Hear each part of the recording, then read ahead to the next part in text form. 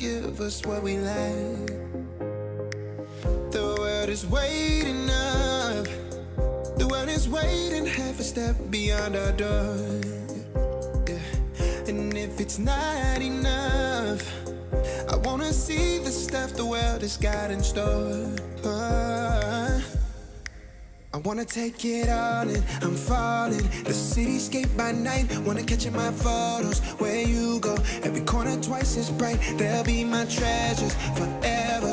When I can't hold you tight, I'll see the Stockholm lights. The Stockholm lights, the Stockholm lights.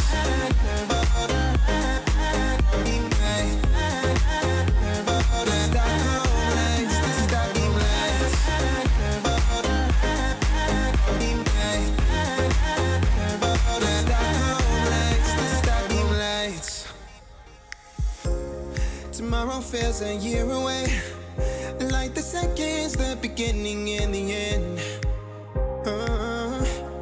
But if in time it's yesterday, your picture's gonna bring it home to me again. The world is waiting up. The world is waiting half a step beyond our door. And if it's not enough, I wanna see the stuff the world has got in store. I wanna take it all in, I'm falling. The cityscape by night, wanna catch in my photos. Where you go, every corner twice as bright. They'll be my treasures forever. When I can't hold you tight, I'll see the Stockholm lights. The Stockholm lights, the Stockholm lights.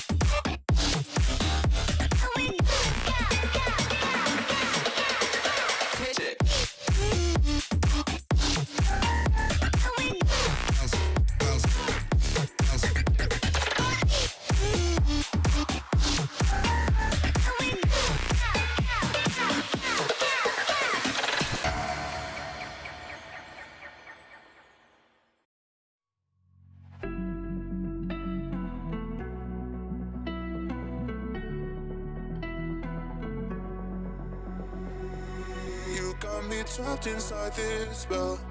Now I feel it, now I feel it. Your demons drag me close to hell.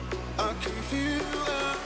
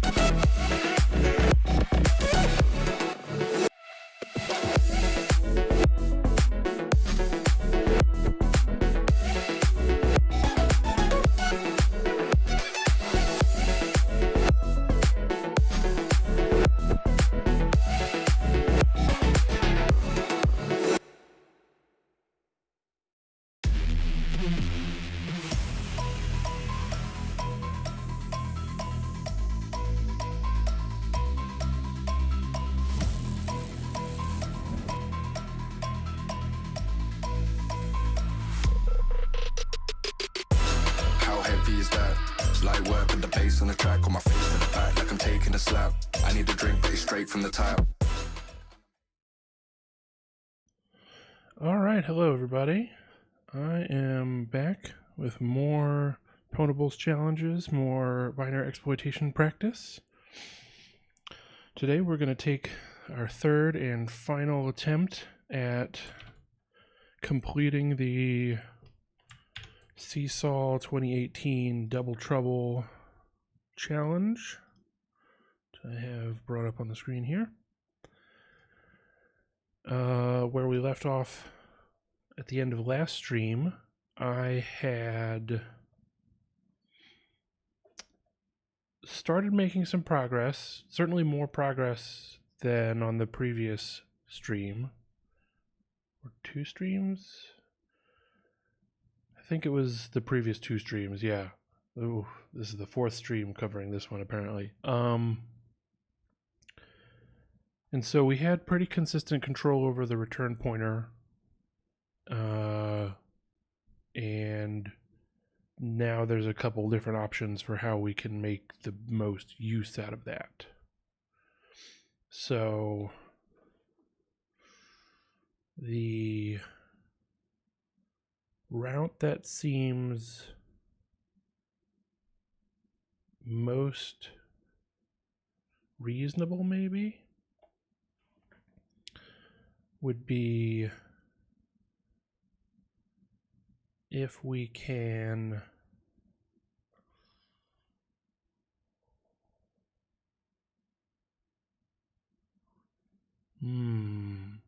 I mean, I'm just sort of thinking through some options in my head right now. Probably the way that I want to go is have a little bit of shellcode on the stack that we put in the double array, and that shellcode will maybe use the helper function. So I want to make the shellcode as minimal as possible, in which case calling the system function from libc is the way to go. And we need to, well, let's first see if we have system imported. I don't remember.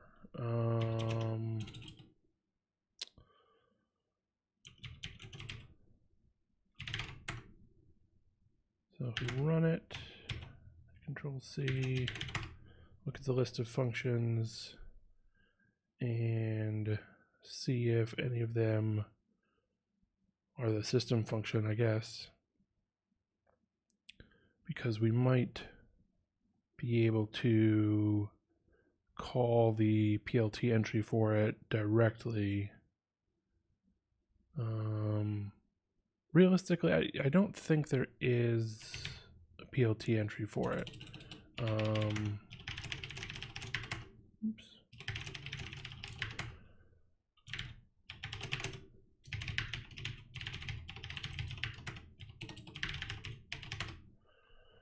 We have printf get char, f gets, stack check, malloc puts, exec, set vbuff, and a2f. Okay, so we do not have system in the PLT, but we could read one of these PLT entries that we know has been filled in and calculate the offset to system for that if system is in here. I'm presuming that once we, like, we're not calling all of these functions somewhere in our binary. So once libc has been loaded, the function is in there. And what we need to do is have some shellcode maybe that reads the GOT entry for, I don't know, printf. We will have called that for sure. So we can read the PLT entry for printf, which is at this address. And then we can add to it some offset to get it to be a pointer to. So we will like dereference this address and read whatever's at that address into a register. Then we'll add to that register whatever offset we need to go from printf to system. And then we will probably call the helper function to write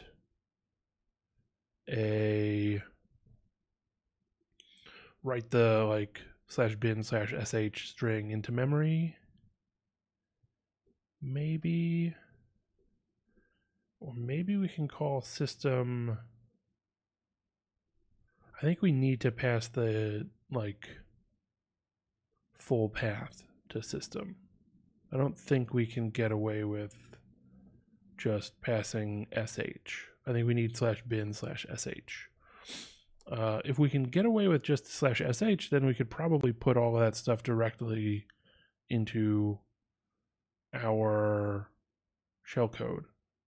But otherwise, we need 8 bytes for the full path /bin/sh, and then the null byte.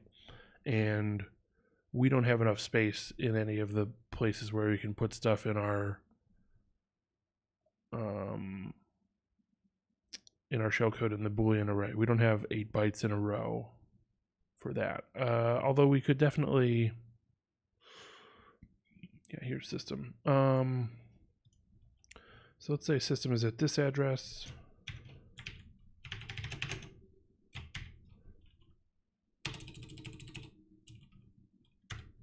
And then printf is at, I don't know, printf, sn printf, printf is in here somewhere probably. There we go, this address. Sweet, so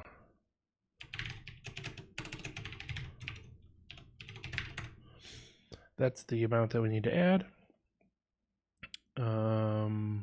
or that we need to subtract from the printf address that we get.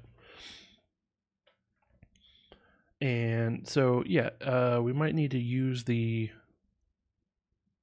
helper function to actually put /bin/sh into a memory address somewhere and sort of use it as a gadget. So I think that's what I'm going to try for.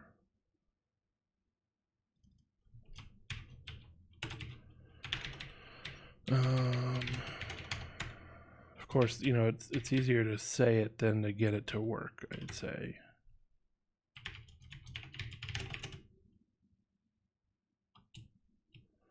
Let's do that.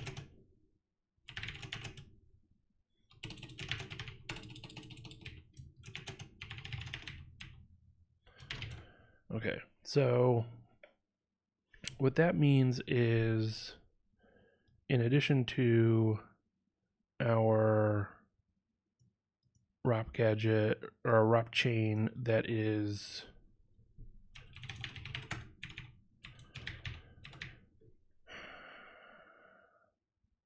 getting us to the stack and executing code on the stack, we now need to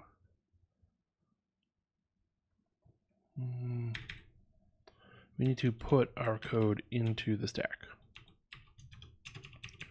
So in here, this is where this is the address of where we will return to.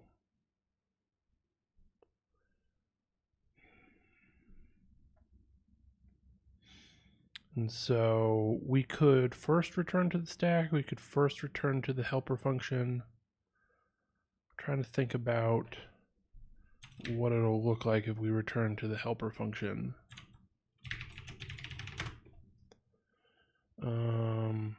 If we return to here, maybe? I think what I was seeing last time was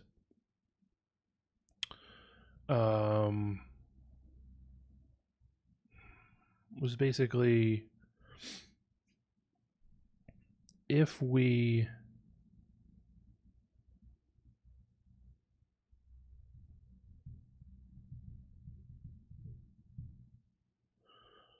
how can we make that work?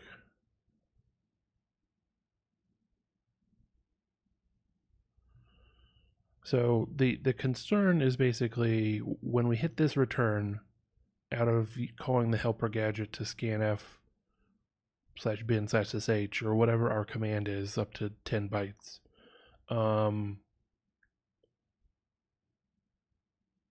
We need the stack alignment to be such that we control where it's going to return to. And we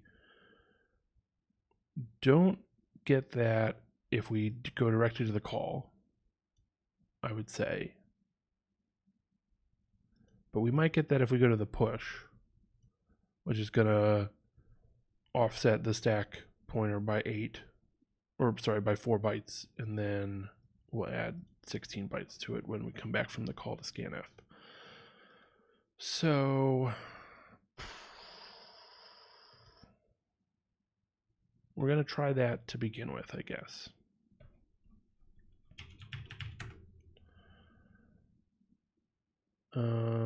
So our helper gadget address is 7AA, which is the call. So we want to make that 7A9 to be the push instead.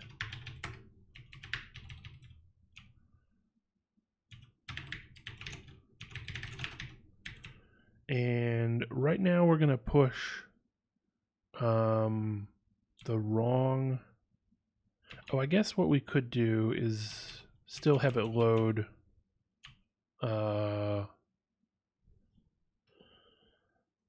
what am I saying? Still have it load the format string address into... No, that's right. I tried to jump to the load effective address command here, the LEA.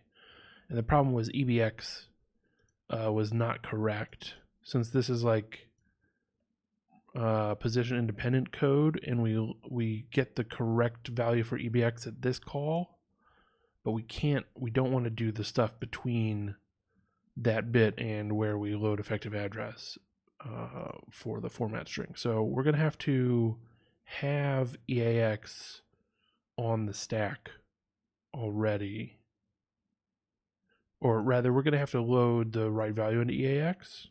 So we'll deal with that in a bit. We'll just need to presumably write some shellcode to put the right address into EAX and then return to, or even just jump to this address, maybe. Okay, so I'm gonna have us return to the push instruction, and the way that we can do that is right here.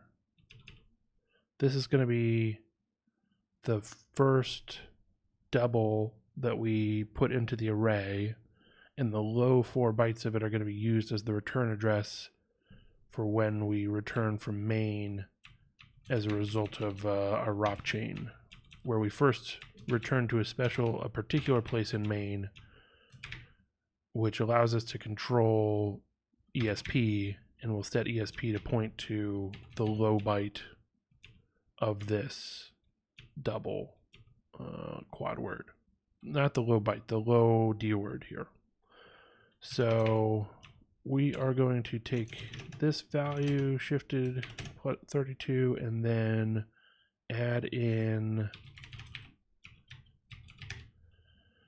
helper gadget address,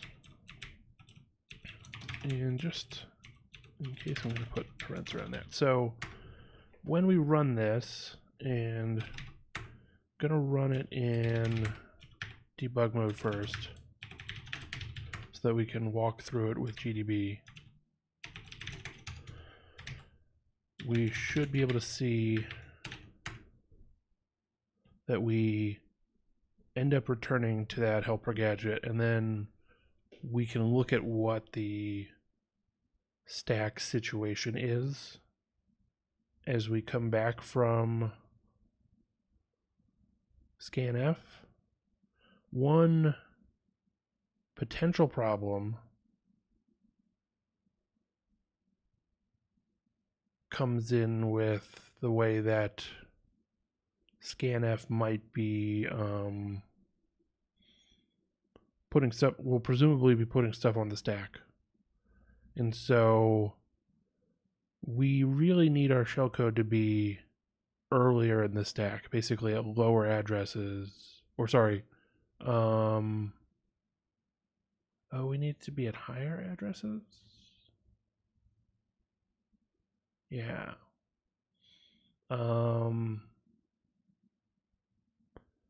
So I guess we needed to put our shellcode further on in the double array. Should be okay. We'll see. We'll see what the situation is. You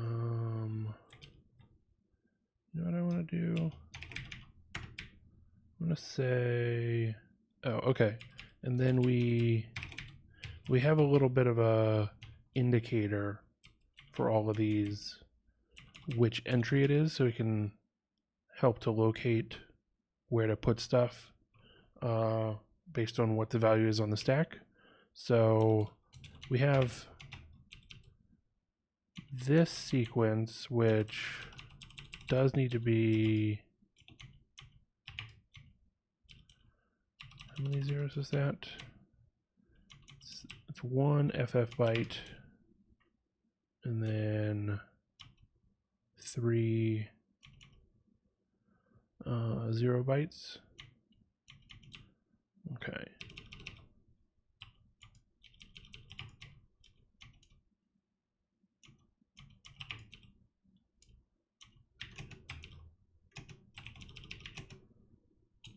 Oops. Right. Yeah. Okay. Otherwise, we just write the word nan, which, because we're translating this from hexadecimal to floating point using Python, and Python will convert a nan, a float that is like considered nan, it will convert that to just the string nan, and then if we pass that into the program, it is not going to give us that exact bit pattern in memory. So if we just double check, let me just do it up here.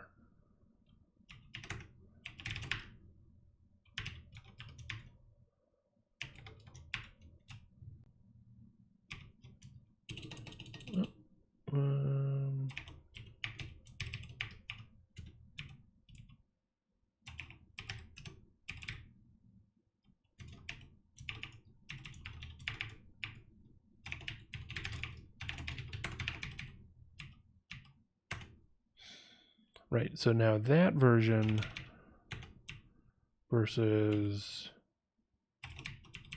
if we had it as like 3Fs, that just says nan. So we need the first version with 2F, just the high byte being FF.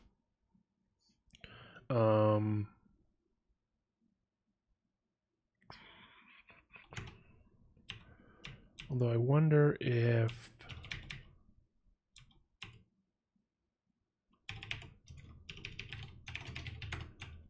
what does this look like? Oops, need the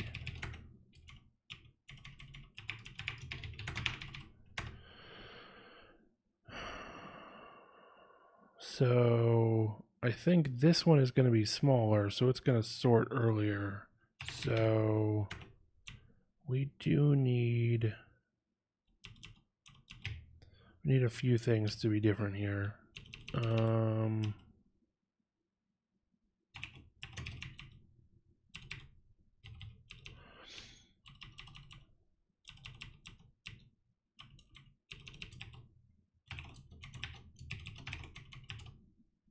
Oops.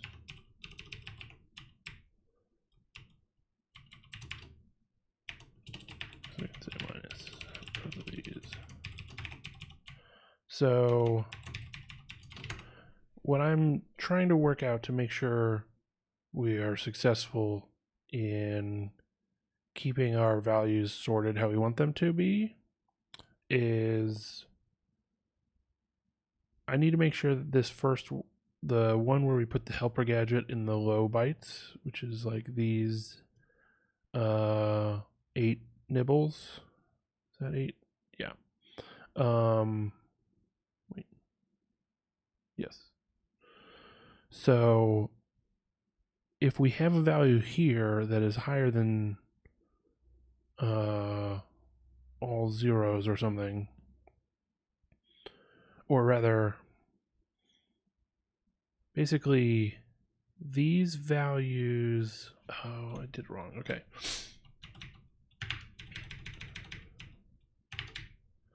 This one needs to be out here or something. I mean, it doesn't, it could be 1, but this needs to be a larger hexadecimal value than this one and this one, because since we're starting with a 1 for the first bit, because it's above 7 in this first nibble, given that we that means we're a negative number. So the larger our negative number, the earlier it's going to sort compared to all these other numbers. So this needs to be the largest of the negative numbers. And these, we are going to subtract one for each so that they end up getting sorted in order as well. And I think that is fine. So basically we are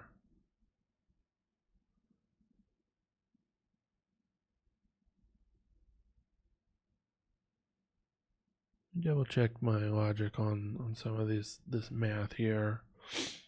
We need to overwrite however many values in our ROP float list, which is really just each of these gets combined. So there'll be 2 from this, then 1 for this canary value, and another 1 because there's a value, but there's a double's worth of data between the canary and the actual return pointer. So we'll get 4 of these written. Then we'll write our sentinel value to basically tell the bug, the flaw in this program that we want to sort an additional 4 values beyond the end of the double array. And then we need to add enough entries to fill out the entirety of the double array. So 64 minus the 4 that we've already written, the 1 that we wrote for the sentinel, and then however many are actually from our ROP floats, those will get filled in at the end and then be sorted later. So those ROP floats, yeah, so okay. And then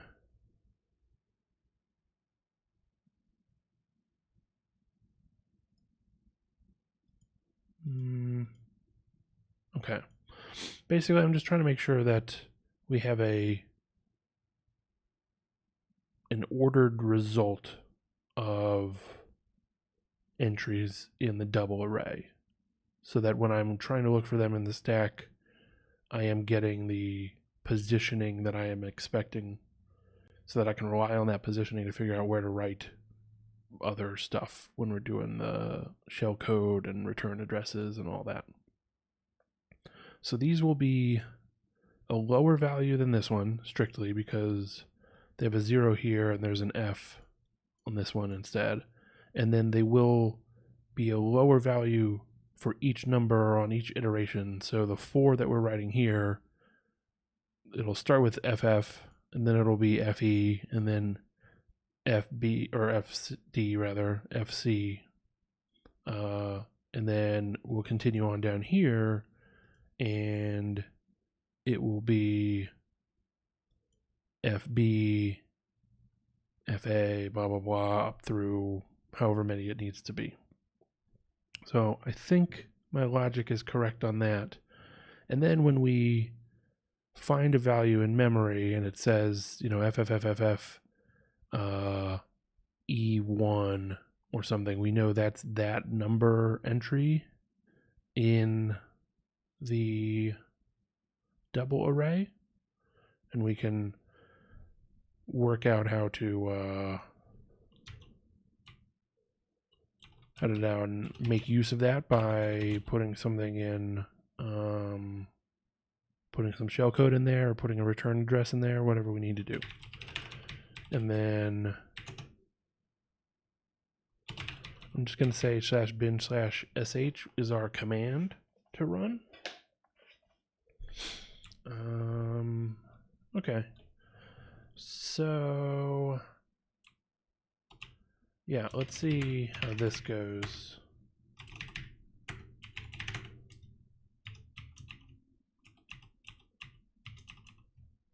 What did I do here? All right. I think I was hitting maybe capital K or something. So we will attach to the program, and we want to say break at game plus 609 so that we can fix up the stack when it is most likely sorted incorrectly. And also 632 so that we can follow the return pointer process once we have corrected the stack.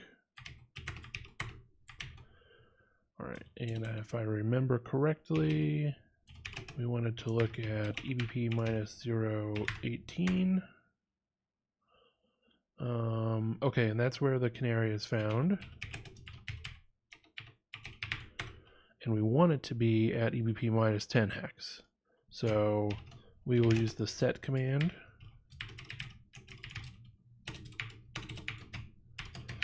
to say interpret that address as a long pointer and dereference it and set the value that goes at that address. Set the quad word there to this value.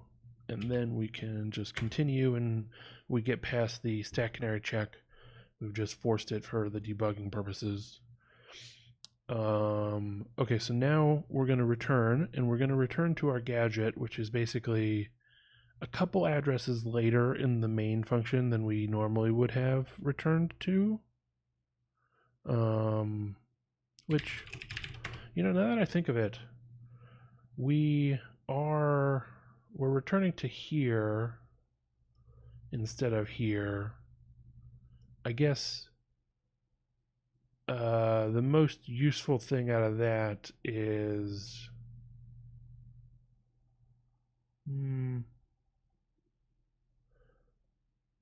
why is it?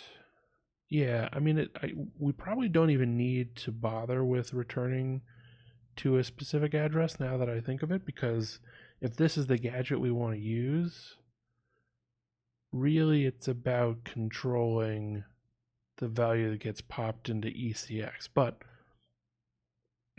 I don't know. I got this to work. I'm not going to fuck with that part, I think. I think even if oops, what did I do? Oh, I think I just told it to disassemble again.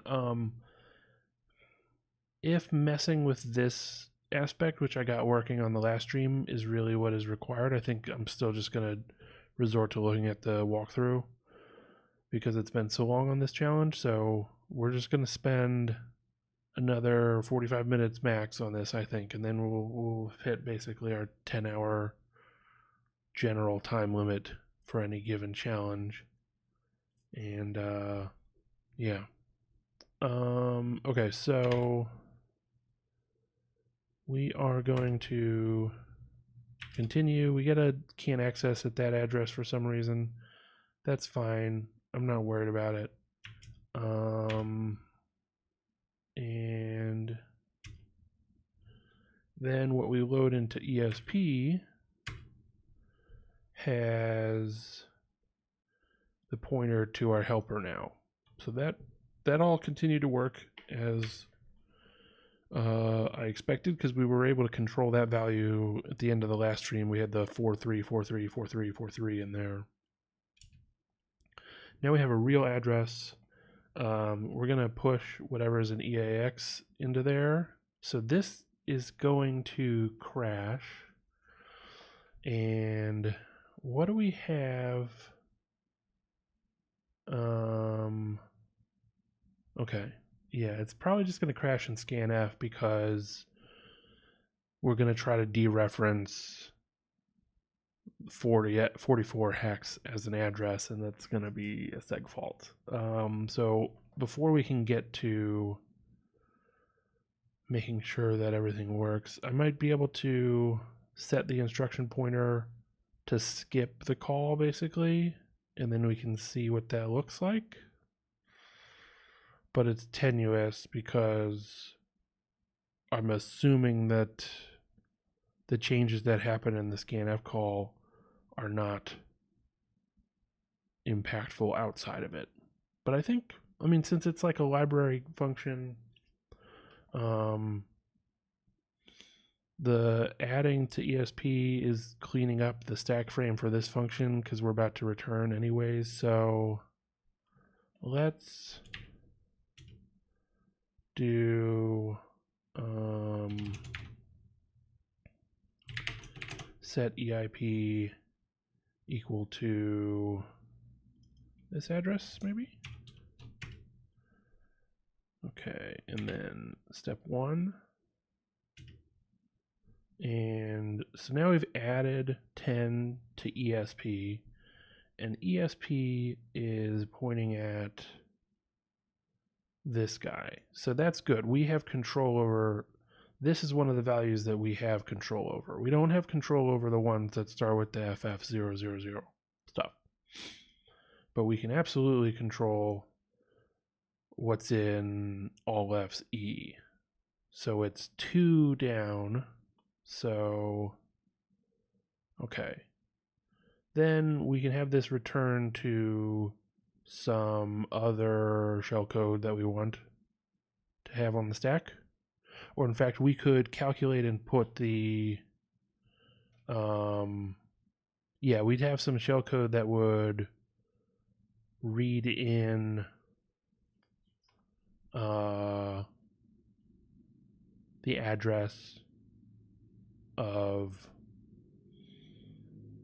the stuff that I talked about with printf and system.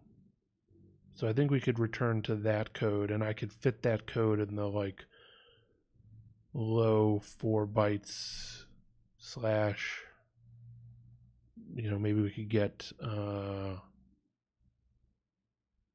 few more bytes out of the space here. Make use of that. Fortunately, we can't do the NAND thing that I had been hoping, because in order for it to be a NAND value,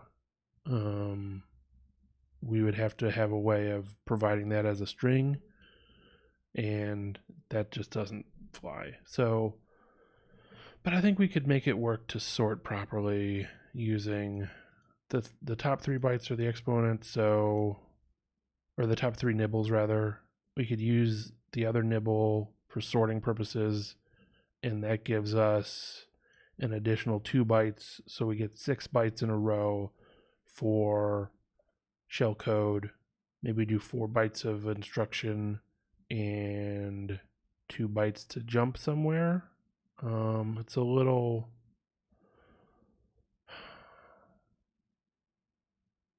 difficult, I guess. But we could also just, since we can repeatably run this, I think we can repeatedly make calls to the helpers function. Maybe we should go the route of using it to write our shellcode. I had talked about that probably 2 streams ago at this point. Since it only reads in 10 bytes, we would need like probably 3 calls to write a full shellcode, although since we can call the system function, we might be able to get away with 10 bytes or 20 bytes or less.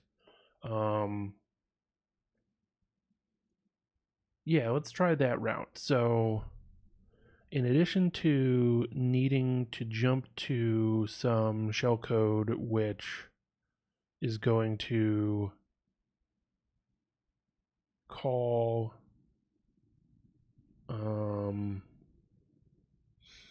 is going to put the right address into EAX, we need to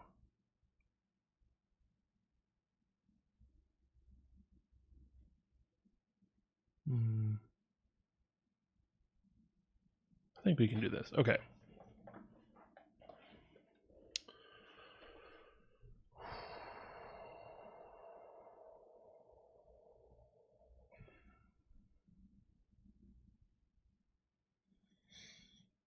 This is again getting into like my brain is getting very confused trying to think about how to make this work. In particular, we're going to have our stack pointer somewhere in the double array, and we are going to have our shellcode somewhere else in the double array, and we'll need to keep those synchronized appropriately. So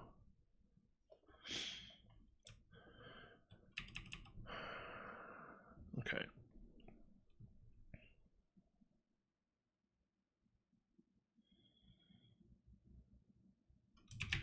So the first thing we're going to do is not put our shellcode this early in the double array.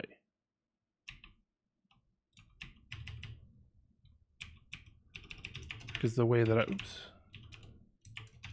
I have that written with the num doubles written being subtracted from num keywords overwritten, num keywords overwritten is going to be 4, which would mean that we could only write 4 specific things into the double array that we want to use. So I'm going to assume that's not how we want to go about it, because I think we probably would need more than 4. But we do need to say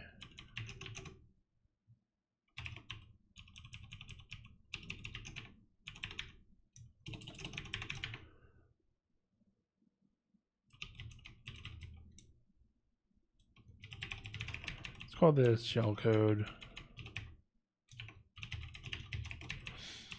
I don't know.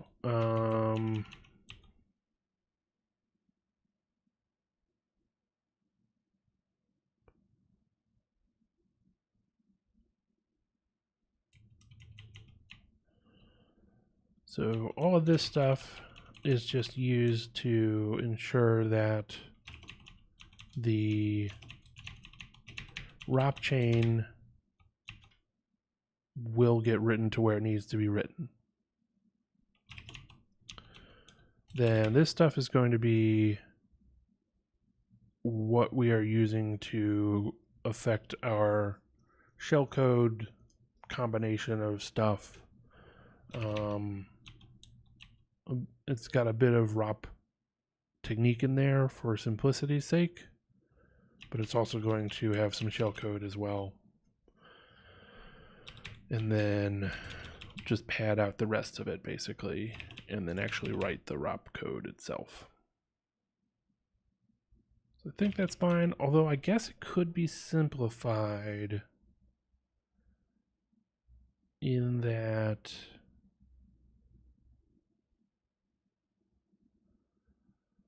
I'm not going to worry about fixing it, but I mean, this code could definitely be a lot clearer than it is right now.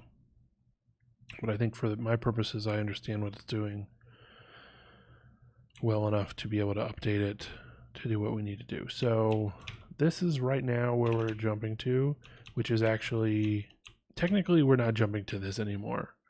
I had put it first. Yeah, I had put it first because that was the simplest to calculate, but now we know that we need to add,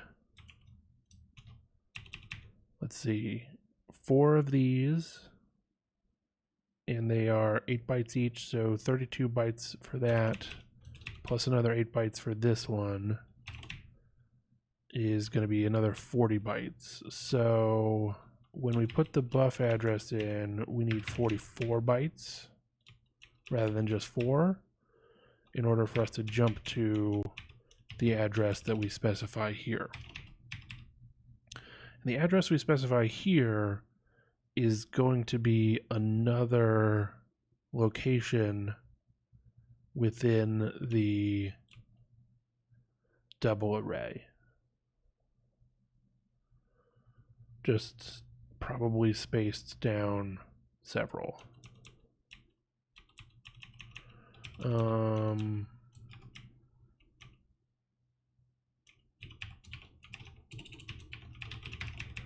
again, I'm going to call this sc stack instead. So, because this is really where we're putting our stack values for the shellcode, and we will then have the code for the shellcode somewhere else. So the stack for the shellcode is going to include, for example, any fixed values that we want to pop into a register. It's going to include return addresses if we want to put a return instruction into our shellcode. And so this is our special shellcode stack, basically. The first thing on there is going to be the address that we will actually return to. So that's going to be buffadder plus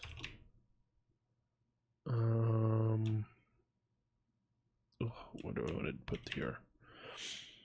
Let's say if 44 is the beginning of our shellcode, or our stack for the shellcode, we have to go in 8-byte increments. We're gonna, let's say, 4 things in the shellcode, potentially, or sorry, in the stack for the shellcode, and then we can space it out another 32, another 4 entries. Maybe I should actually take the time to improve this code, because it's starting to get, the calculations are starting to get gnarly enough. So what we want to do is take a ROP chain, a stack to put on the shell, to use with the shellcode rather, and then actual shellcode as hexadecimal bytes.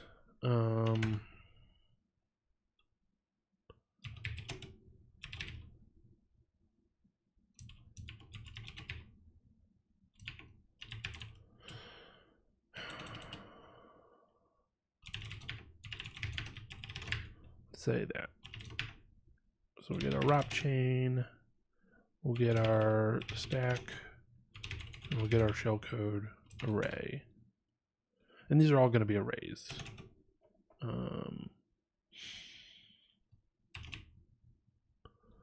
The floats for the ROP chain are pretty easy to generate.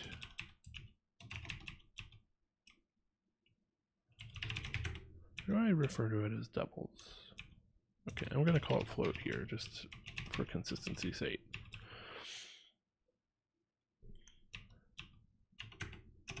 Then we are going to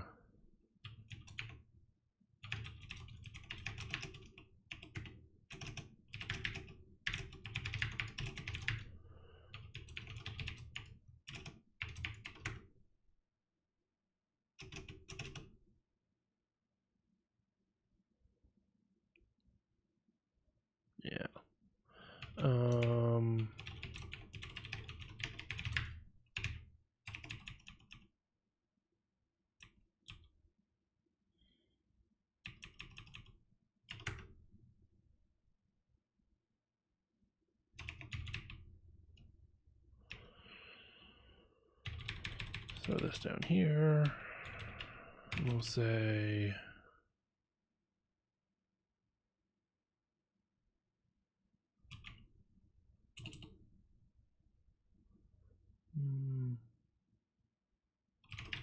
float a thing already, yeah.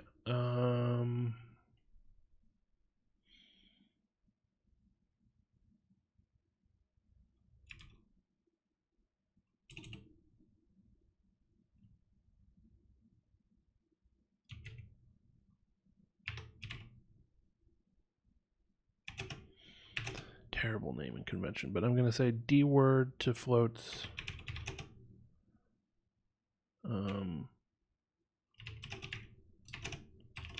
Low and high. And I think that's the syntax. Oh, what did I do?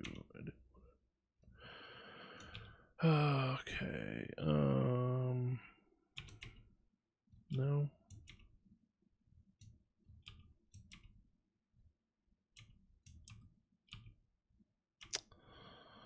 Just completely destroyed what I was trying to do here. There we go. Okay, and then there we go.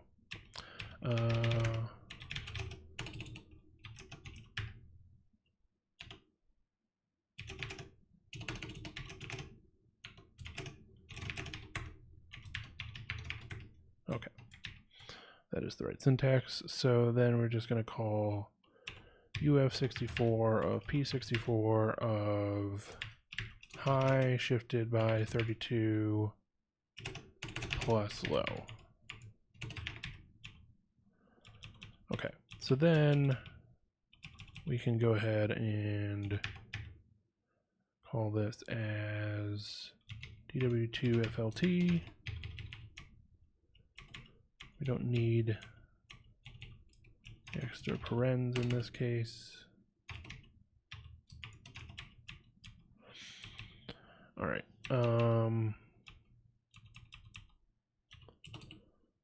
Is that short enough, I guess? Yeah, why not?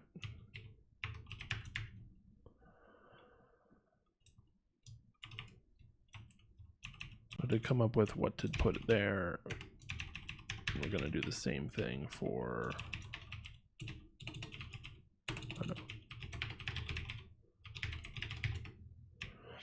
for the shellcode stuff.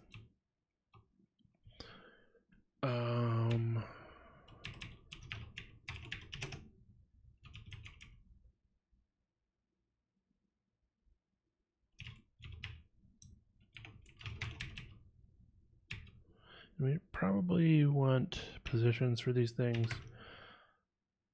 So now I want to put some more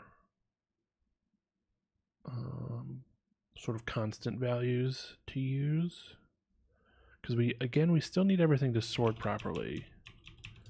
The ROP floats we can maybe put last, because we'll actually put them last in the double array that we're going to build,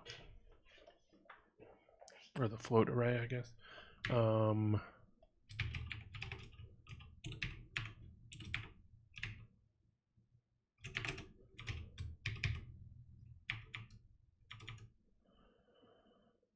So we want this to be as small of a as low of a number as we can get it, because it needs to sort lower than the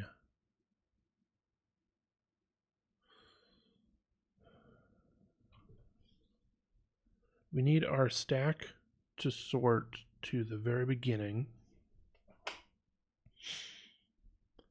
and then we need our shellcode to sort after it, and for everything in the shellcode to be in order as well. So I was, the whole several streams I was trying to avoid this, but this is just seems like the way to do it.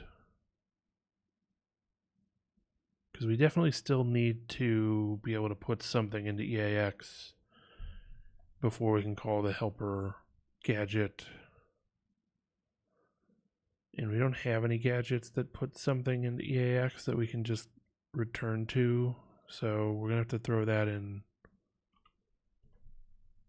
at least a little bit. Okay, so let's say this is our value for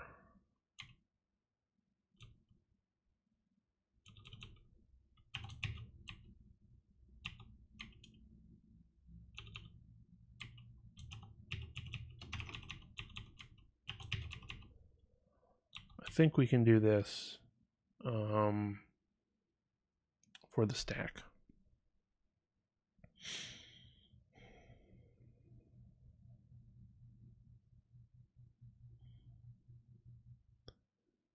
Because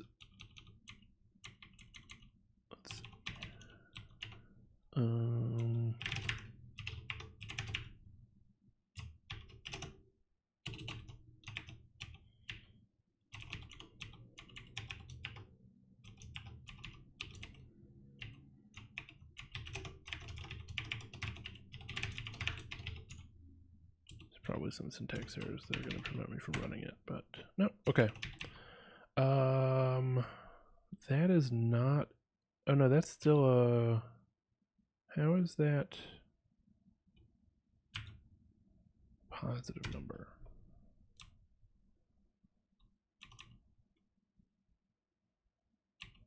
Oh, because it's low and high.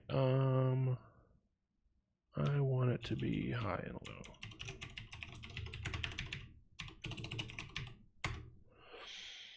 Okay, so that's going to be a lower number than what we were getting with these because of the higher exponent. So I think we are okay there.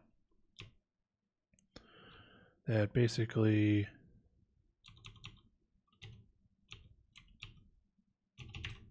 let's call this a base. And we'll use these nibbles in the high D word as our ordering element.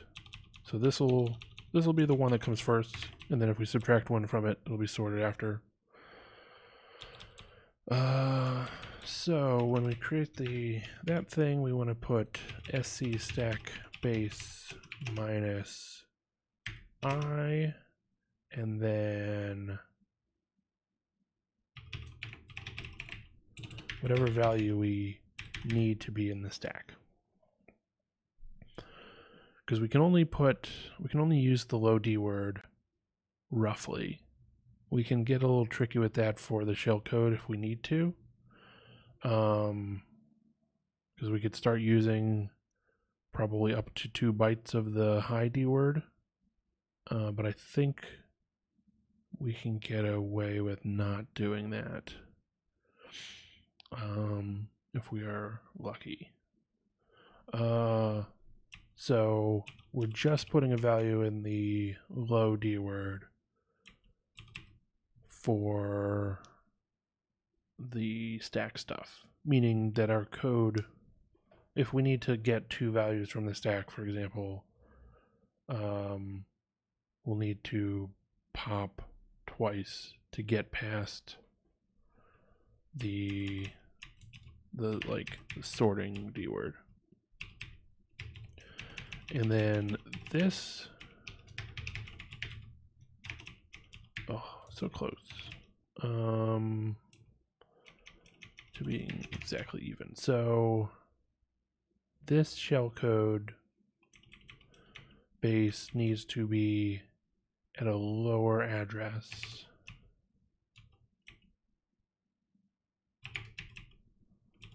Do just both of these off, I guess. I don't know. That way it sorts higher than the shellcode because we need it to be, or than the stack data, because we need it to be later on so that when we are maybe calling a function that pushes stuff to the stack, it's not going to overwrite stuff that is in our shellcode. So then we can do the same minus I for each of these. And then shellcode I. Okay. So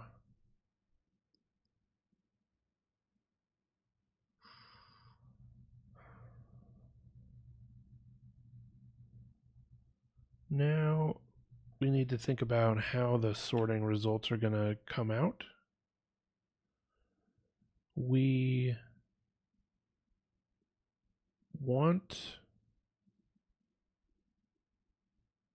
could put nans there. I guess it doesn't matter.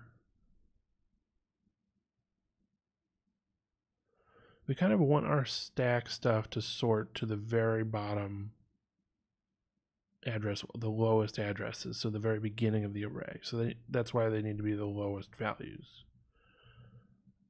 And right now I'm thinking about the spacer values that we're gonna have to put in, because we have to fill in a full 64 values, and some values need to be in place so that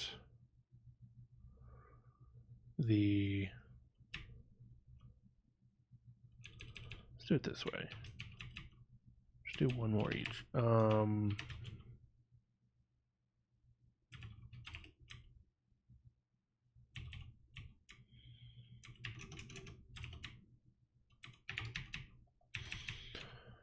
And so these will be values that we just throw in there to take up space between.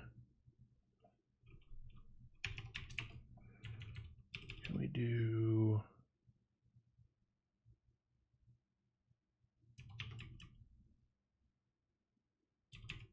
Let me think about this.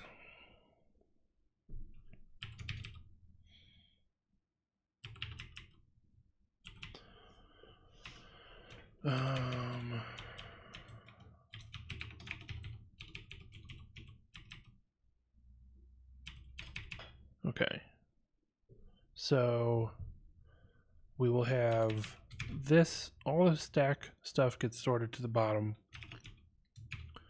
We'll have a little bit of like room in between the stack and the shellcode. Just feels like the right thing to do. We're going to have the shellcode itself, and then stuff that fills up the rest of the space. And we still need our ROP values, which are going to sort much higher. We don't have control over what the high D word is on those. We have to put in certain values, but those will be sorted higher. Kentro, thank you for the follow. Appreciate it. Hope that you're enjoying the stream. So the other things that we need are two kind of spacers that'll like, we still need to do ROP floats, length of ROP floats plus 2 entries first. You just need to put those in. That'll be 4 entries. Then we need a negative 15. Really could be any value between negative 10 and negative 100. That's our special sentinel value that triggers the vulnerability to allow this many entries to be written beyond the end of the array. Oh, and those entries happen to be the ROP chain plus 2 garbage entries that we don't care about, that won't actually get sorted. Probably won't get sorted to after the canary. Maybe that was part of the like what made it more difficult earlier. If I forced them to be sorted, I'm not gonna worry about it now. But these need to, like, all of these need to be high enough values that they get sorted beyond our shellcode and our stack, and our shellcode stack. Negative 15 will definitely be high enough to get sorted after those, because these are all gigantic negative values.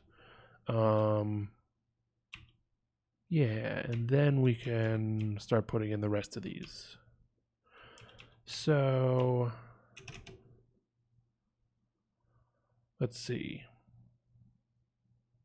And this is like, has to be in the order presented here when we provide it to the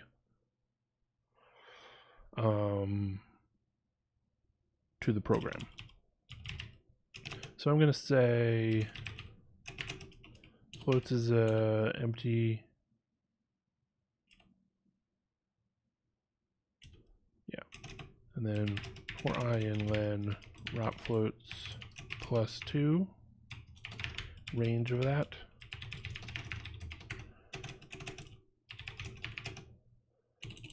we're going to just add 0.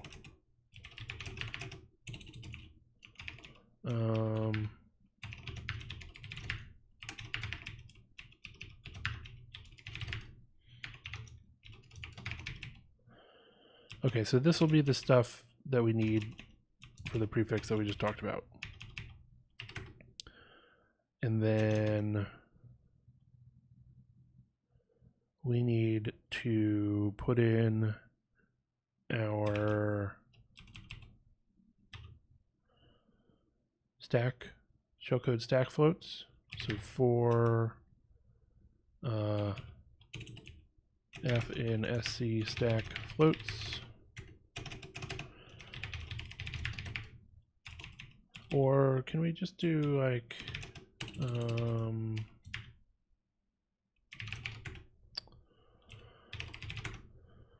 let's see, extend.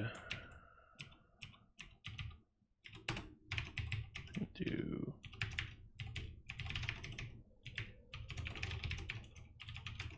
so we will add all of the stack floats on there. Then for I in range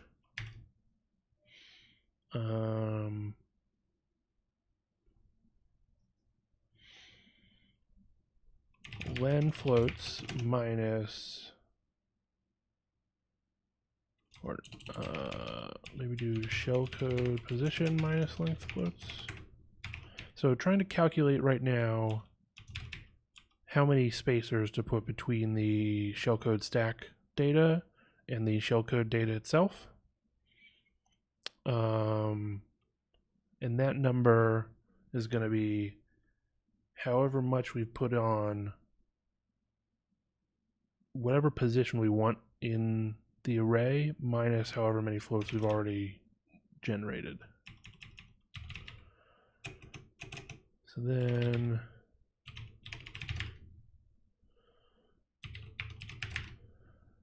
double word dword to float of SC spacer base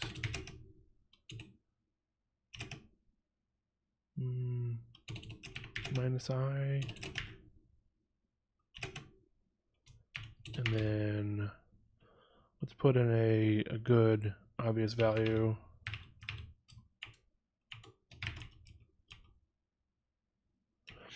So our spacers between the shellcode stack and the shellcode itself should all have 4 A's in their low D word, and their actual high D word will be an incrementing number, or actually decrementing because we're talking about negative floats, but it'll be in order. So it should be obvious where those are in the stack when we're looking at stuff in GDB. And then we will go ahead and add our shellcode floats. And we still have not added the ROP floats. Do we want to... There's not any particular reason to not just add them right now, because that'll simplify the code here, which is for I in range entries minus len floats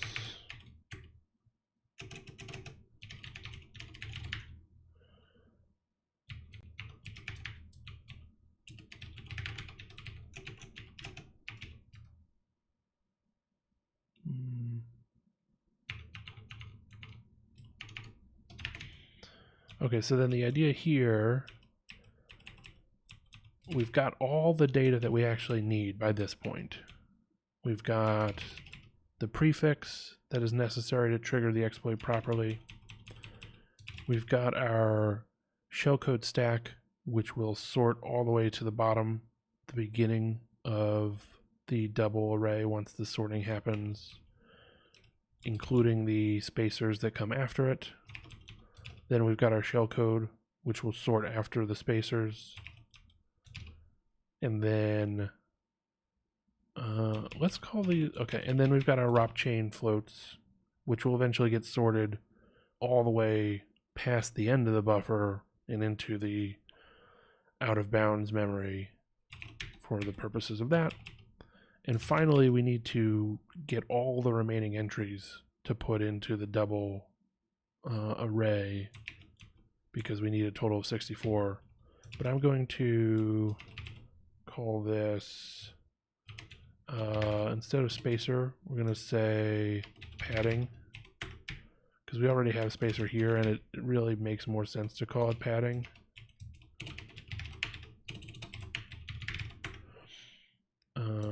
What did I do? Okay. So, I mean, I think this should work.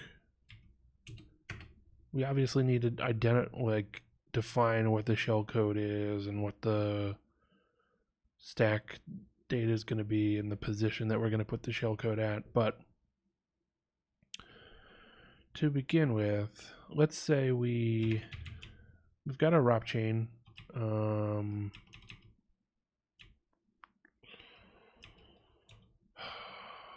want to run this function and see what the outputs are, but the inputs that we need to give are dependent on the leaked value. So I'm going to make fake ones, I guess. Let's call this. I'm going to just copy, and we will switch out the one that doesn't work.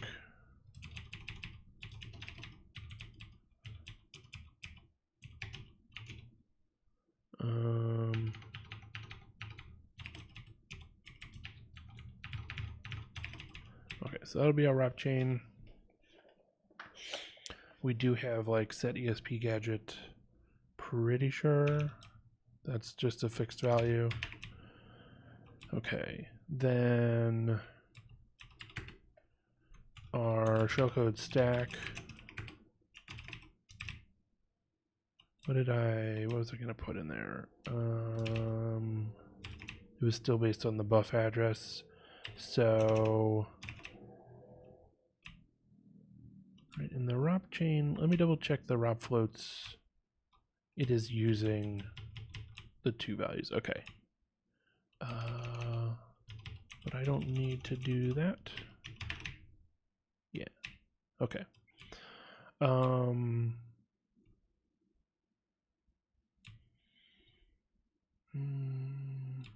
Okay, so then this one's gonna have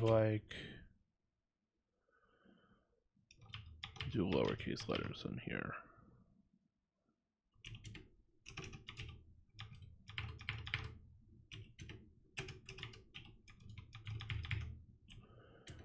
Say we have 4 things.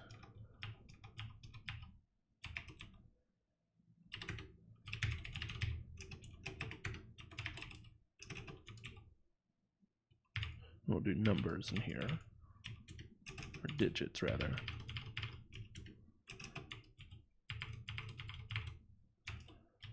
And I don't know, we'll do 4 here as well.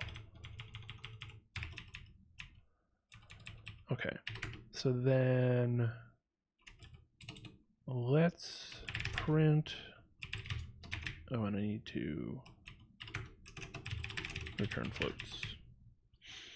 Let's print build float array of ROP chain, SC stack, shellcode, and then the shellcode position is gonna be,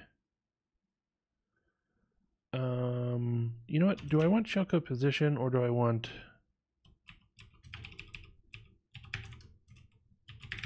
let's do shellcode spacing, and this will be the number of spaces that we put in. So I don't care about,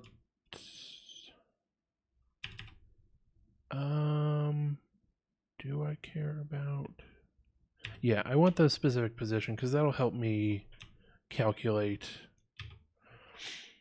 what address to put into when we jump to our shellcode. So that's going to be in terms of number of floats. So we've got 4 for the stack, and then let's do 16 entries. Meaning we will, after the sorting, we'll have 4 stack values, 4 floats that are stacks. Is this an exercise you got somewhere? Hi, Brainwashed. Yeah, so what I'm working through right now is this long series of CTF challenges that are all in the sort of ponables category. Just linked it in chat for you. It's called the Nightmare course, I guess. And I've gone through all of these stack buffer overflows and the format string ones, and I'm now on the first of the array indexing ones, and this is like by far the hardest one that I've gotten to. I think a lot of that is on me. So would you recommend this to a beginner with intermediate C skills and some assembly knowledge? Sure. This isn't the most like teaching oriented course. That's a weird thing to say, but like it doesn't feel like there's a lot of instructional material in here. So think of this almost like if there was a book about how to do pwn stuff and how to, write exploits for buffer overflows. This would be all of the end of chapter exercises just put in one giant thing. So if you want something that's going to be more instructive and have a lot of like going from your C skills to how to understand what is on the stack and how a stack buffer overflow works and then how to actually exploit it, I would recommend maybe this course from RPISec. It's kind of old and it's a little bit annoying to get set up because they just sort of dumped all their class materials on GitHub, and you have to do a little bit of digging on your own to find where the lecture PDFs line up with the exercises and stuff, but it's definitely more like going to tell you what these things are and how to achieve them. And certainly this exercise, there's walkthroughs for all of them. So if you ever get to an exercise and you're not sure how to do it, you could go through the walkthrough. Let me link that in chat. But it's not, even the walkthroughs are only like mildly about telling you the principles behind it. It's more, if you know what you should do, but you weren't able to get this one going for some reason, you could go through the walkthrough and see how it was supposed to have been done. But it may not be that helpful if you didn't understand ahead of time what the principles of how to do that exploit were. What I found them to be most useful for is after I have solved it, I go through their walkthrough, and then sometimes they will have done something smarter than what I did, and I try to then make use of that technique on the next challenge. Of course, for the one that I'm working on right now, I've spent at this point like 10 hours on it and have not gotten this one done, and I probably should have cut my losses and gone to the walkthrough beforehand, or even come back to this course, which covers a lot of stuff and might well cover, I guess like this covers very specific kinds of exploit techniques, whereas the Nightmare course is just organized based on the mechanic of the challenge. So it's a little bit more organized around what the vulnerability is. And I don't know if any of the challenges that come with this, because it does have labs for each of these lectures. There's a VM that you can set up and go through to practice what they talk about in the lecture, and I found them to be very good. I only have gotten through like this one so far. I don't know if they have challenges that are in this like array indexing vulnerability situation, because the exploit techniques that I'm using are the same kind of ROP and shellcode stuff that are talked about in here, but might not be talked about in the context of this weird array indexing, and especially like having to input doubles to like structure your input in this format in order to get it going. So some of these are going to be a lot harder than they need to be in order to teach the techniques, I would say, including this one, because they were designed as like a CTF challenge, a like, let's make something weird and complicated and interesting for somebody to solve, especially if they are already experienced. And I think that the labs that you're going to see on here are going to be a lot more straightforward because they're organized and intended for somebody that's just trying it out for the first time.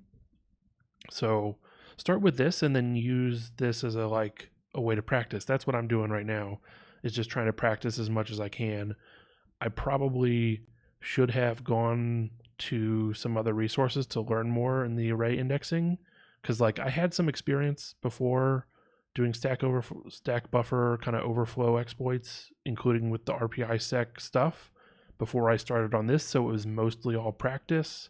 I'd never done a ROP chain, but I knew what that was about, so I was able to like get through all of those, which is like the later half of this, without needing to like go learn more stuff in a separate curriculum.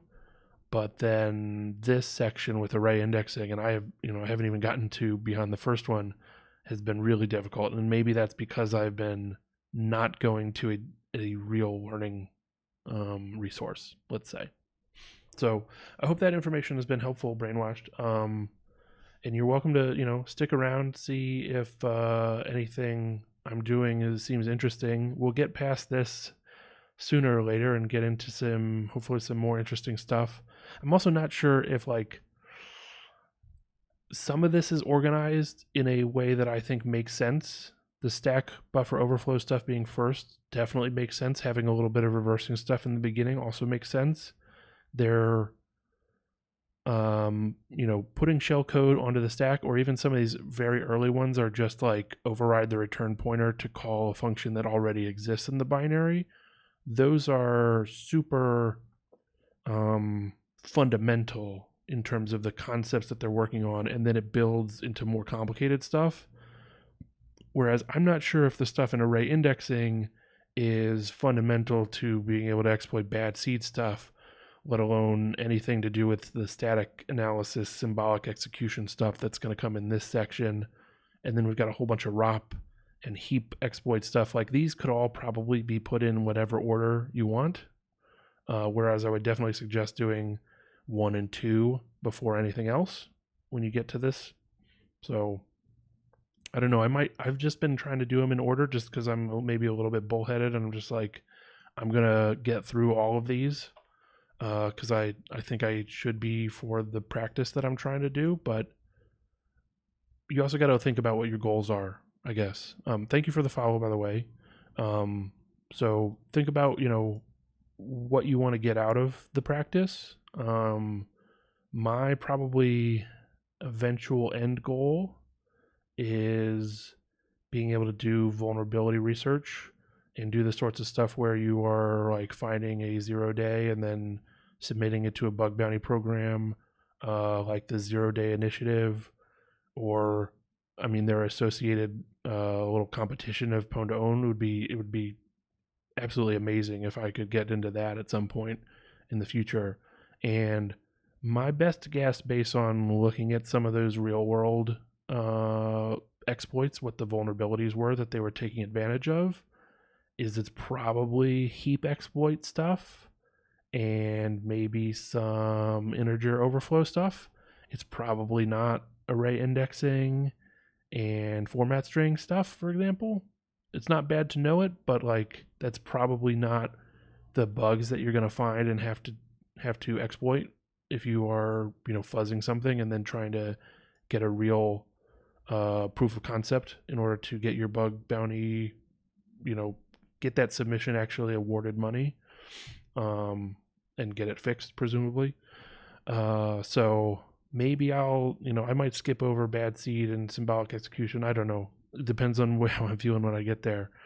And just go straight to like heap exploitation, because I know there's obviously a lot of stuff in this category, and maybe it is more relevant to what I'm trying to do.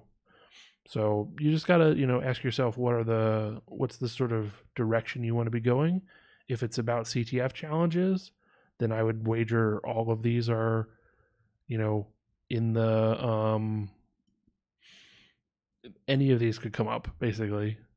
Obviously there's not as many that they have in this course about format strings and array indexing, and that might be a reflection of there's just fewer CTF challenges around that. It's not like they have every challenge in this course, obviously, but the percentages might be a reflection of what comes up and stuff. And so, but I would say, I've definitely seen in other CTFs that I've done in the past, especially ones, I sort of took a look at the ponables but didn't really solve them when I wasn't pushing myself as hard to practice.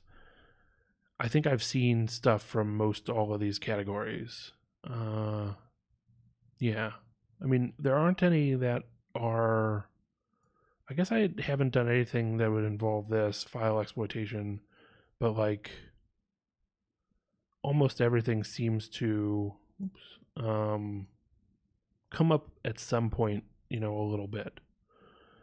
And I think that's just a reflection of like when you're doing CTF challenges, if you are targeting an audience of people that play CTFs a lot, they've done so many of these that you want to give them something a little bit more interesting and a little fresh.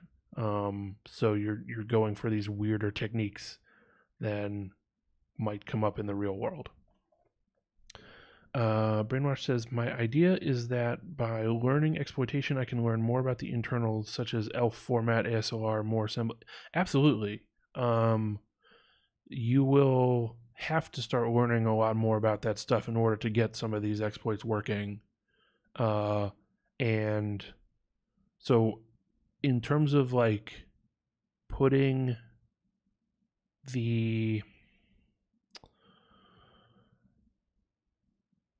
what am I trying to say? If your goal is to learn more about that stuff, then doing exploitation practice and challenges does give you like a nice, here is a small manageable goal. That's one of the great things about a CTF challenge, is it is intended to be a small thing. And you will know whether or not you have accomplished that goal if you have popped a shell or read out the flag file or whatever it is you are trying to do with the pwn exploitation that you achieve. It's a you get a clear indication that you were able to sort of make use of that knowledge. So I find these to be very helpful for me as a learning experience as well.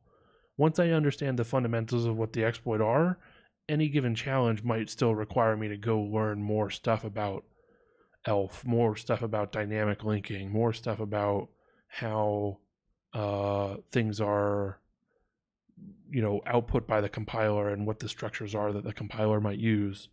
And so it's more fun for me to learn those just in the course of trying to accomplish this one little goal, rather than, let me sit down and read a book entirely about how the ELF format works, for example. So yeah, I think that's a good way to go. Asho991, thank you very much for the follow as well. This has somehow become a more popular stream than I usually have. I'm sure that it's more interesting to hear me sort of ramble on about my opinions on doing pwnable stuff, or practicing and learning about low-level details, than to watch me struggle to write some Python code to finally maybe get this exploit working. And maybe that's why there's more people hanging around at the moment, because it's a little more approachable. So if you're watching and you have any questions about this kind of stuff, please feel free to ask, and I'll take the time to answer you as fully as I can. In the absence of that, I'm going to go back to like struggling with coding up something and trying to wrap my head around how the stack and shell code should work on this challenge. But if you are thinking about doing this stuff, please don't take what I'm working on right now as an indicator of how difficult all of this stuff is. I think I am a little bit out of my depth on this particular one. And so it's a little bit reflected in how much work it's taking me to accomplish it. But there are other challenges that are a lot more straightforward, especially some of the early ones in this course and the stuff with the RPI Sec Modern Binary Exploitation course. And so don't look at this and be like, oh, I have no idea what he's doing right now. This isn't for me. I would say this feels like very, quite advanced stuff, and probably more advanced than I am used to. And so I'm making it look harder than it really needs to be, if that makes sense. Yeah.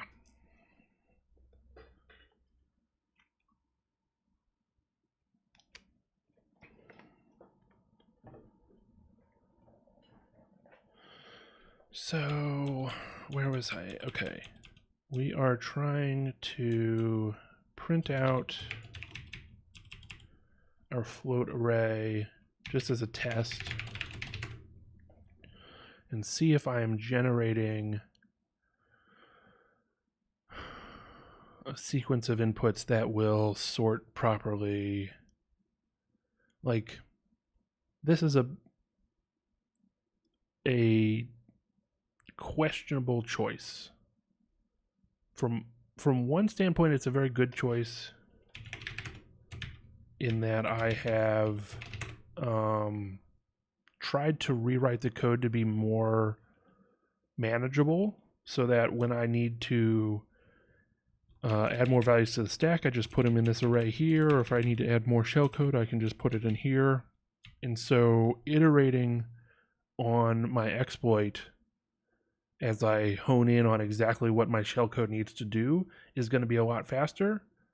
At the same time, from a sort of software development standpoint, and this code here is definitely, a piece of software. It's not a really large structure software with a lot of different pieces, but the principles of software development still kind of apply here, which is I have rewritten a ton of my code all at once, and now I'm going to run it to find out if I broke something. And it's already incredibly particular code that needs to work in exactly a certain way. So basically, I'm setting myself up to have a bunch of debugging problems when I actually try to run it.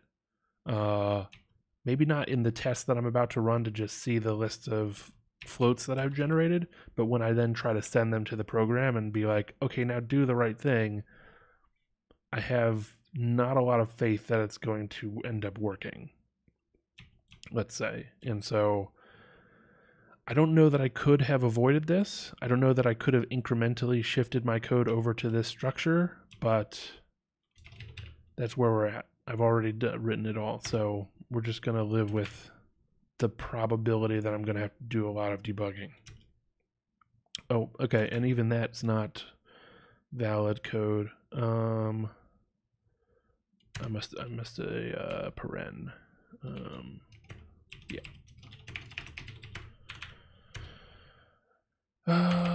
Can you print that in a nicer format?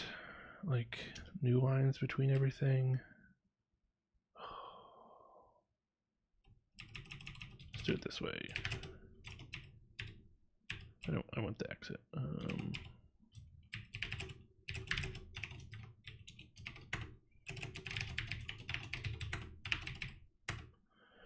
Okay, so we have okay. So this is going to look like just a bunch of garbage if you aren't as deep into this problem as I am. So I can see the 4 entries that are, once the negative 15 gets read in, the program is like, oh, it basically extends beyond the array of floats by 4 entries, which is just enough space to overwrite the return pointer as we need to, basically. So this part is correct, and these will all get sorted down here because these are really huge negative values. These make sense to me as values that are in the stack. Why is there only 2 of them? Oh, that's my issue. I copied some code poorly. I don't want to loop through these arrays by 2. I do want to do that for the ROP chain because I'm going to combine each pair of entries into one double. But for these, I get just, I build one double out of each of these. So I want 4 entries for that. Okay, let's see what that looks like. Okay, so we've got the prefix thing. We have our 4 entries that are for the shell stack. Then we've got some spacer entries, I think. 1, 2, 3, 4, 5, 6, 7, 8, 9, 10, 11. Plus the 4 gives us 15. Okay. And then these are the ones that I'm concerned about because these are our ROP chain entries. And I thought I put those after the shell code. Yeah. So why...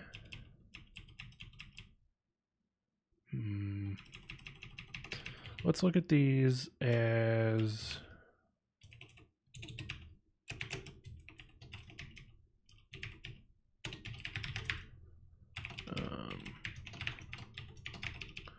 So we want to say f is equal to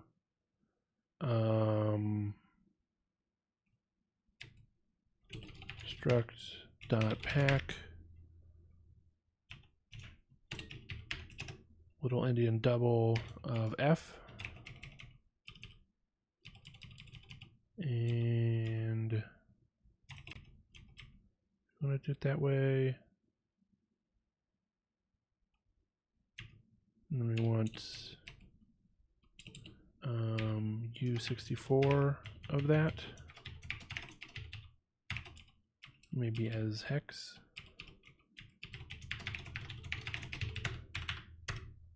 Okay, so now we can see what are the actual hex values that we're throwing in here.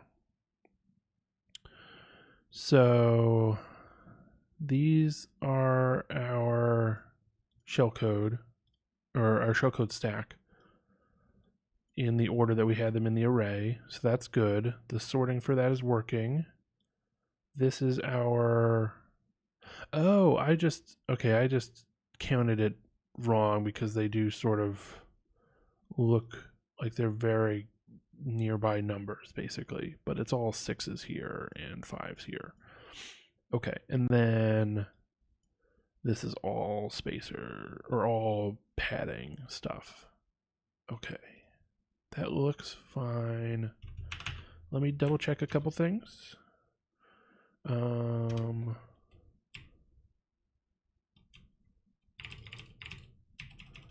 We want to also, let's first just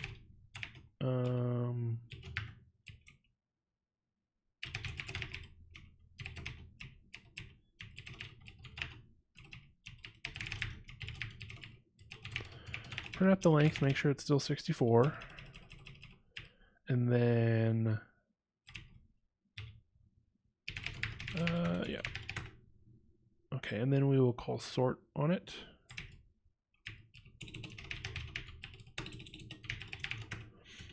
And then we'll print it again. I want to see what the results of sorting it are and make sure that what I anticipated works.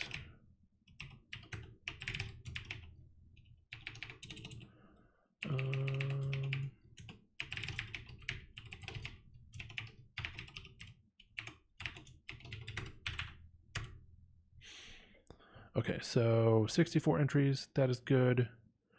Then our shellcode stack, our spacers, our shellcode itself, all of our padding, and then the other stuff, and finally the ROP chain will get sorted at all the way at the bottom. So that is, this might work. As pessimistic as I was before, this genuinely might work. I'm going to leave this in commented.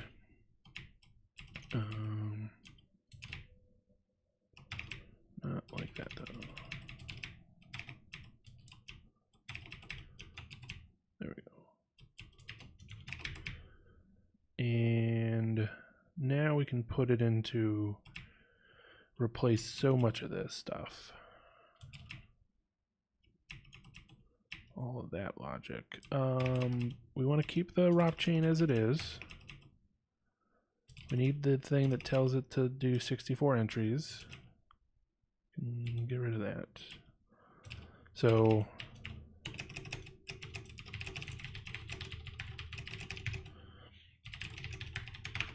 we'll get the leaked address of the double array.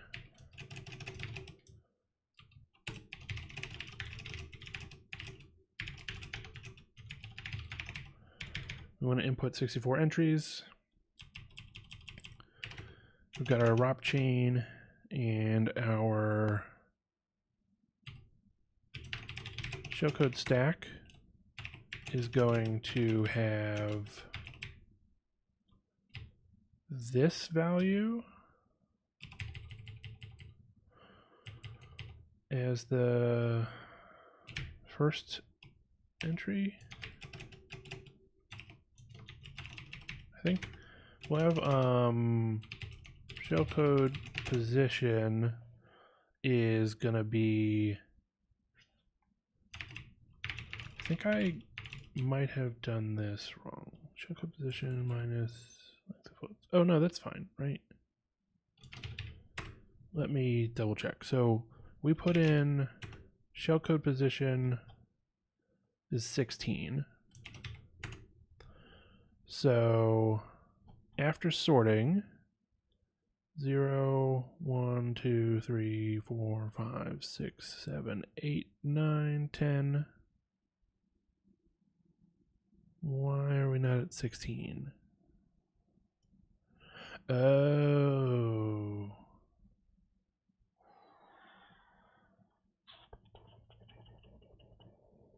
Okay, well, since we know that with the sorting, we will just have our shellcode stack and then padding amount. So no.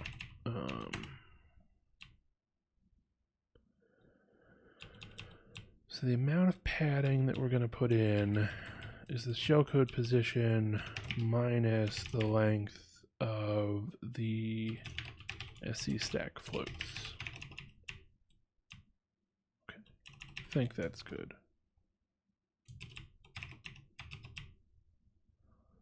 Let's uncomment this and double check that things work as we want them to. You can throw 16 on there for now.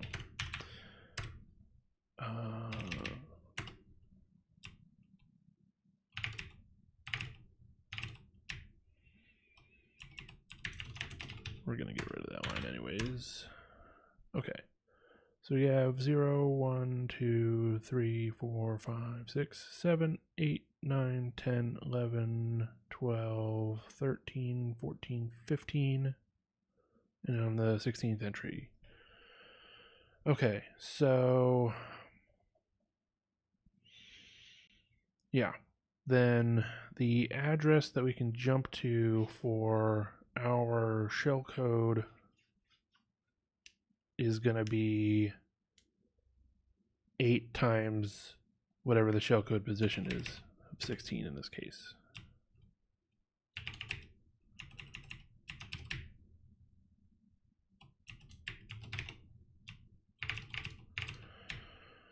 Where can we put that?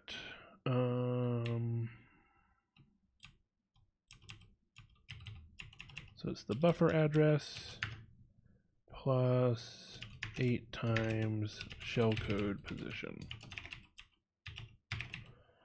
It's the first entry we're going to put in. I think that is fine. We'll add more as we need to.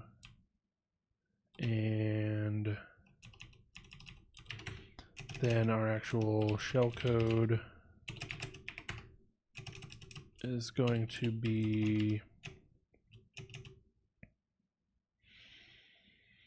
let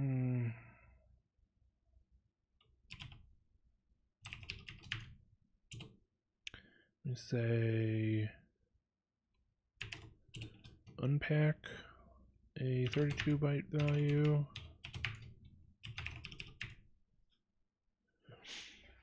of, let's do NOPS to begin with, and maybe a CC at the end.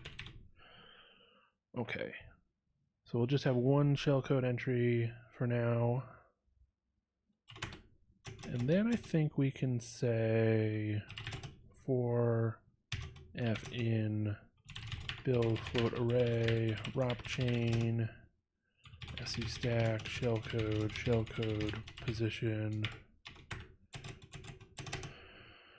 target dot receive until and target dot send line str f.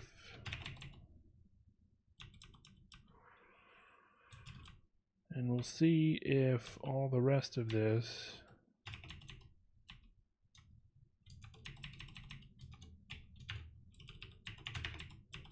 that way. All of this stuff can be commented out. Why didn't that take? Okay.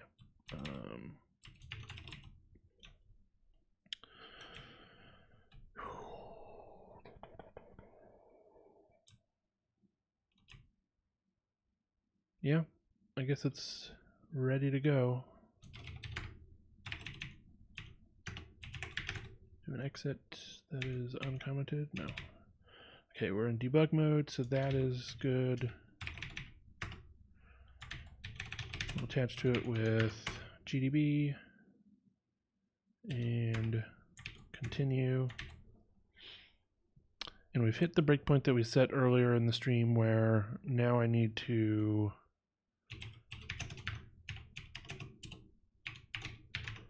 fix up the stack if necessary.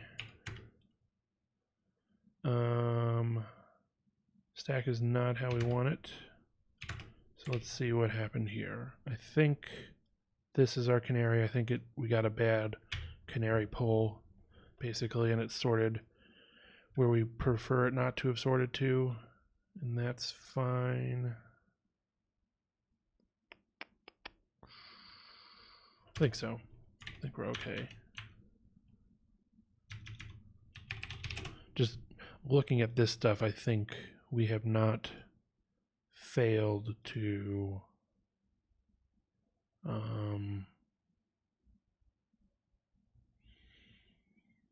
how to put it? I don't think we have failed in our sorting in order to get the ROP stuff in the right place. I think it's just the canary needs to be between these two values, and that's just a matter of chance whether we generate one that would actually sort between these two.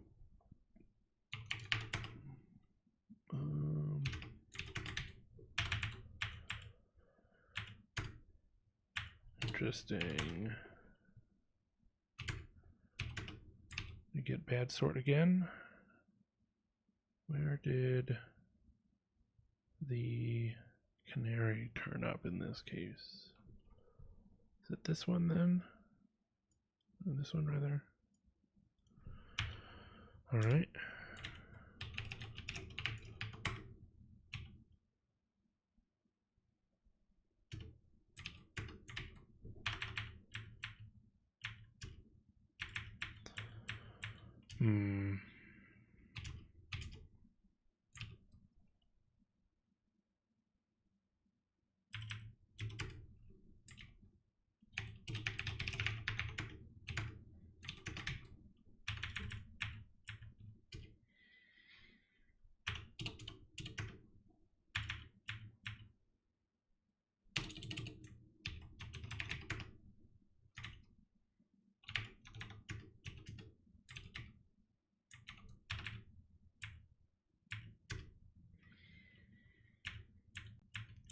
I mean, maybe I messed it up, but I have also seen it fail to give me a good value several times like this.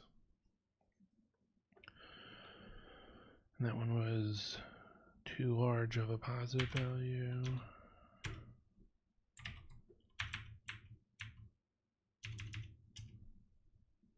Oh,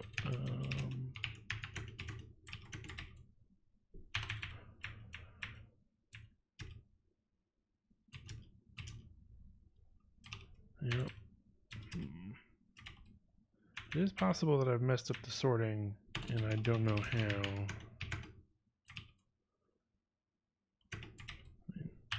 Given my trepidation earlier, it's not that surprising. But we just need it to sort between these two values. Let me run it without debug, and that will run it up to 100 times.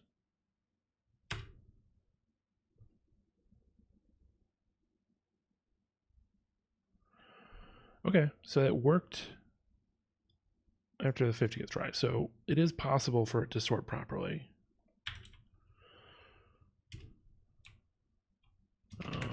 What did we get from dmessage?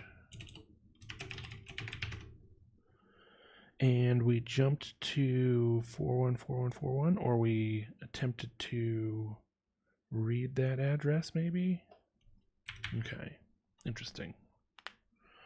The 414141 indicates to me that we jumped into the spacer rather than where we, oh, do I need to say 4?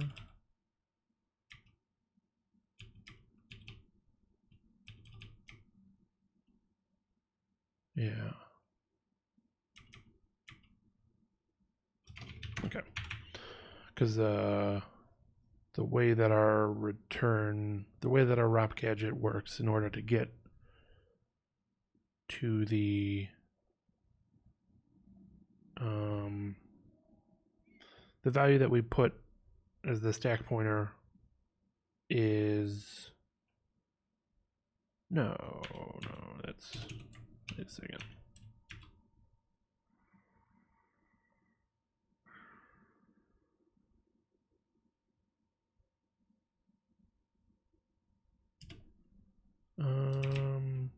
That just impacts the ROP chain itself, right? Yeah. That's what we need. Okay.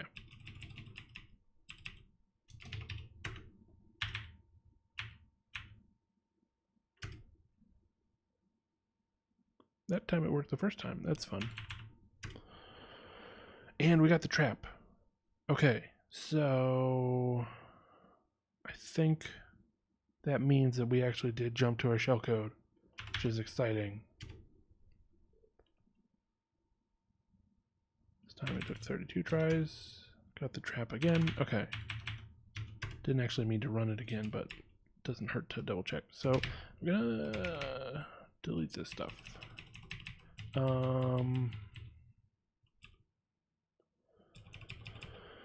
So now we can maybe start writing our shellcode.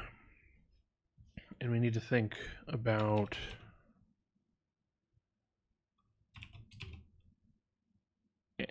this is the value that we're going to use as the return pointer. So when we actually run the return instruction, we will now move to the 4 bytes following this, which is going to be one of the like base values from up here. It's going to be this, the address. So we need to pop that, and we'll just like pop it into some register we don't care about. Then we can put our 4 bytes for the string for scanf, and then we can pop another one of these, and then we can return, and that will be enough to get us to the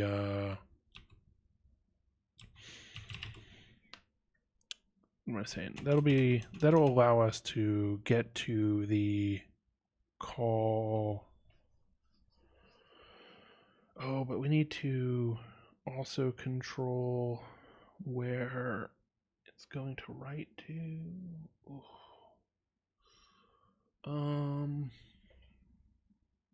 So how do we want to do that? One thing at a time. Okay. We can put, we have the address of the string somewhere in here.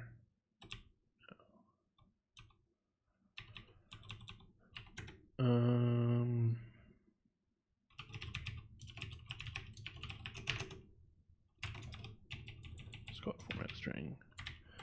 So go far enough back in my history and do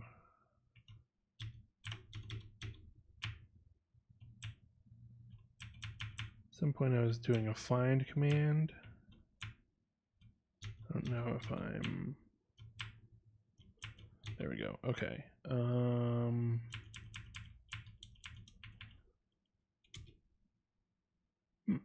Oh, because I need to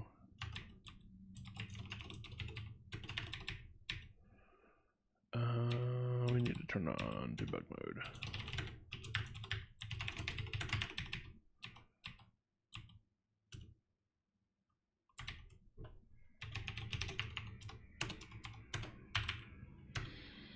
Okay, so this is the address of the string %10s. That is the format string that we need to give to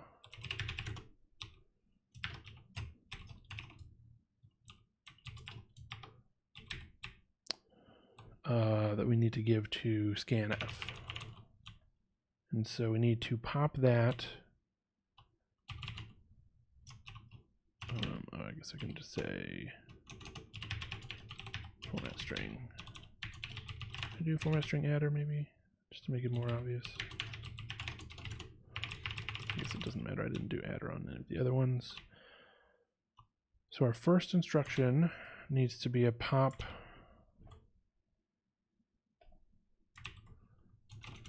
I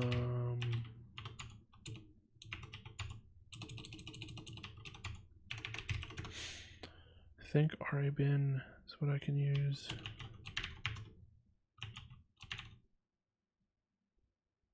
Or I can use pwn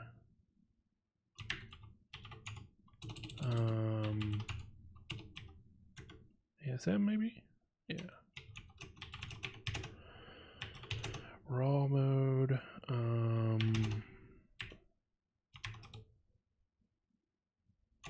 And let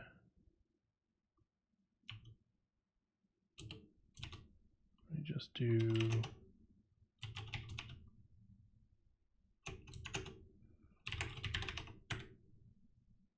okay. Do we need 2 bytes for that?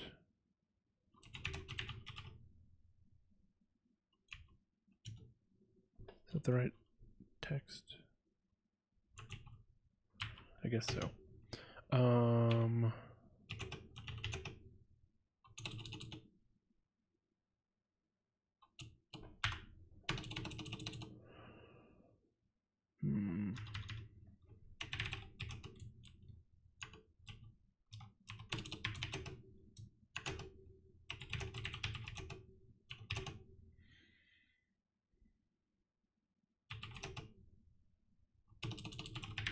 Maybe that.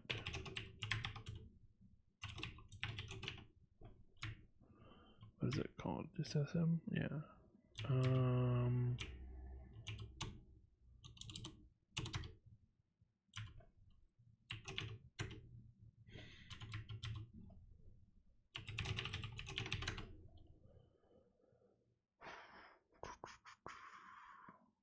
Okay, whatever, we'll just do from disassem.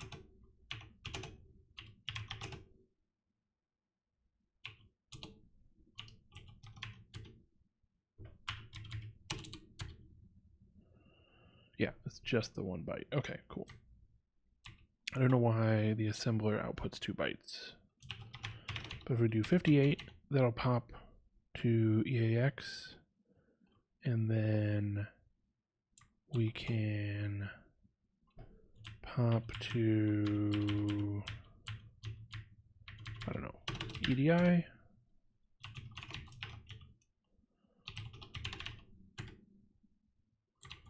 F.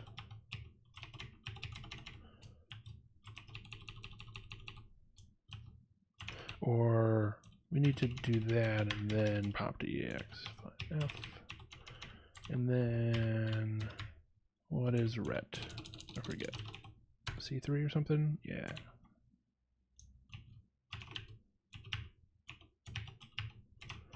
Why isn't it going? There we go. Okay.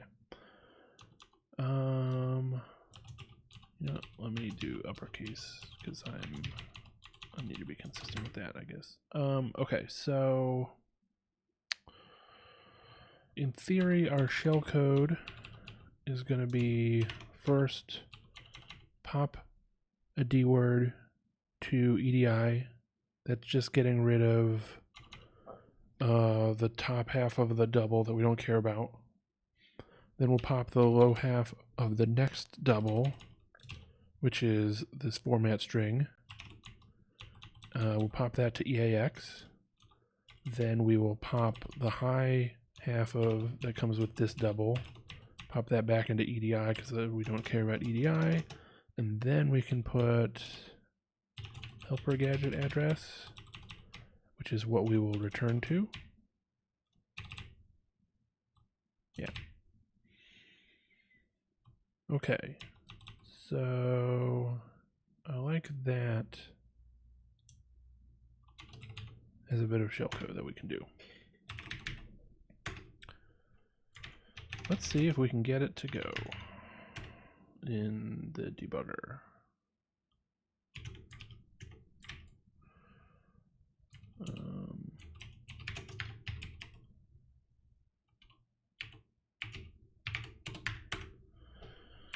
No, nope.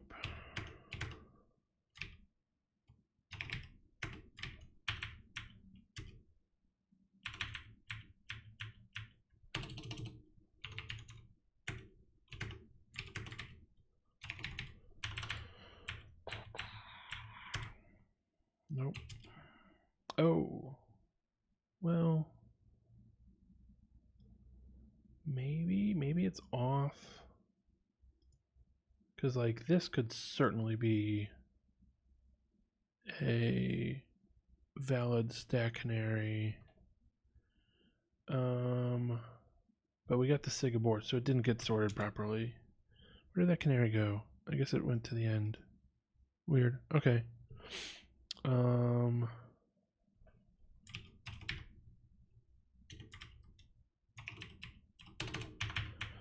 Might end up just doing this in a loop in the Python code. It sure is taking longer than I anticipated to get one that works. Let's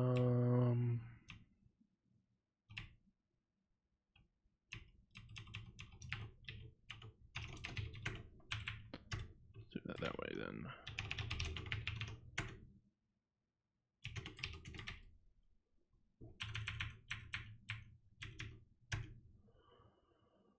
Nope.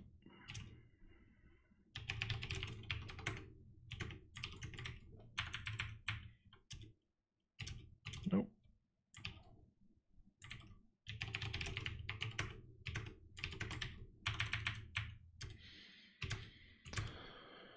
Nope.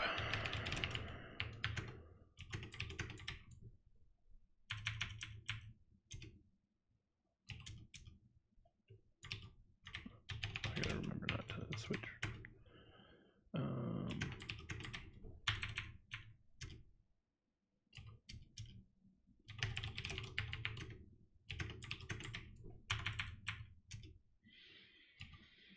Wow.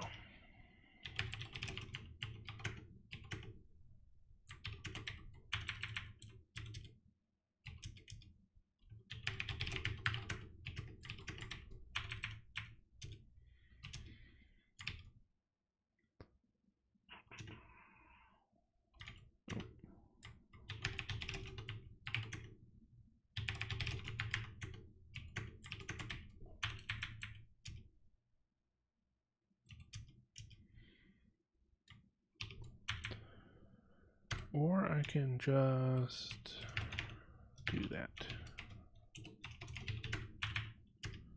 Can't believe it's taking so many attempts. It was going a lot more regularly last stream. Maybe there's something about the way that I've changed stuff that's making it seem less common, but can't think of any reason why. It still has to sort between those two values, which are the same sort of fixed values. So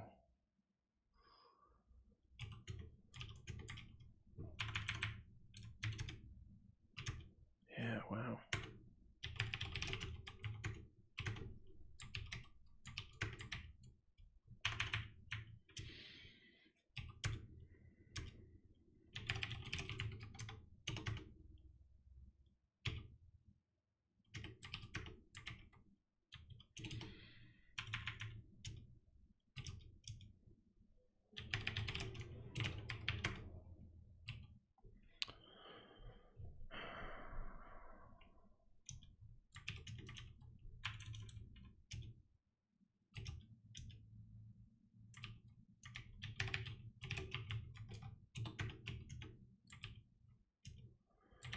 Unless I have somehow changed it so that it doesn't work in debug mode, but does work when I'm not debugging, but I also cannot think of why that would be.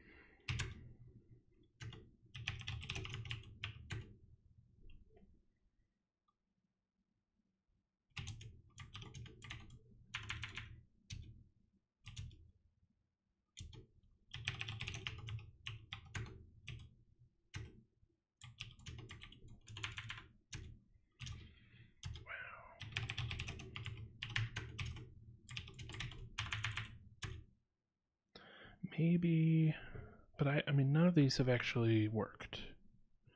It's not that I'm getting a false negative from the memory address that I'm looking at. It's just bad luck.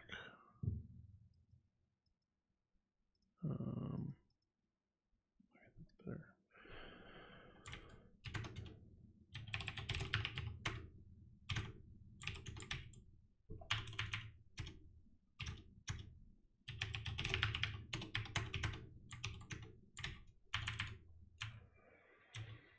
What do I want to do?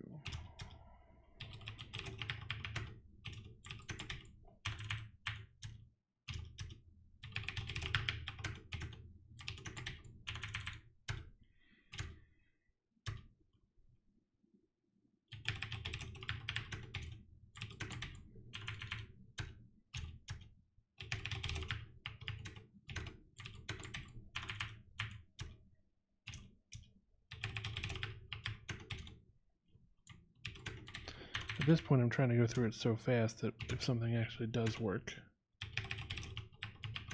I'm going to mess it up.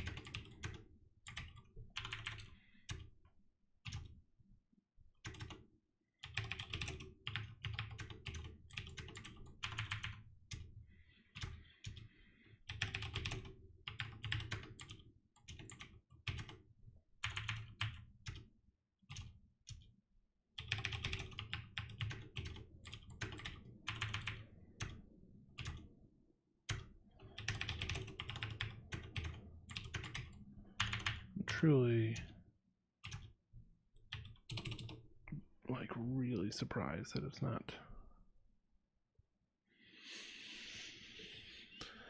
working. That's so consistently not working. Did I? Yep.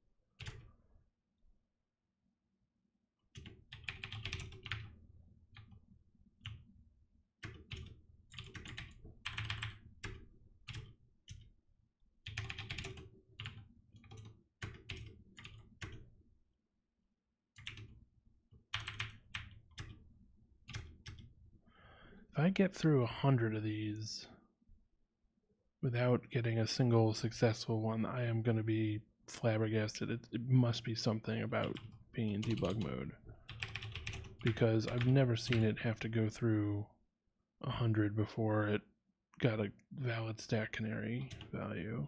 I don't think I'm anywhere near 100 at this point, but it feels like it.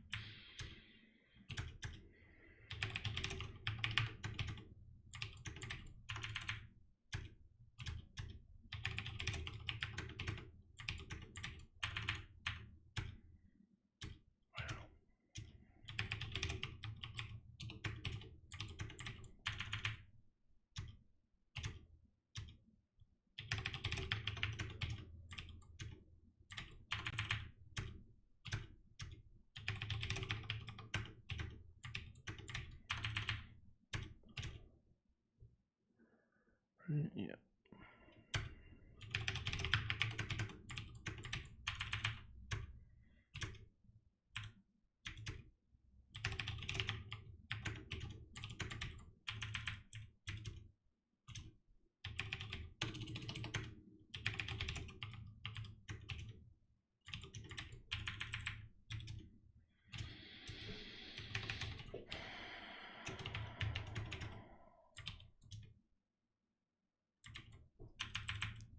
I might simply have to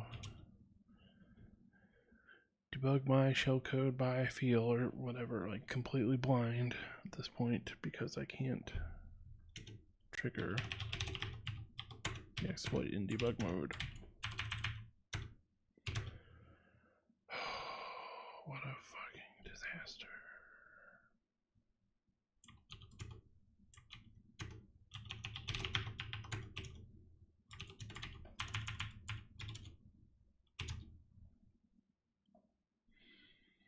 that one worked. Maybe I've been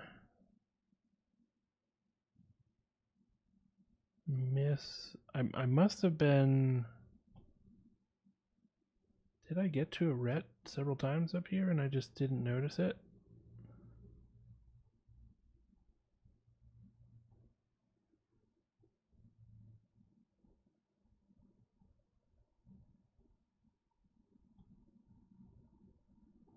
This might be the first one that actually worked.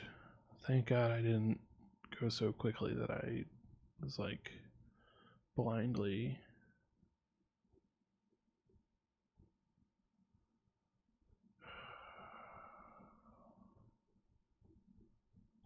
Yep, okay, well. So we can step through. And then the address that we're going to return to is my bit of shellcode, pop edi, pop eax, pop edi again. Great. And then our ESP value is, I think, the beginning of the buffer. And is that the beginning? You're right. And this is the address that we're going to return to. Okay. So hit the return, and then ESP has that value. We'll pop it. Now we're going to pop that value into EAX. Good. Pop the next junk value into EDI, and then return to the helper, where we will now push EAX and call. Do the call. We don't care about the call. Oh, god damn it! What did I do? We segfaulted in scanf, huh? Okay. Oh, maybe that's what happened when I hit NI. We hit this. We just got to the segfault. It was gonna. Okay. So what was in EBX? Why did we need a value into EBX that was... Why did scanf need to use EBX?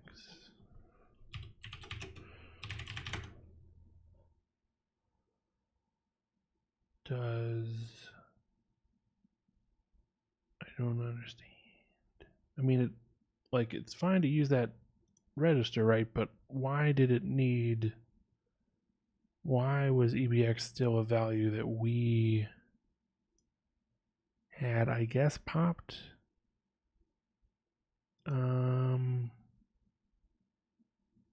Or I guess technically it was somewhere else on the stack, but the fact that it's something that we had put in onto the stack when it wasn't a parameter that we passed because we just push things. Maybe this is the... Oh, this is because we have not yet pushed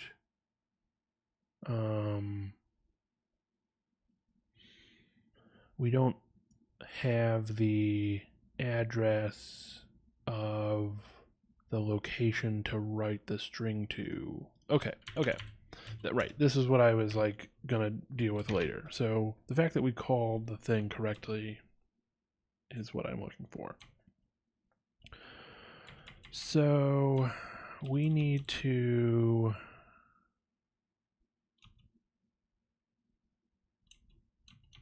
jump, I think we don't have any choice.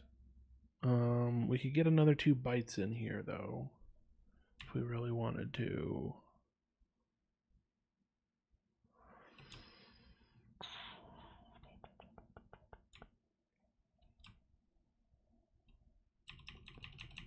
Do you want to do that? Because otherwise we're using half of our shellcode space for jumps, and that's kind of annoying. So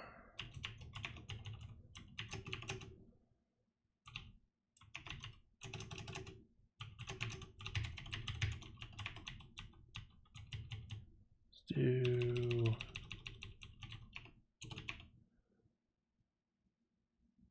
SC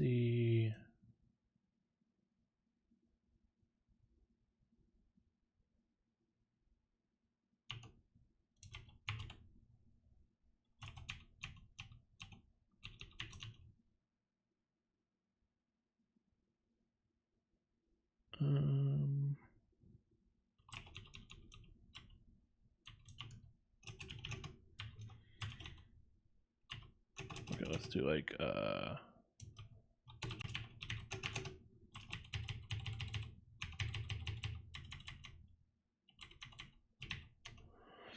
so do the shellcode base shifted over 16. So we're going to take off those two. It's going to look a bit weird to do it this way, but that is the reality of things.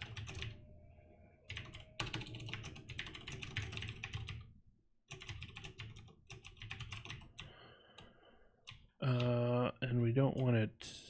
Oh yeah. And we'll take off this as well. Okay.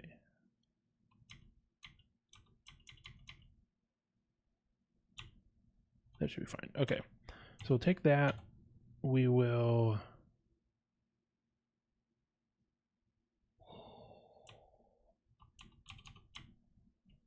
How do we most do this? This sort of limits if we use these lower 2 bytes of the high D word for shellcode, then we are limited in terms of making sure that the spacers get sorted properly. So we're limited to 14 shellcode entries, but I think that's more than enough. Okay, so then we will add one. We can do this as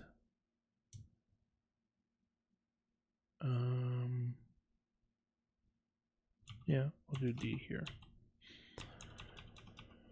Okay. Right. I think that's fine.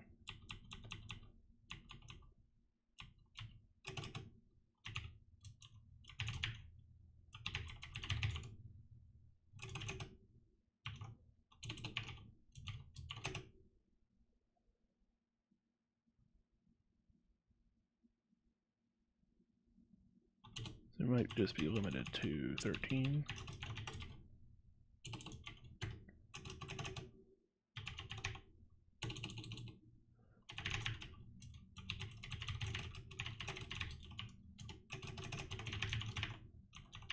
Just early exit if we have a problem there.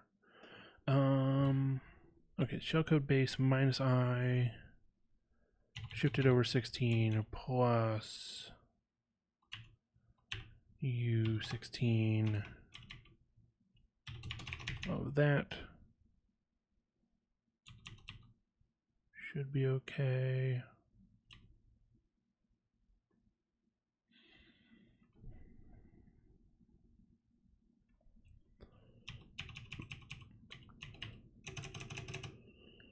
And then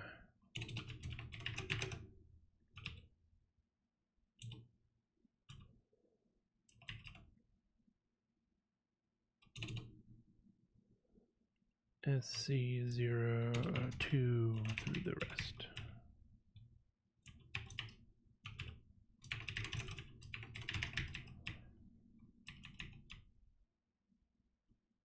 I think that's fine. Let's have it print out the shellcode and then we can see what the deal is. So what we want to do is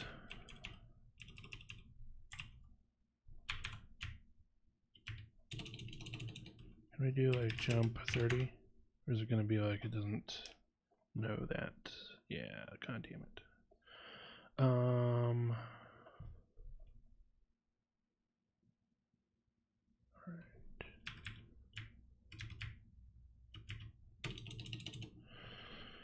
What do we say? Jump, target, and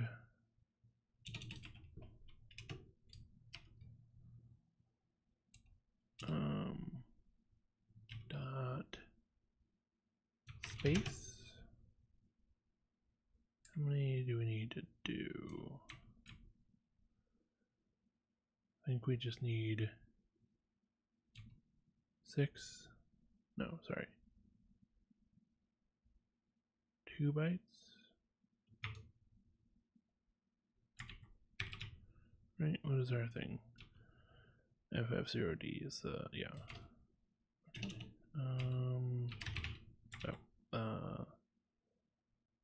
Space 2 maybe, and then target. Okay, EB02.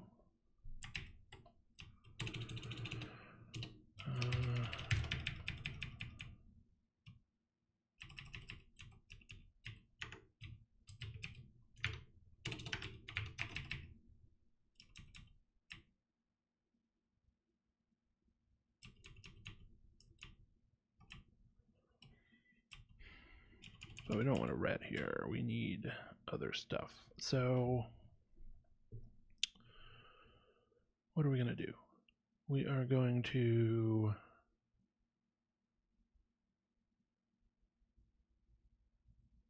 have a value on the stack. We need to end up pushing something to the stack.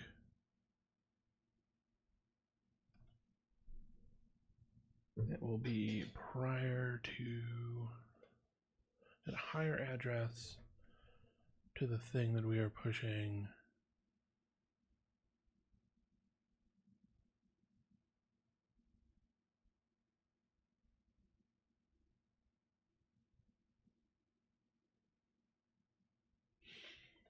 So let's see.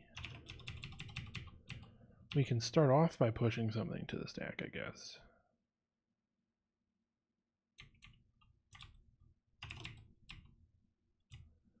What do we want to push? Some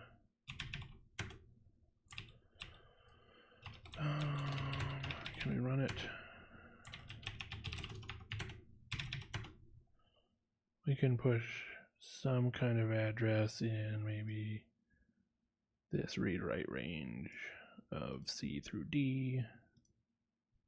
So if we wanted to push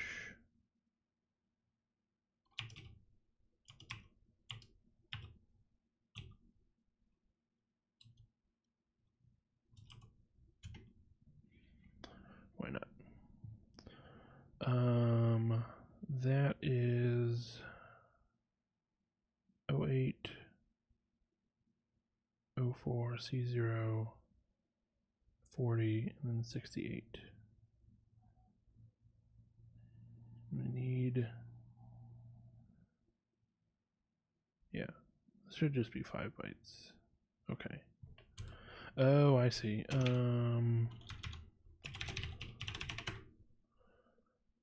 1 byte hex.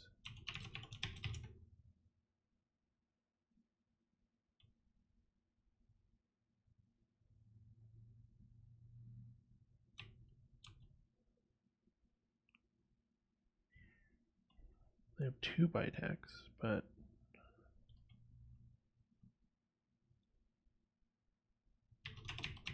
do dash C. No. Let's try dash B. But oh, I don't want octal. Oh, capital C. There we go. Okay. So yeah, it is just the 5 bytes in this order.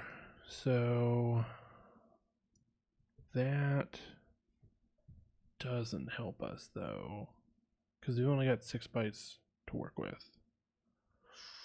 So unless we want,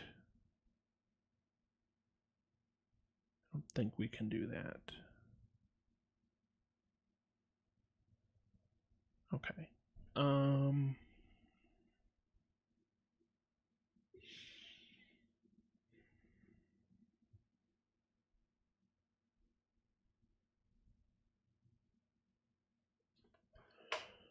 We can push half of it, shift it, and then OR it with the other half, I guess. So let's do that top half. But what's, I don't want,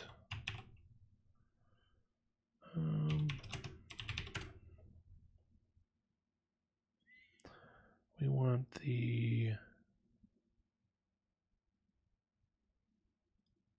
is that only possible in, not fun. To move, maybe? I guess I can pop it, right?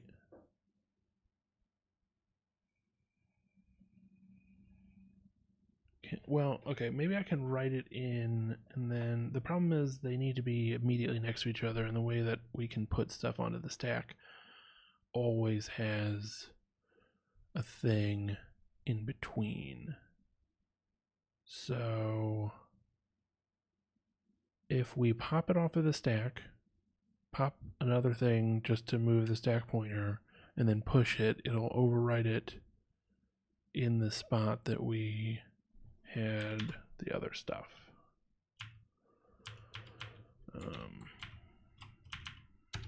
So, okay, we definitely don't need any of this anymore.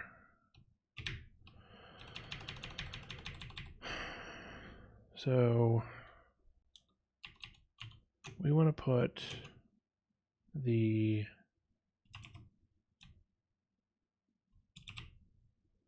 let's go up here and do like command buff. It's going to go in 0804 C040, let's say.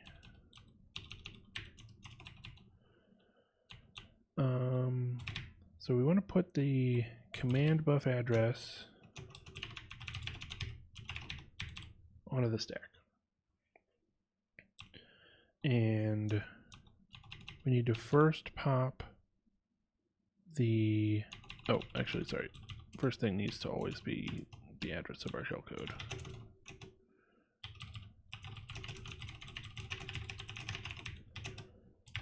And then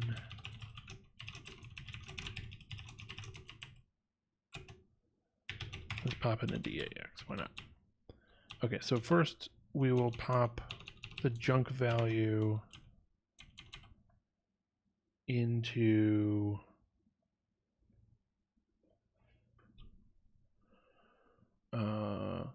EDI, the one that follows this line. Then we can pop the command buffer address into EAX. Then the stack pointer will be pointing at the junk address that follows this one, at which point we can push EAX.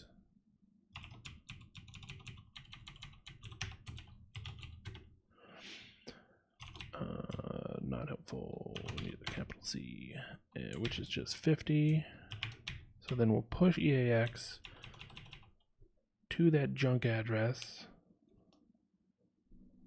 Is that accurate? Or do we need to? I think we need to pop first. We'll pop the junk address. That'll move the stack pointer after it, so that when we push, it overwrites the junk rather than overwriting the thing prior to the junk.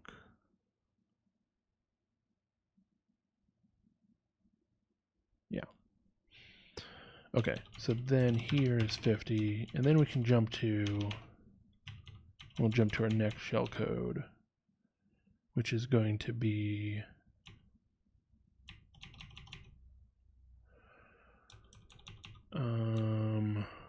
so we've just pushed EAX into the junk area on the stack, and now we need to add 4 to ESP, because we can't pop again, or we'll pop that value back into EAX. Oh, I guess what we could do is pop the thing into like EBX and then push both EBX and, wait a second.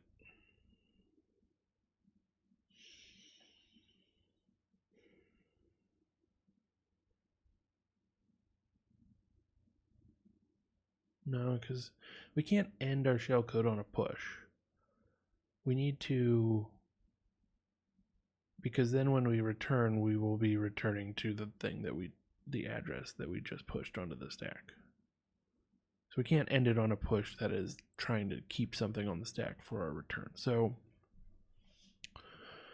let's say we've pushed that, then we need to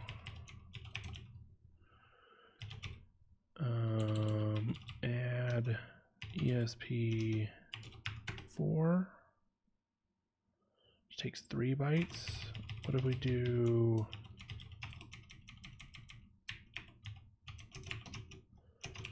the LEA version? Takes even more. Okay. So we could do a 3-byte one right here. God, this gets tricky. Okay. Just in terms of the, well, I mean, I think we have enough room for our shellcode either way. So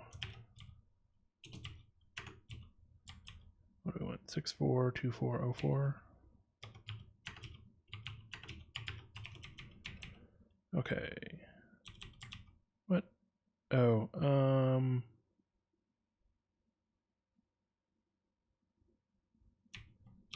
do you want to do the LEA?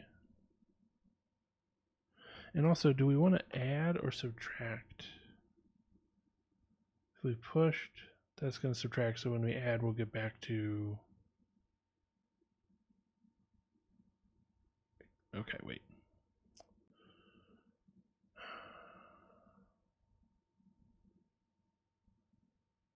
If we push a thing onto the stack, ESP points at the beginning of that thing. Yeah. So we want to add 4 to go back to point at the beginning of the prior thing, which we can then push onto when we return.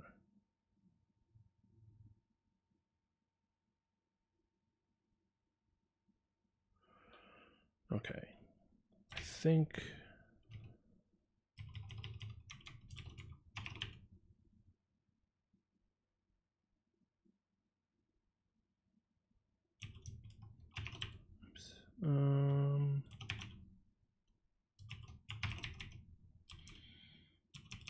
maybe do a knob here.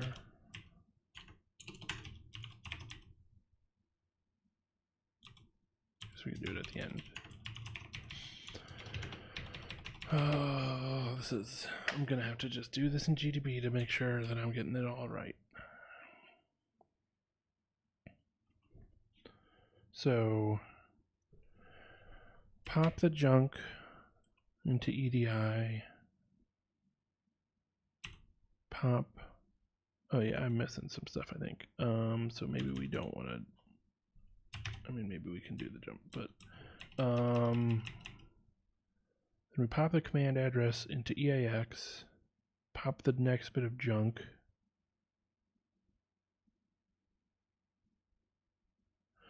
if we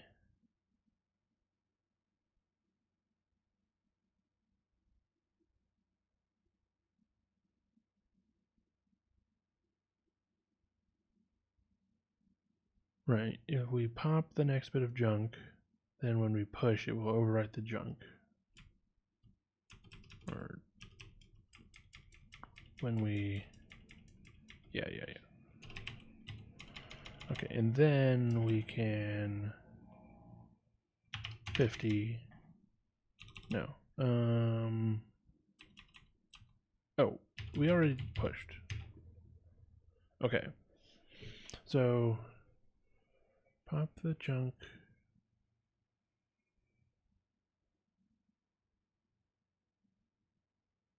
Pop EAX.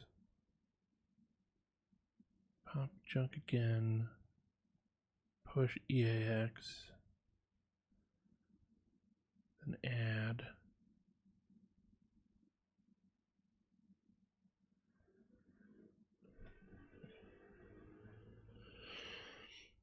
I'm trying to visualize the stack in my head, and maybe that's not useful.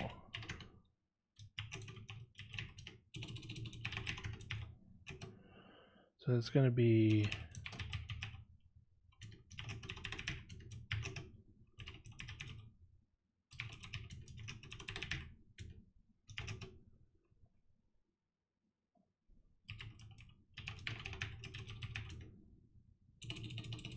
this way.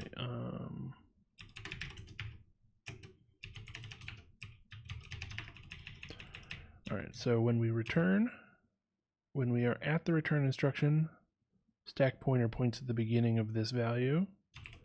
Then it eats that value for the return instruction and points at the beginning of this junk.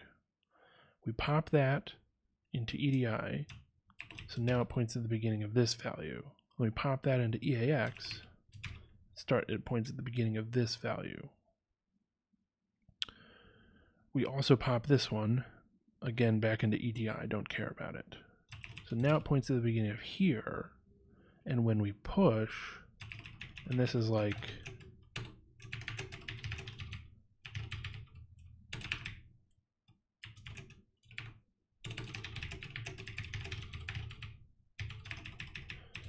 so then when we're on the push instruction, it's at the beginning of this one, so the push overwrites this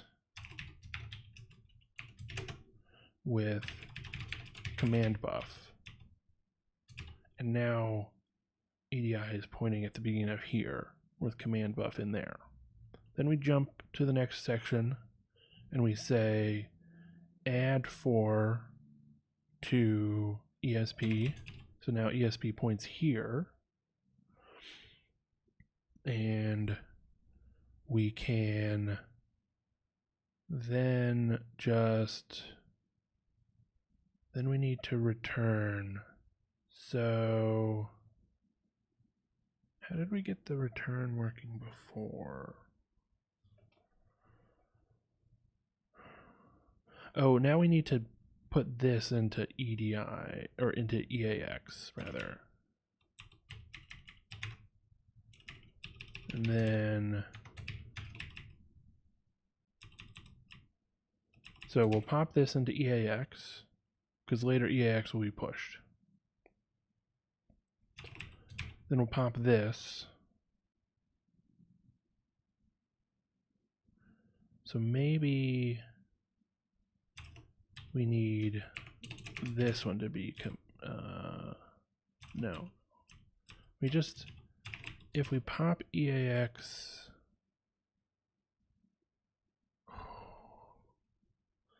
what we need is this setup. So that when we return, so we need command buff to be here after we popped into after we popped format string into EAX, so that when it pushes EAX, it pushes it to here, I think.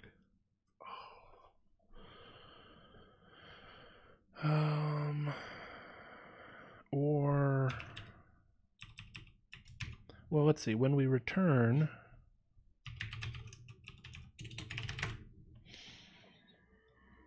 this is the bit that we're looking at. So when we return to this push instruction, at the return instruction, ESP has to point at this location on the stack. And then it will eat that, and it will actually point at the next thing, which will be more junk. So it will push EX over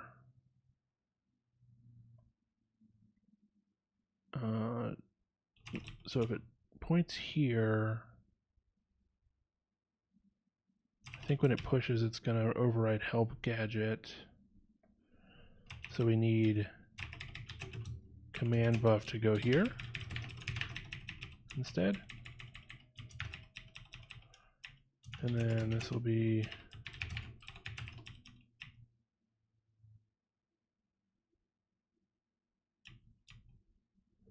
okay.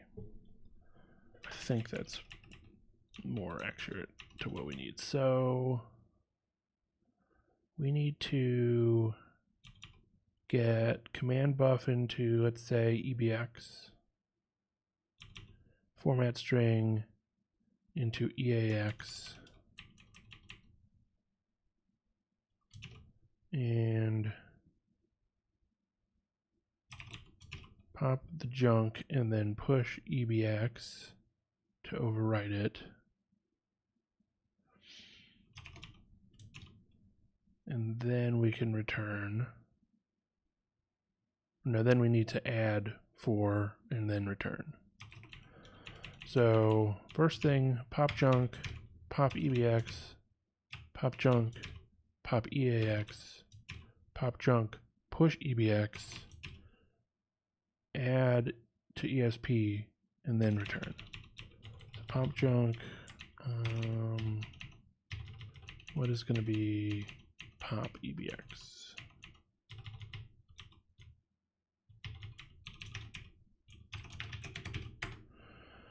(5B). Then pop junk, then pop EAX, it's 5.8.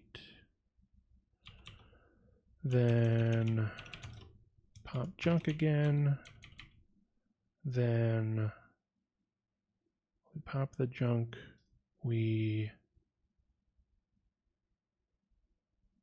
push,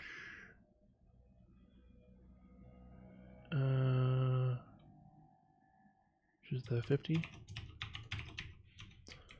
and then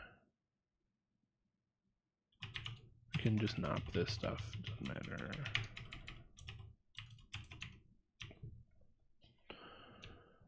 Wait a second, this is 58. No. Oh my god, am I already messing this up? Okay, so pop junk, pop to EBX, pop junk, pop to EAX, pop junk, so this should be 5F. So pop junk and then push junk, so now it's command buff. And then we do the knobs.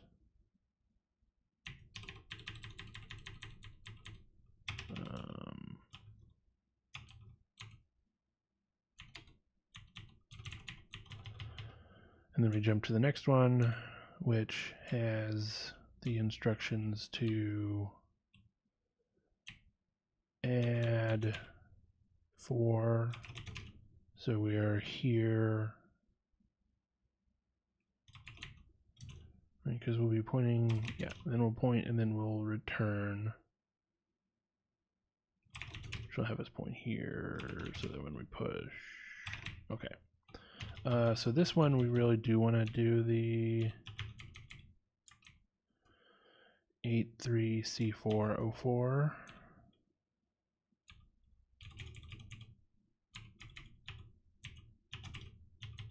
Because then we can do X C3 to return, and I guess these can be knots. I guess it didn't matter if we did the load address. Okay. In theory. And then we need more stuff after it, but so that when we return from the scanf gadget, we return to wherever we need to. Some more shellcode.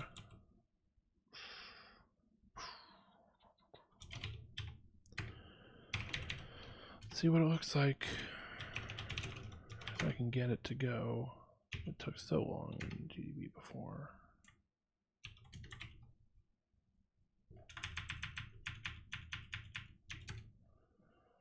What is that? Why is there one in there? I royally screwed this. Oh. Well, I definitely managed to mess up. Oh. I've got too many instructions. Just. Do I? 1, 2, 3, 4, 5, 6. No, I got 6 instructions. Oh, I don't want it as U23 anymore. Don't want to unpack here.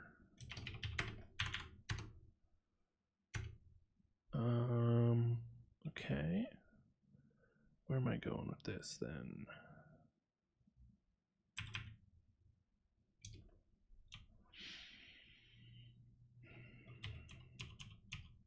Yeah, U32.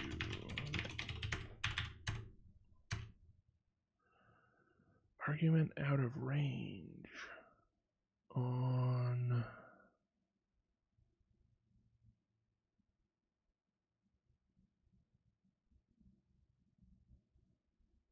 what now?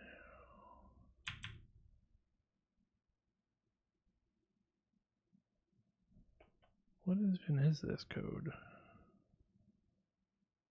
Looks like gibberish. Okay.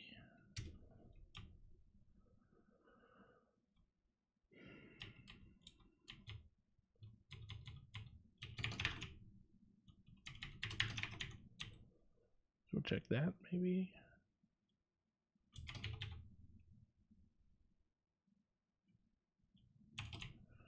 Oh, can I just... Why am I shifting stuff?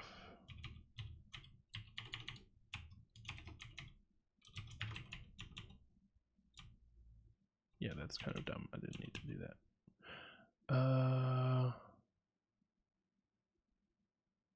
Think I can do it this way.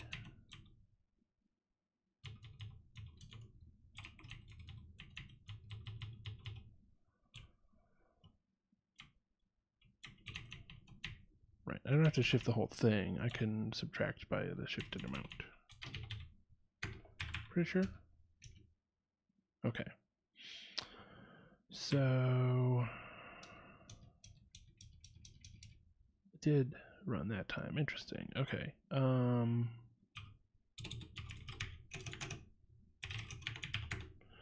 Where do we get the sig fault? Don't know. Oh, that looks like maybe we returned at some point to one of our... not sure what values, where on our thing that would be. It's gonna be... what was it? FF1. That doesn't actually look like it matches any of our bases. Okay, well, it worked enough that I can try to get it going in a GDB.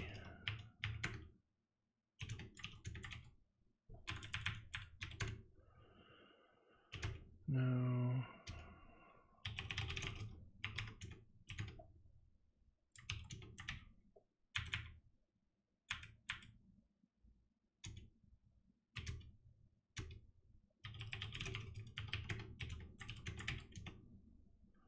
Oh, not what I wanted at all, but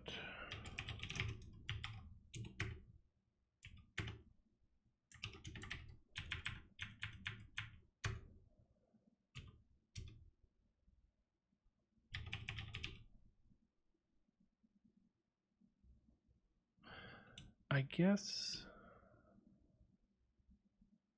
you know what, let's,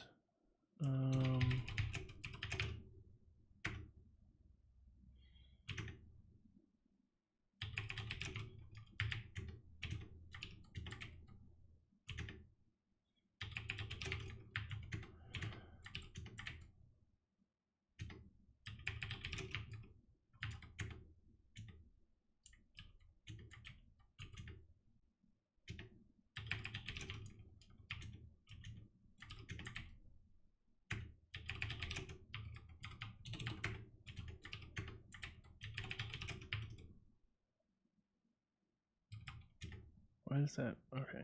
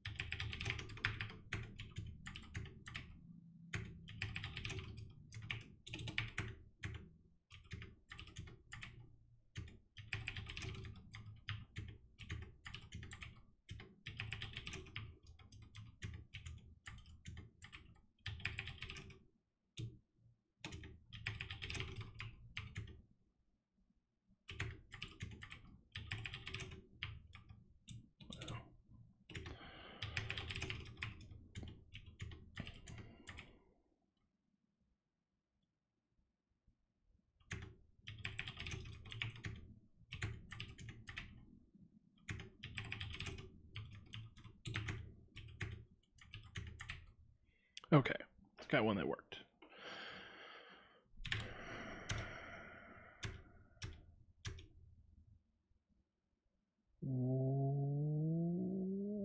What is going on with that return? Oh, okay. Right, because it depends on that LEA for it to return to the proper location.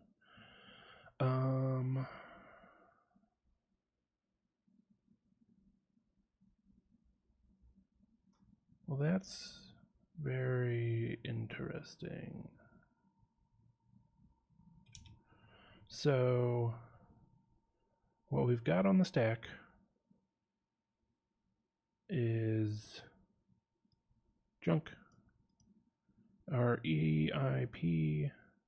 Oh, let's print it out in terms of just do like 4 giants at EIP onwards. You know what, let's do D words.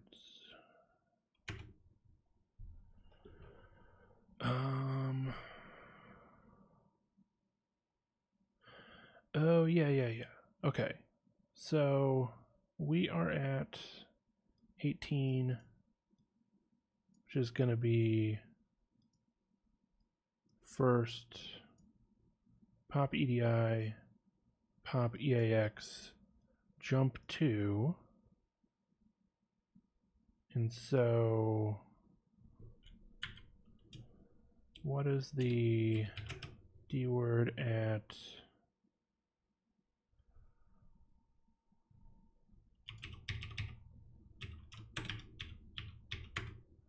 that look like? So we're going to skip these 2, which seems correct for what we want to skip. Oh. Right. Okay. I need to rewrite the shellcode because if we're putting stuff in the low 2 bytes of that upper D word, those are going to come first because of little endian. So we want to do 6 instructions. No, we get... Well, okay. First off,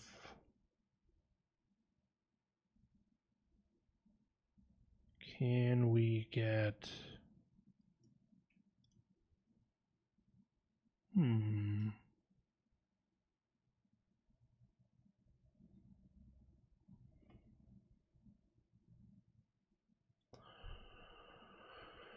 Okay, let me think about this.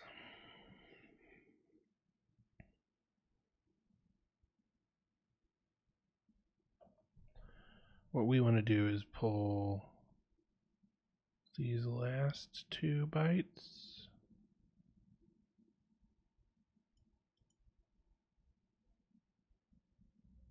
And use those.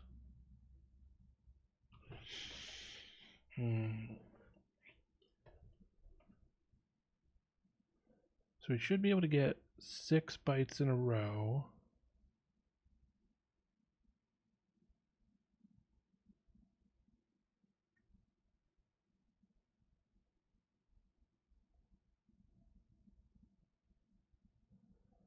We are jumping to... Yeah. Okay. So...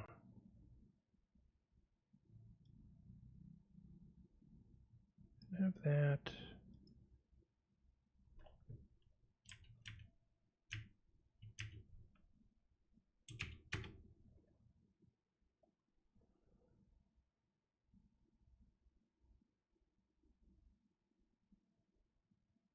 Right, that's the problem. We're getting the EB into the wrong spot. Because we want...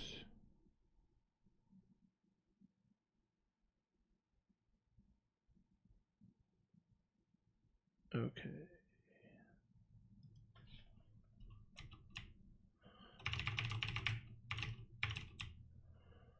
We want to do...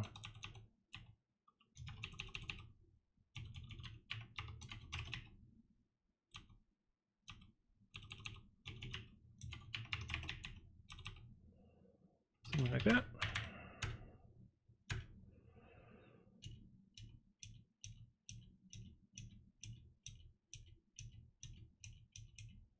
Let's run it without debug.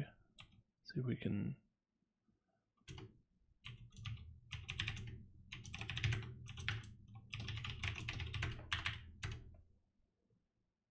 get one that works. Maybe not.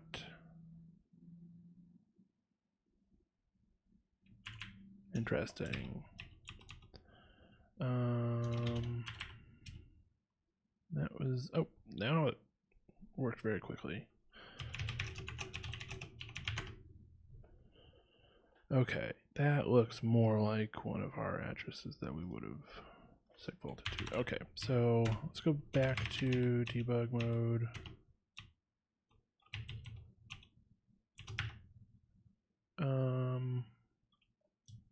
Can we do like...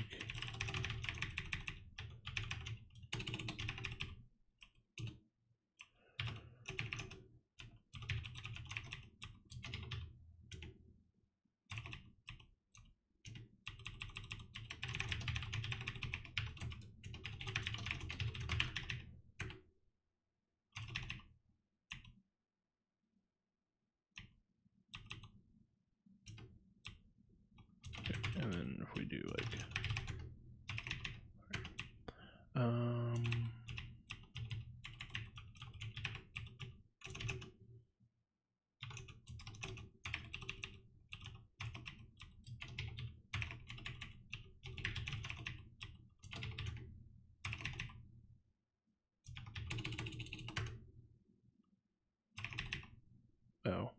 right, of course.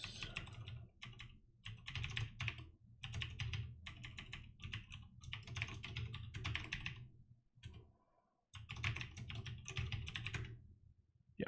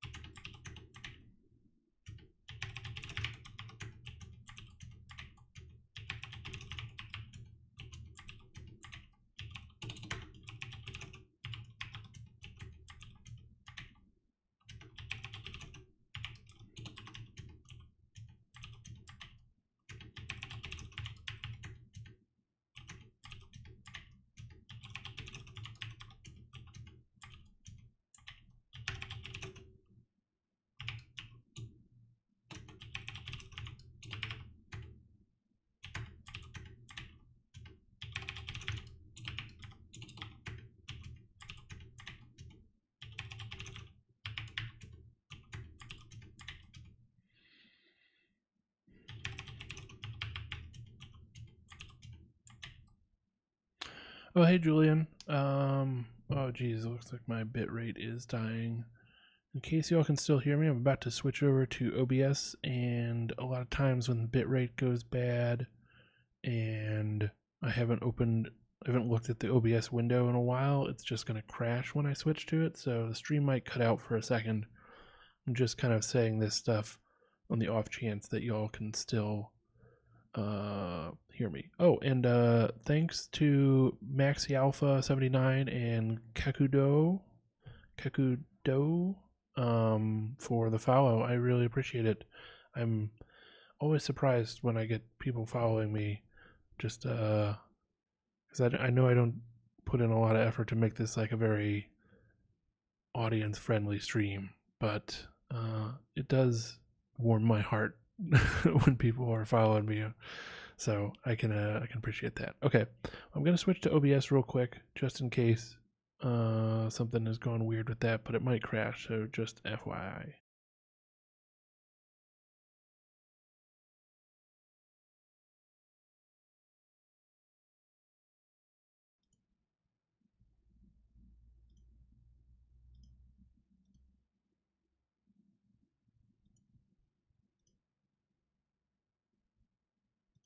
Okay, should be back. Should have the microphone working at this point. And should be able to see the stream as well, the window on the stream.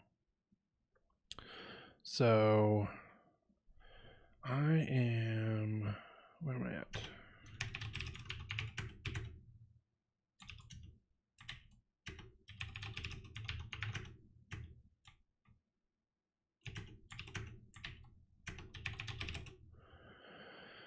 Have I looked at the binary I sent you? I downloaded it, so I have it ready to go. But I have just been working on this double trouble thing, and I actually feel like I'm gonna get it working. I've been building the shell code. I've been seeing it run my shell code. Like, we're honing in on the very end of this process, I would say, and then I will take a look at the binary as a nice. I can do a longer stream today. I think I spent the whole morning working on some stuff, so I feel like I can push it a little bit since I've been successful. I've been feeling better about the results from this stream, and then yeah, we'll definitely follow up and we'll run that binary, and hopefully that'll be a nicer experience than this one has been. But at the same time, I'm kind of glad that, in spite of everything that I've said on all three of the previous streams about this, I have not gone through and just resorted to the walkthrough. I have my bullheadedness or whatever, my, I don't know, perseverance is a really optimistic way to put it, a very kind way to refer to it, but yeah, sometimes it works out. In this case, it is putting me in a situation where I am playing the odds on whether or not this stack canary gives me a value that I can use for debugging purposes to get through, and it is frequently not giving me that. I guess I have a 1 in 33 chance, so that's why it is so uncommon. But it's not a very interesting process both to do and does at work? Yeah, okay. And to watch, I'm sure. 3140.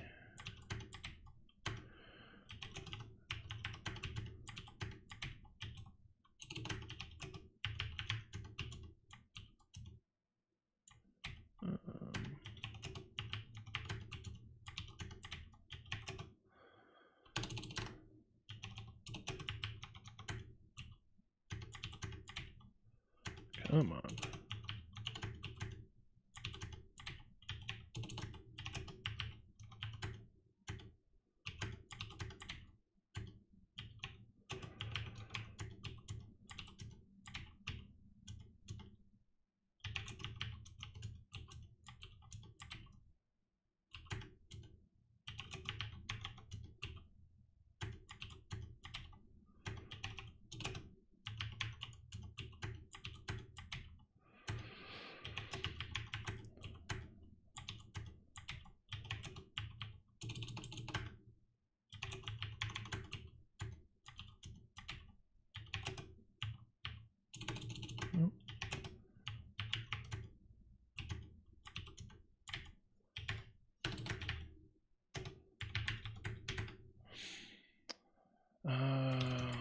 Let's see. So yeah, how's things going for you, Julian? How you been? Might as well talk about stuff while I'm playing the world's most boring game of roulette.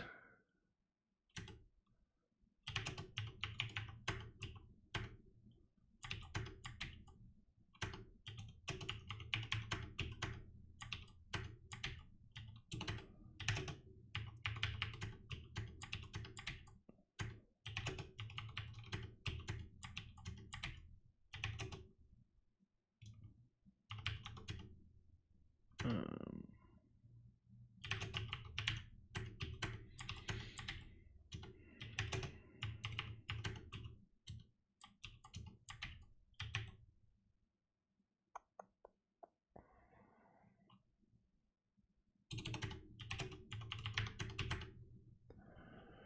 Practicing assembly, excellent. Like reversing stuff or just writing assembly code for a program.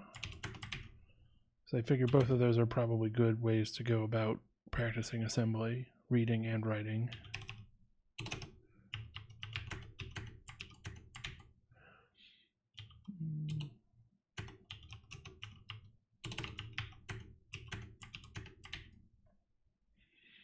Nice. Yeah, I don't do enough, like, other than shellcode stuff, and you know, that's all very small bits of things. I don't do a lot of writing assembly, but it's a good practice to get into, I would say. Although interestingly, you know, because I think especially if you're in this mode of doing ponables and generally hacking and reversing stuff, you end up reading a lot of assembly code and getting familiar with it that way. But I think it's very interesting because if you compare that to general software development, like I worked as an instructor at a coding boot camp teaching primarily Ruby and JavaScript. Part of it was the fact that we were how to put it, having to work on a really fast schedule because the boot camp was about 6 months and they had to be ready to go be an intern at a company like Google in some cases if they were some of our better students, and then just other tech companies in Seattle area. But still 6 months is an incredibly short amount of time to get that done. So we were going as fast as possible, but even compared with like general university curriculum and stuff, I don't think there's a lot of reading of code as part of the curriculum, which is very interesting because a lot of your job as a software developer is just reading existing code to make sure that you understand it so that you can use it and work with it and modify it properly. And the emphasis is almost exclusively on writing code because it's so much faster to say write a new small project from scratch rather than here's a giant project, read through it and figure out how to make this one modification. That ultimately can be a pretty slow process, but it's what you need to get really fast at for software development. Whereas on this side, you're on the opposite. There's a lot of reading and maybe a lot less writing of assembly in the case of like shellcode and stuff. Writing Python or whatever, you know, you could certainly write a lot of that to get your stuff done, to write tools for different aspects of hacking work, but that's sort of like a step away from the actual hacking, the creation of the tools for it. What do I do on a daily basis? So right now I'm a student in Thailand, just sort of enjoying the nice weather, the cheap living costs, and cheap food and all of that, and enjoying a nice, easy school experience on a. It's basically like a self-defense class, so the time commitment and all of that is pretty low, so I can actually spend a lot of my time practicing stuff like this because I'm hoping to. I'm probably going to be here for about a year. When I get back to the U.S., hopefully I will have practiced enough of this stuff to be able to either do vulnerability research on my own, or get hired doing vulnerability research and get as close to that kind of role as possible. I was planning on sort of going that route last year when I left working at the coding boot camp that I just mentioned at the beginning of last year of 2019, and was going to work towards more infosec stuff was kind of my general plan. And I think I learned throughout the course of that year all the different aspects of maybe the infosec industry that aren't that interesting to me. And this stuff in particular, the like finding vulnerabilities, developing exploits for them, for at least in most scenarios for a proof of concept kind of thing. Maybe you could develop red team tools or something, but probably you wouldn't do that on a 0 day. You would report that to be responsible. But just generally speaking, this sort of low-level binary exploitation offensive side of infosec is what interests me most.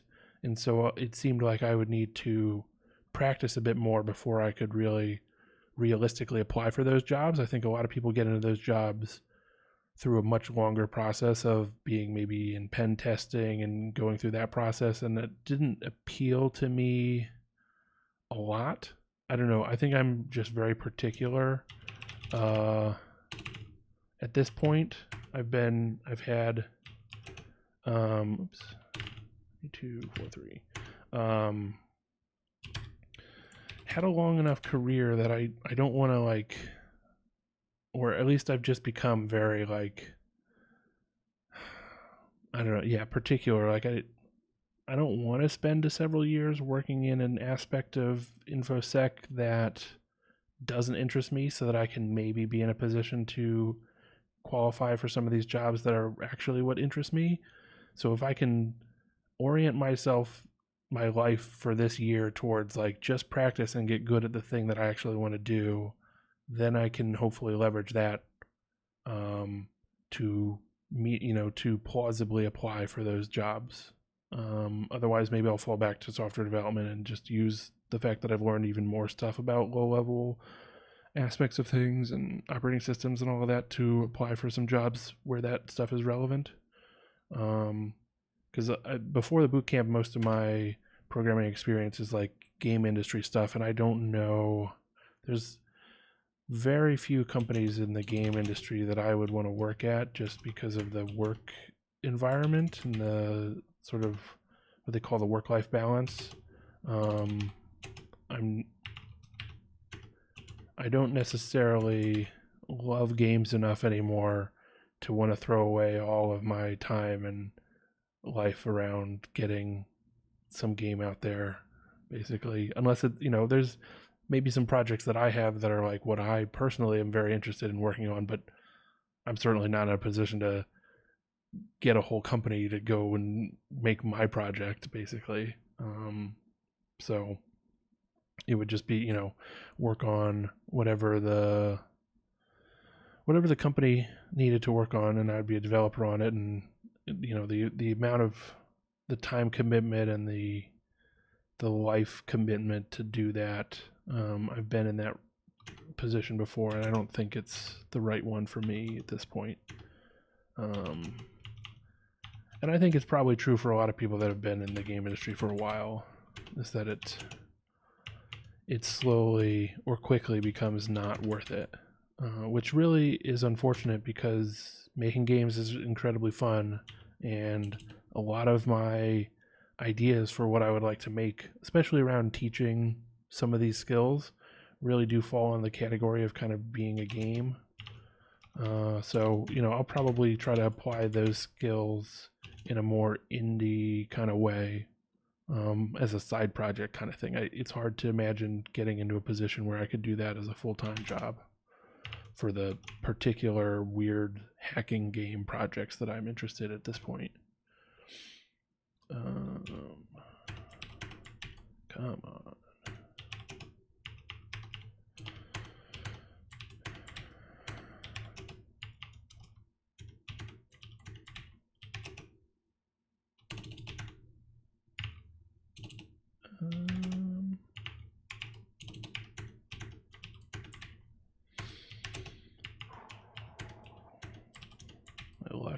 is not great at this point.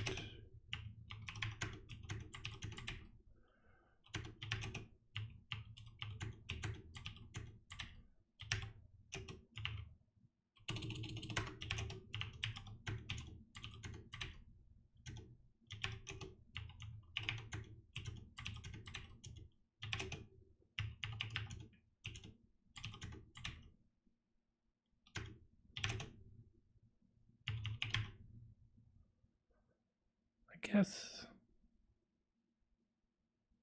no, I don't want to do that. I'm trying to think if there's a way to just like,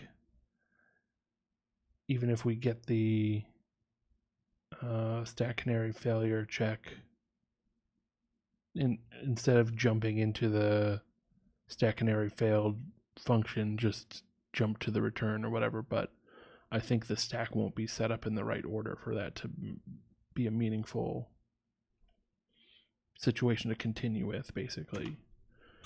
So we really do just need to... Oh, we got it. Okay. So if you've been watching the stream and you've been seeing me go through what seems like an endless stream of the exact same stuff, I've been seeing that we run the program and we get to a signal abort because the stack canary failed, and that's why we're getting this stack smashing detected result.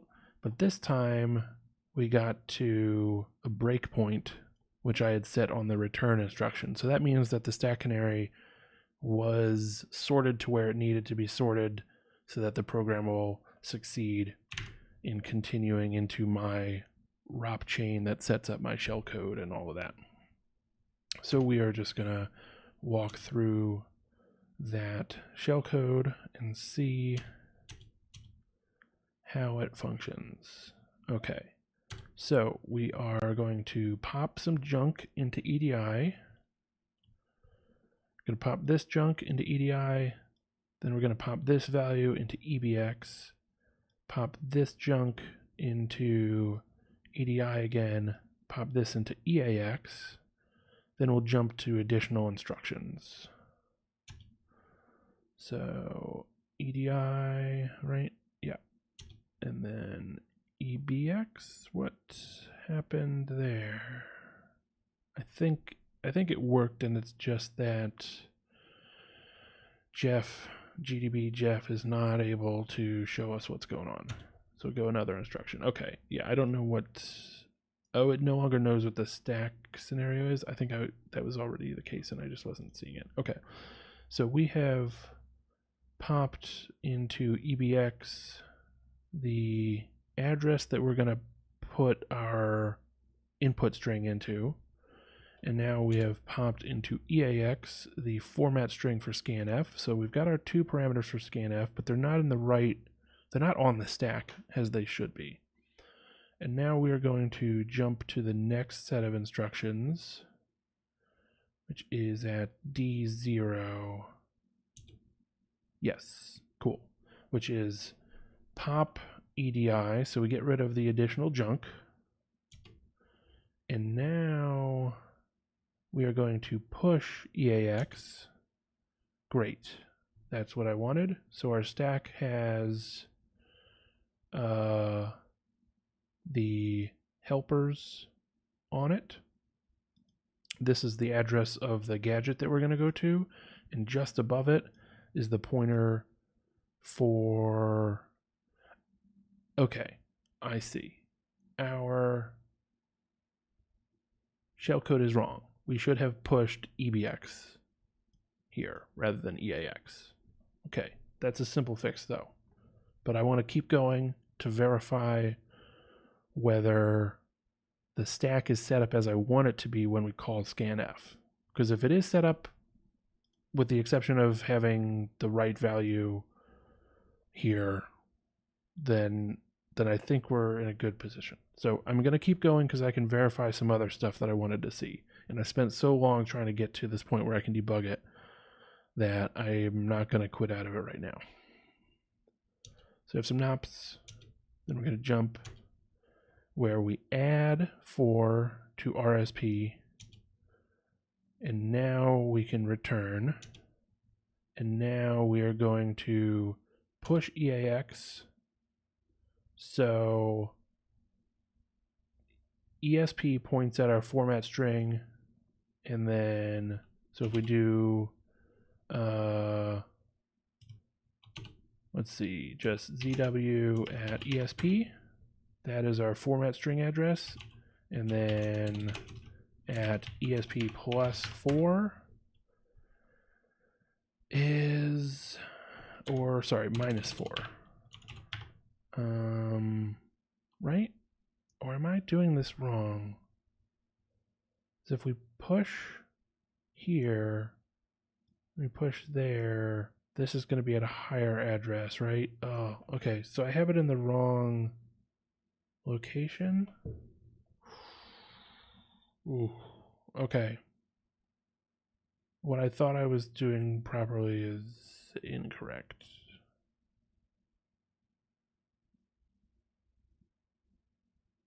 We want to,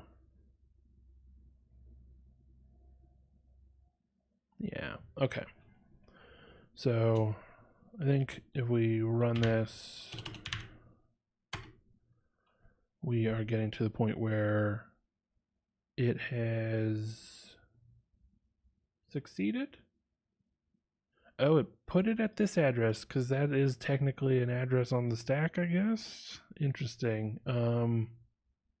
Not what I wanted, but technically it ran. So that's neat for some value of neat. Do I want to then fix the shellcode, or do I want to just take advantage of that being broken in the way that it is?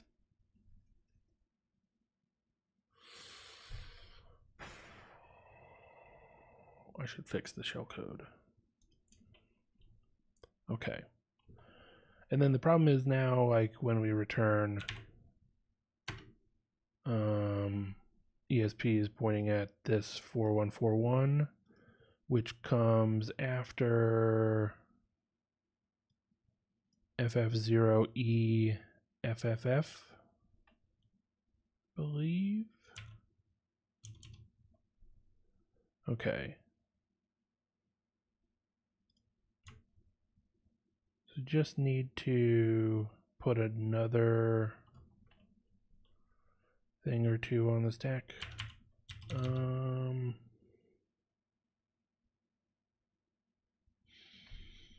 think maybe another one thing on the stack.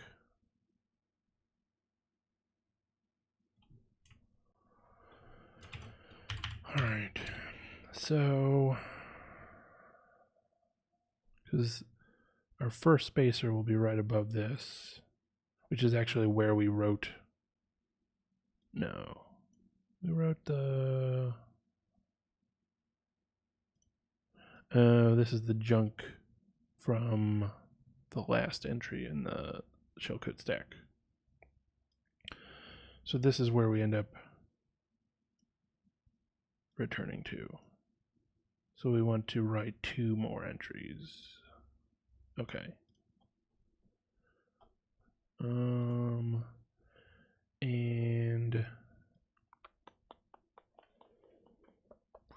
we still need to fix something or other in order to get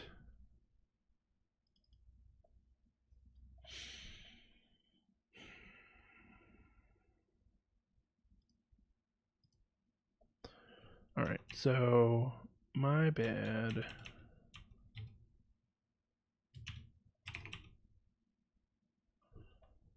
So when we got to the push,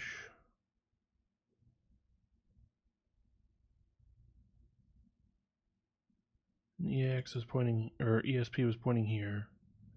Then when we pushed, we did overwrite that one.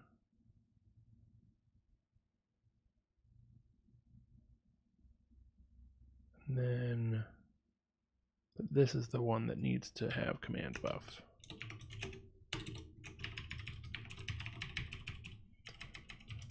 Okay, so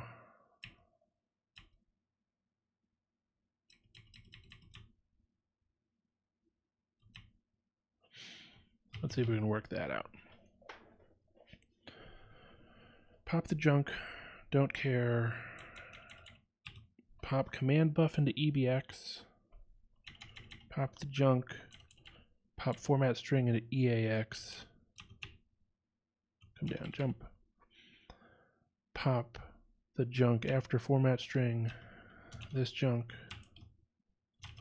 Then I wonder if what we could do is after popping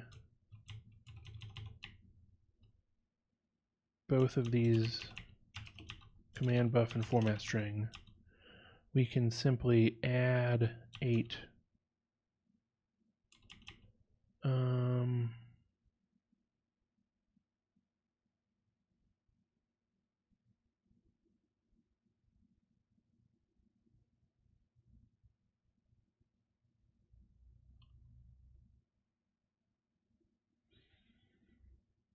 Yeah, so if we're pointing here after popping format string into EAX, then we add 8, we'll be pointing here.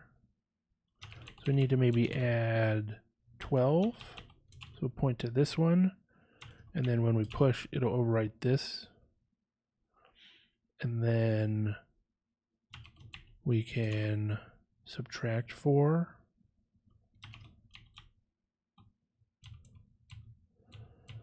So need to add 12. And then jump to the next section. And we want to push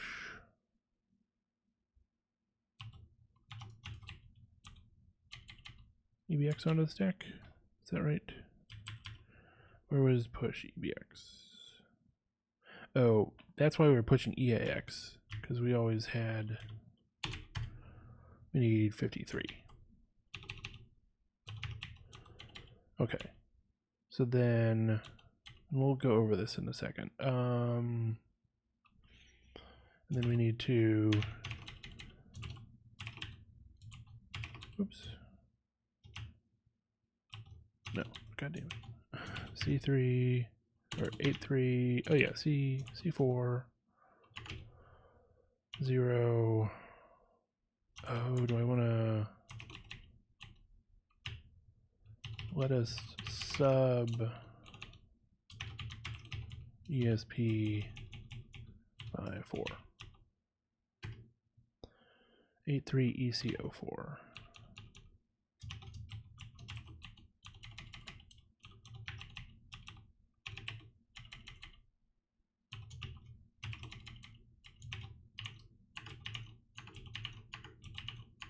Don't really need to knock that stuff out, but why not? Okay, so again, going through this, pop this into EDI, don't care, pop this into EBX, pop this into EDI, don't care, pop this into EAX, then we jump to the next line, then, and so we're here, we add 12 to be here. Junk, don't care. And we are going to have because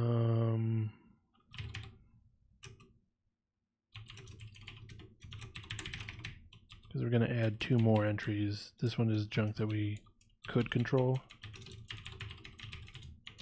Okay, so we will add 12 so that it points here, and then when we push, it's going to write command buff to here, and we could simply do that here. We don't need the NOP. Okay, which then means that we can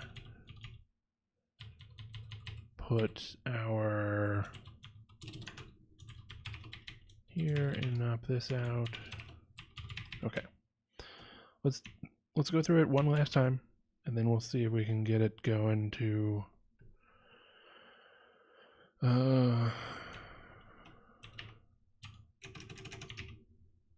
see.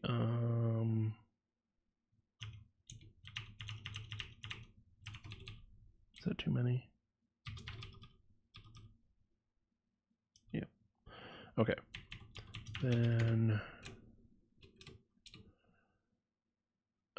system adder. Oh, our next stuff needs to. Yeah.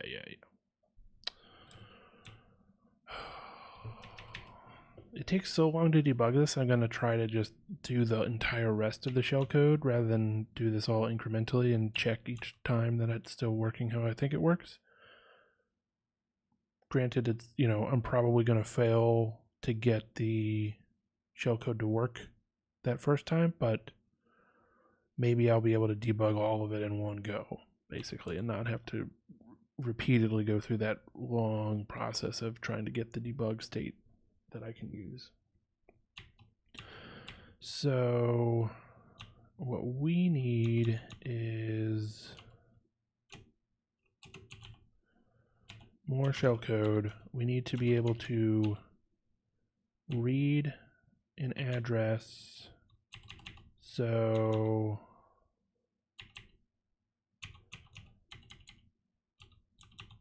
this is where we are going to jump.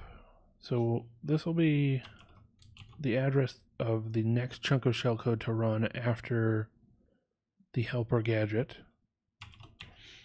And I think we can go to this one.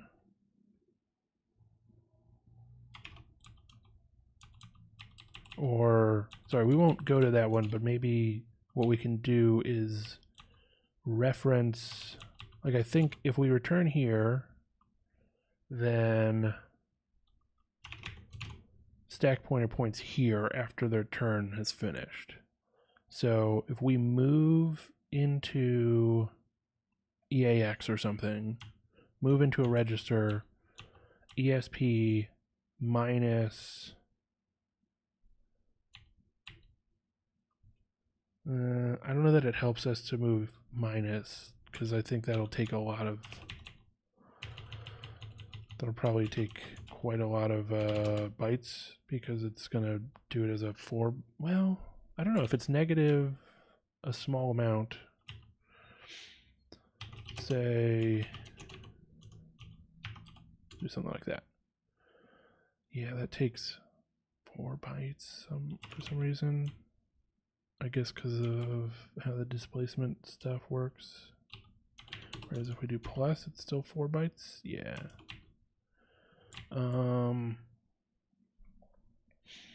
But that might be fine. So the idea is we're going to move the address of the GOT entry for printf into a register, and then we are going to move the value out of that register, add a fixed offset to it, and then push and return to that address, and that address will happen to be system. So I think we can make that work. Okay, so we put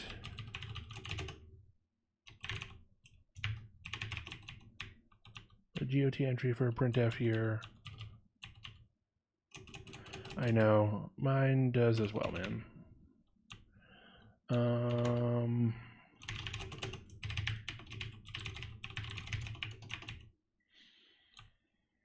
Let's see. We have target down here. We can probably call binary.process. And then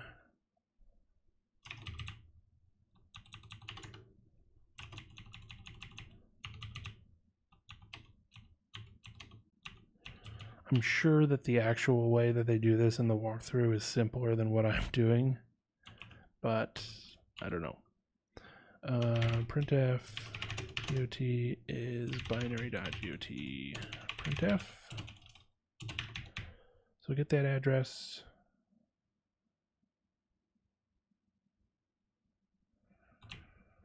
And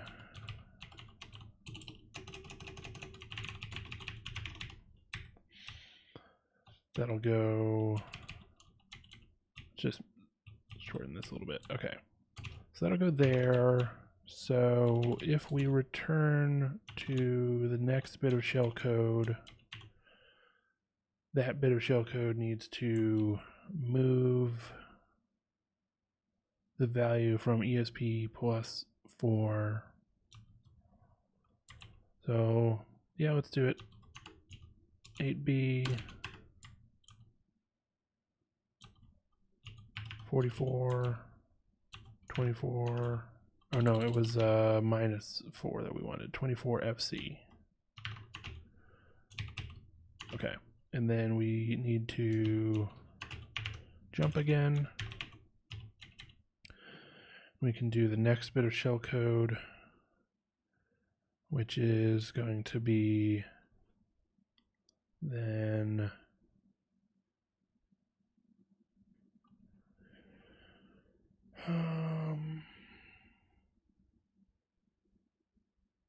I guess something pretty simple. Move EAX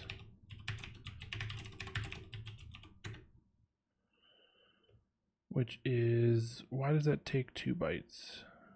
That doesn't seem like it should take 2 bytes.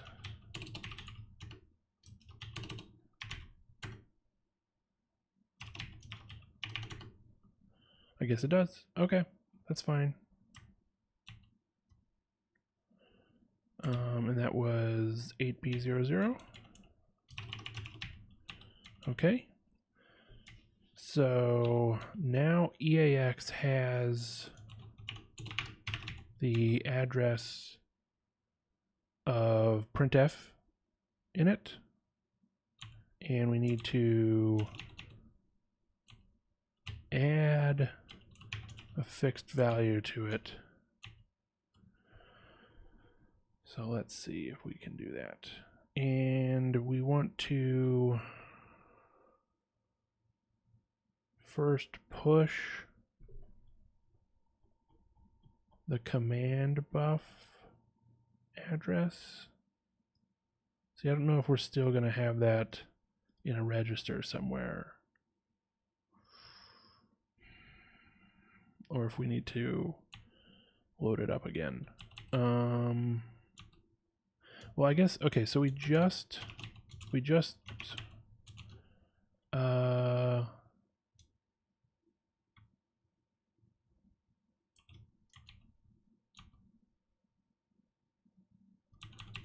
ESP is still here, right? Yeah, maybe we want to move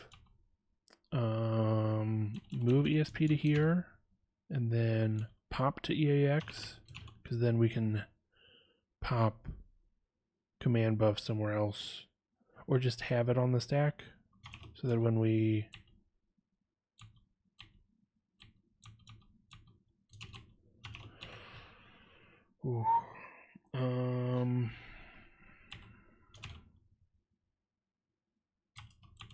trying to think. So at some point we need to have the address of system pushed to the stack, and then at the 4 bytes immediately higher than that in terms of memory addresses, we need to have the address of the command buff. So if we can push the system call address here, not the system call, but like the system libc function address here, then when we return to this address,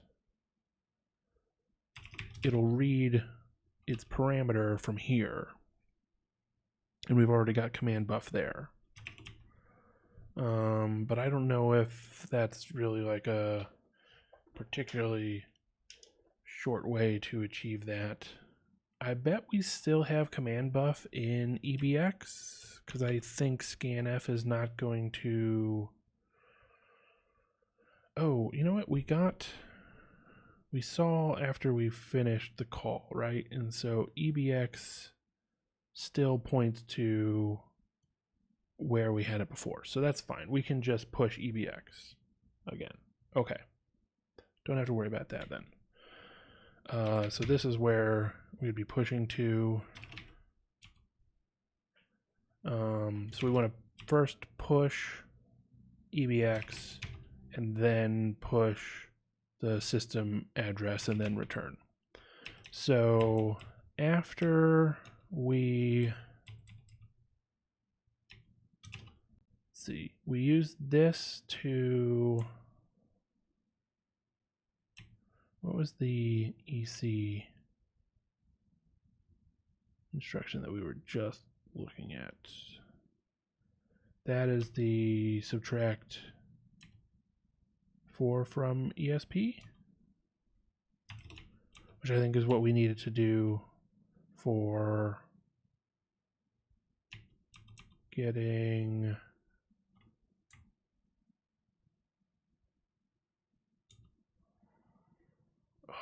why am I'm already like messing myself up.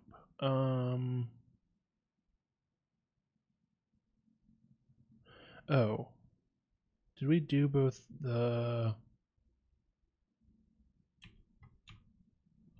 where's the call in here? Oh, the call is happening immediately after. Okay, so right, so we are pushing command buff here, subtracting 4 from ESP, so it points here, and then returning to basically call the gadget, which will ultimately push.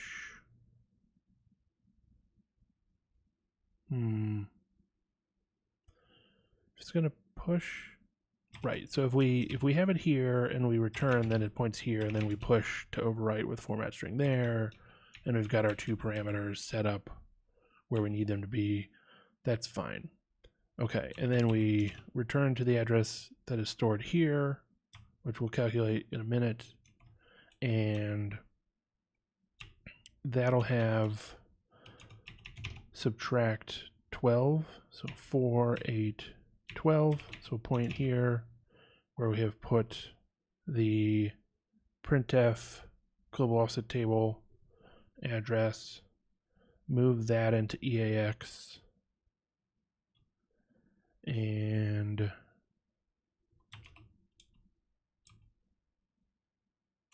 so system matter can't go right there, obviously. This needs to be like buff adder plus 8 times shellcode pos plus 1, 2, 3, 4.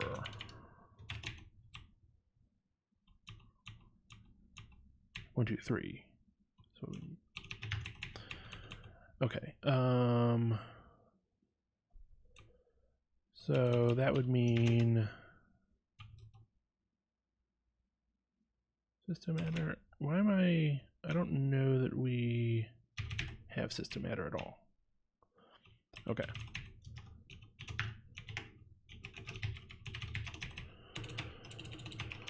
Okay, so we've moved printf global offset table into EAX at the end of this bit of code, and now we need to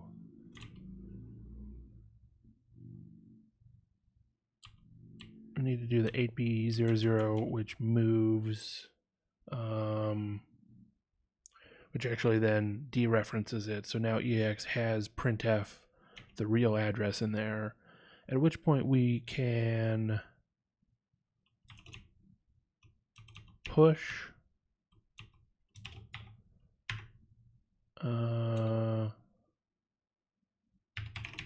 EBX again. So it'll push EBX to here.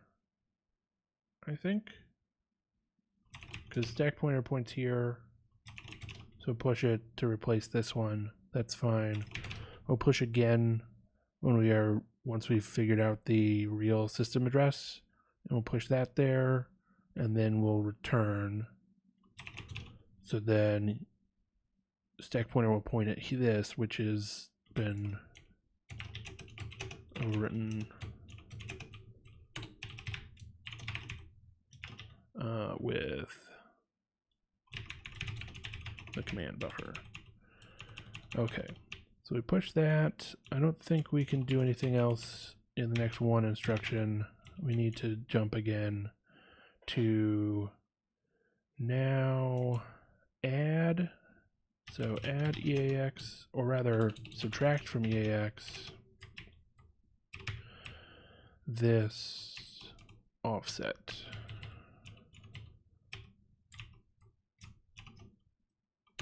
Oh, of course it doesn't copy like that. 14000,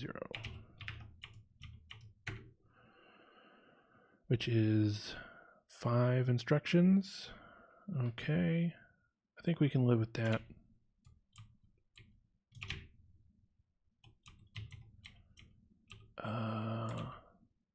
I mean, we can definitely do that. It's just annoying because we'll need yet another line. If only we could do 7.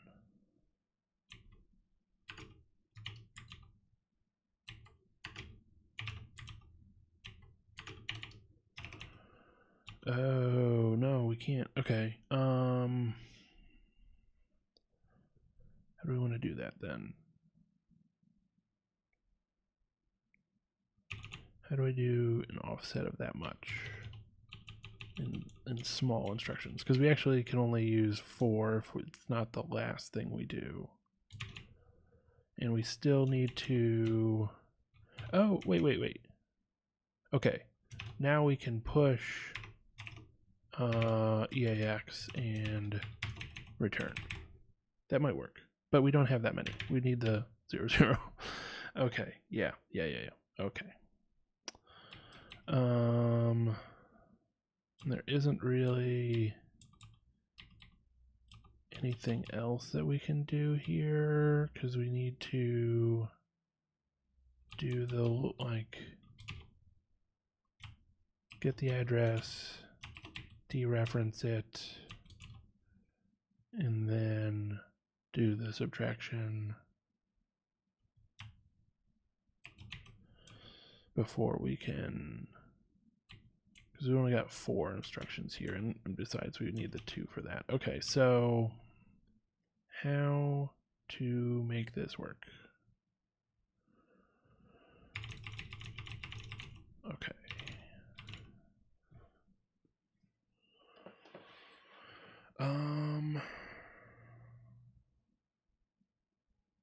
We can load that into another register and subtract 1 from the other.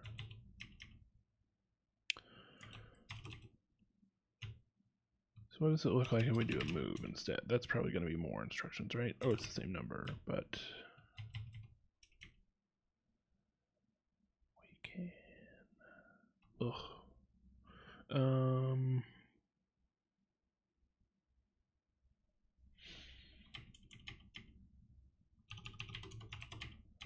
Right, it is off by 3 bytes worth of stuff. Okay.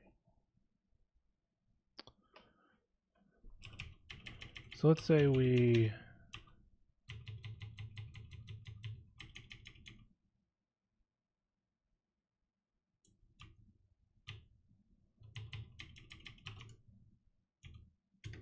have just 2 bytes. Does that help at all? No.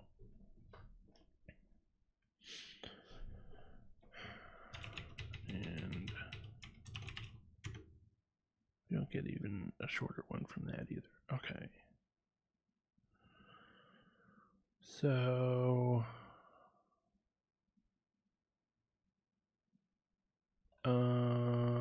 does it help if we do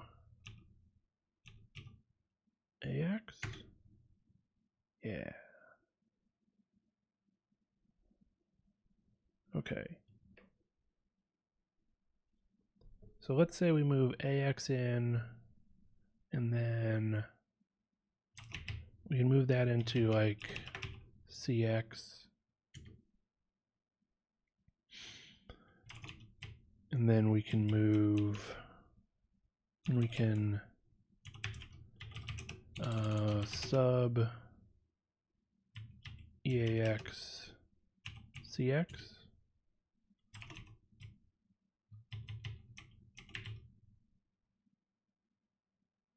Interesting. Okay, but we can do that in 2 bytes. And move CL 1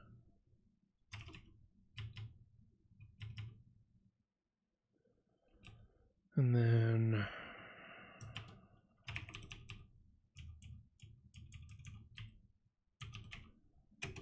shift left ECX by, what is it, 4, 8, 12, 16, and that's 3. Okay. God, the shellcode's going to be an annoying length at this point, but I think we can make it work. And then we still gotta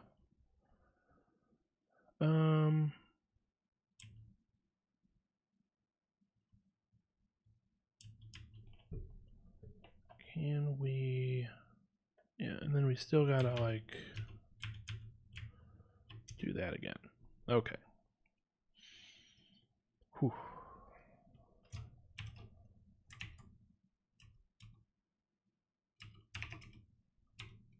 Oh, yeah, can't copy. 66B9D040.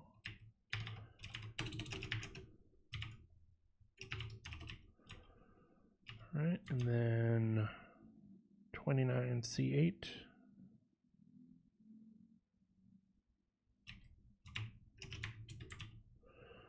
B101. C1. E1. 10. 29C8.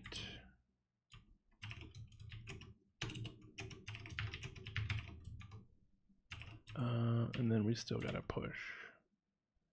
So 58C3. Okay.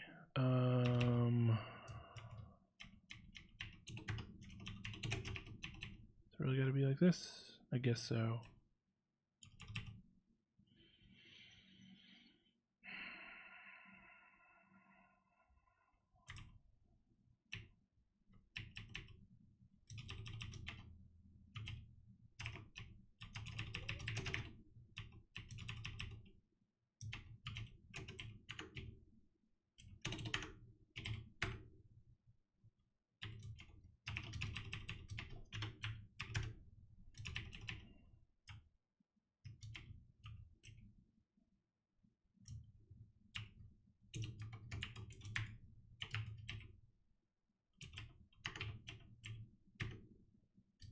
What?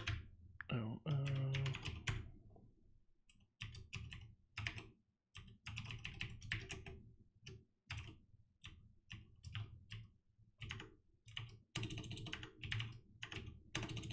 EB02.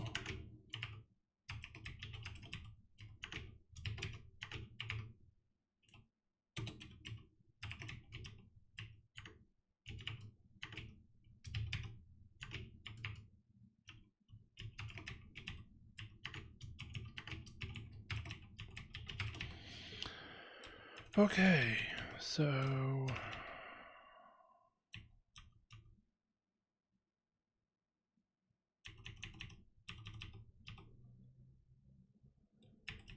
you know what? Let's put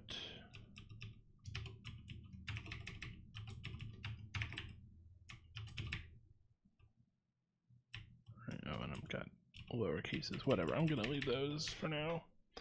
So just a whole mess of shellcode that I probably should have written out as assembly instructions down here, but I think what we're going to do is valid here. So we move ESP minus 12, which is this location, move that into EAX. Then we dereference it back into EAX. So we now have the value from within the printf global offset table entry in EAX. Then we push EBP. Remember, and so this gets the command buff here. Then we do a NOP, and we go to the next one, which is load. No, we don't want that one at all, because this one doesn't work. Okay, then we load 40D0 as we subtract that from EAX, and we move let me double check. Oh, I had it on the other screen. Okay. So, first we move 40D0 into ECX, or just CX. That's fine. Then we subtract ECX from EAX to get the first part of our offset subtracted properly. Then we move 1 into CL. We shift it left 16 bits. And then we subtract that again from EAX, which will give us the last byte that we need in our offset, the high byte of the 3. And then we push that. So that's that piece. So then we push EAX, which will put here the system address that we just calculated, and then we call return. So to return here, ESP will point here, which is our command buff. We should load the shell. All right, I'll try it without debugging, and then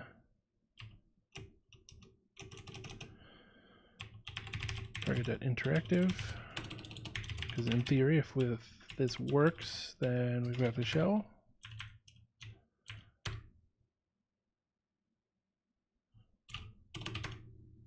I don't think that works.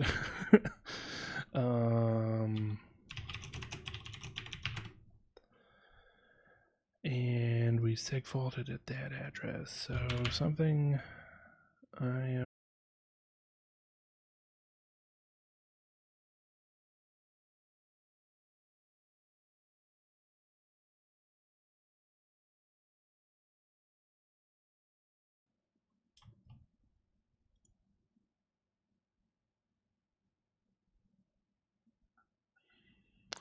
Okay, I guess had to come back as a second stream because the disconnection was long enough from OBS breaking or something. I don't know, it didn't even crash, it just stopped streaming. If you're still around in chat, let me know if you can see this, you can hear what I'm saying. I guess it's buffering for a while before it's going to go out on Twitch. Oh,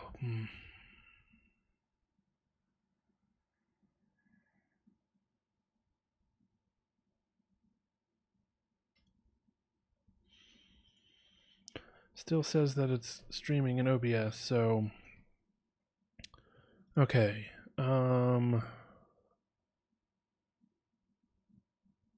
This is going to be the address that we were attempting to dereference. So maybe the issue is we are like when we're doing the ESP minus 12,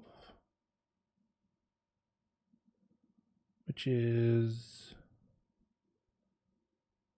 where is it? This one? That doesn't make sense, right?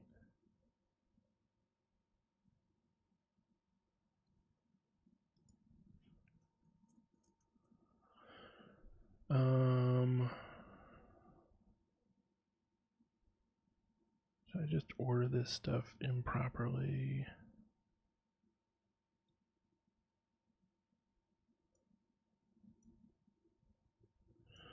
Yeah, really should have written the shellcode. Okay, so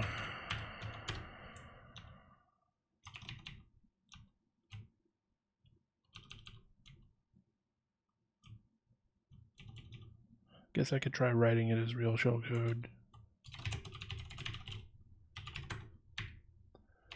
Pop EDI, pop ECX,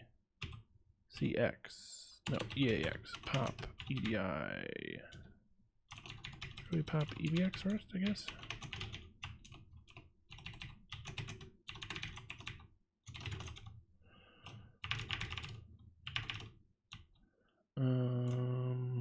Yeah.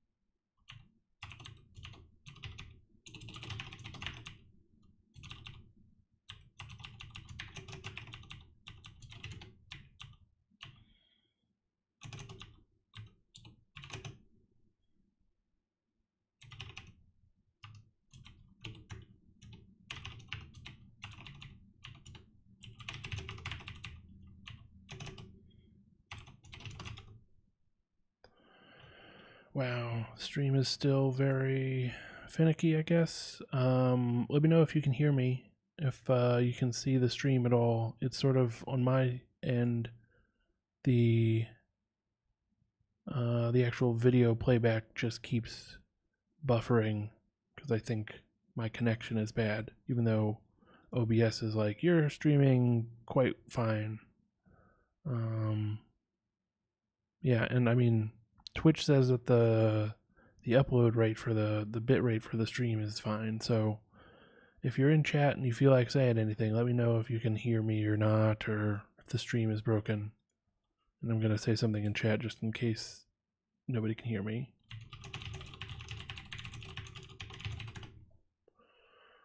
I mean, microphone is on, so if I am streaming, you should be able to hear. Okay, gonna keep going, I guess. Okay, cool. Thanks, Julian. I don't know. Yeah, it broke on my end. It's hard to know if it's just because my internet crapped out temporarily or what. So I got to a point where I'm pretty sure we tried to run this address, this location in memory. That's what I saw from dmessage. Yeah, oh, there we go. So we segfaulted at this address, like that was the IP that we went to. So we, which according to my structure, oh, it's A. So we are like, so this is F, E, D, C, B, A. Okay. But shouldn't that be not the address?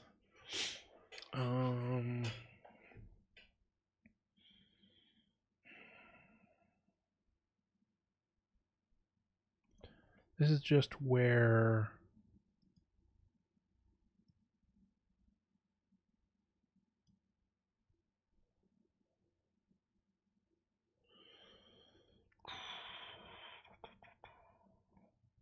it's hard to know.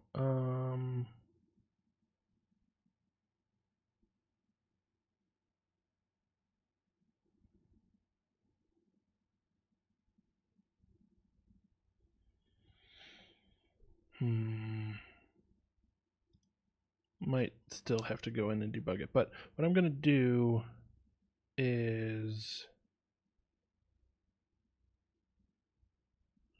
yeah, let me debug it first, and then we will, what did I do here? Okay.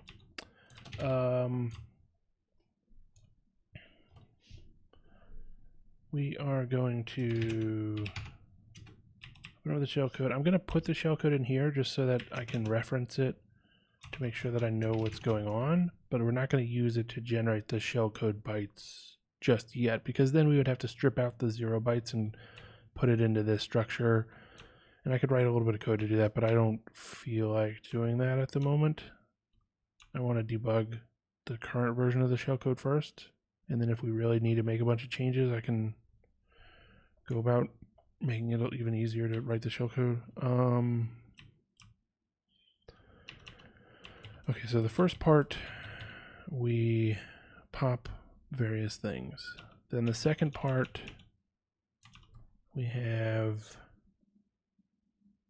83C4, so we add ESP4.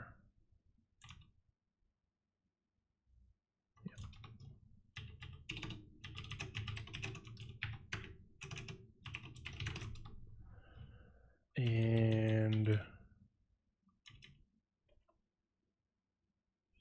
why is that 0C?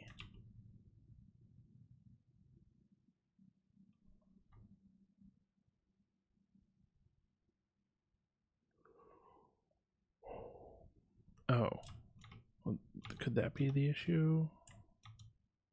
What did I do? I went to the wrong.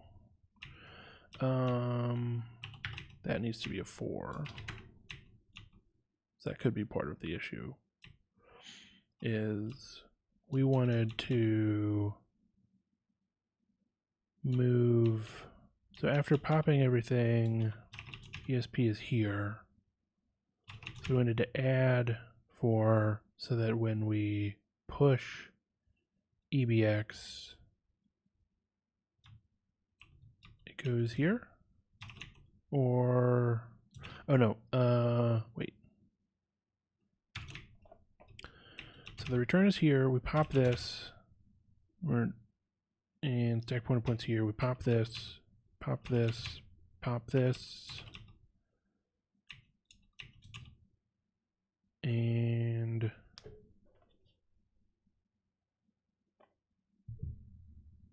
we just pop 2 junk values and 2 string values, right? So pop 1, pop 2, pop 3, pop 4. EX points here. We need to add 4, 8, 12. So we did need to add 12. Okay, that part was fine.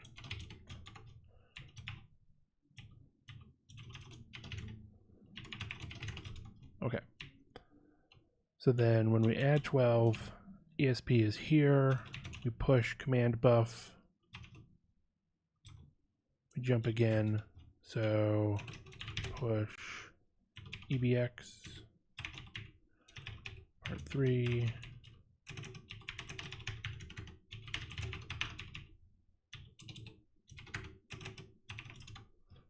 Oops.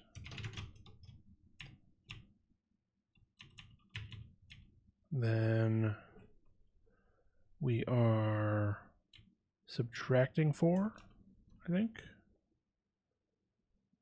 We have it. Sub ESP4 is 83EC04, which is 83EC04, yeah. So sub ESP, and then push, or no, just ret, I think it was. We have, yeah, ret, and then int3, int3. I do it this way? I think we just do int3 that way.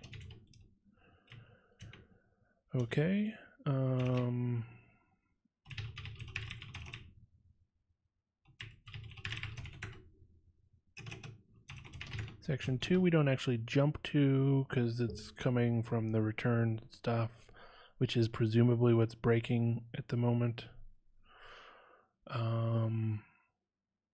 But we will figure that out when we can debug it. So the next thing we do is the 8B4424 FC. Should have done this the first time around.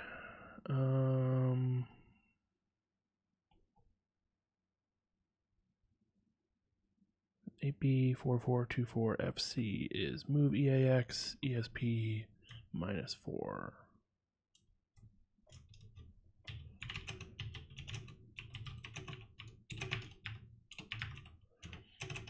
Okay, and that's probably everything we can get without jumping. Yeah. So jump part 4.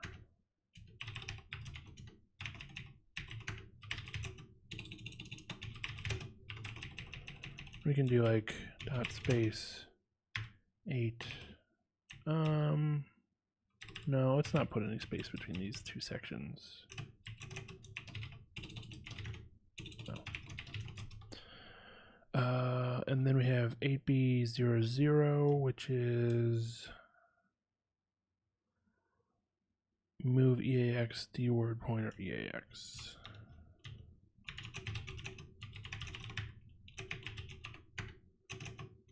Okay. And follow that with push EBX and a NOP. And then we jump to part 5.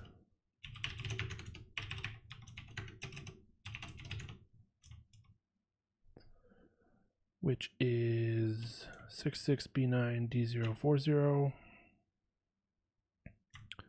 Move CX40D0.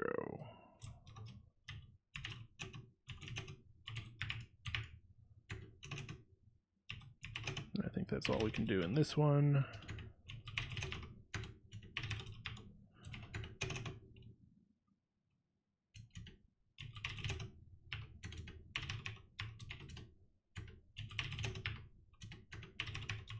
I think we need at least that many parts.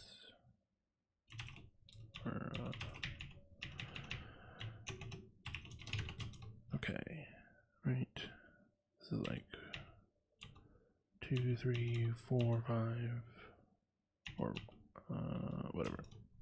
So we got D0, and this is 6, 7, 8. Yeah, okay. Then 29C8 is sub EAX ECX.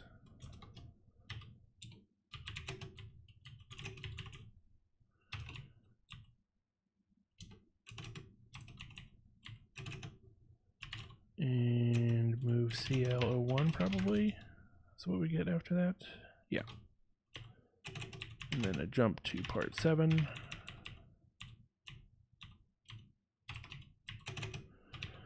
Should be shift left ECX 16 and sub EAX ECX. Can I do that all in one thing? No. We need the NOP and then it goes in the next one, I guess.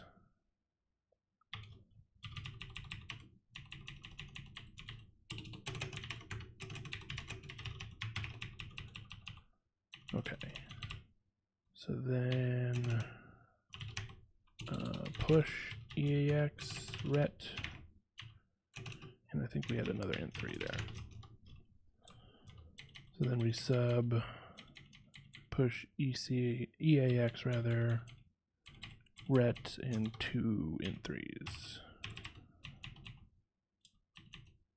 1, 2, 3, 4, 5, 6. Yeah. Okay. Let's see what happens if we try to assemble this. Cone shellcode.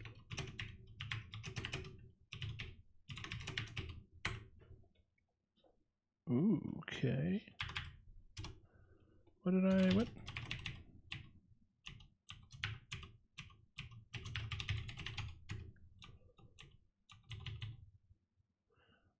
I do with, I forget how I do comments.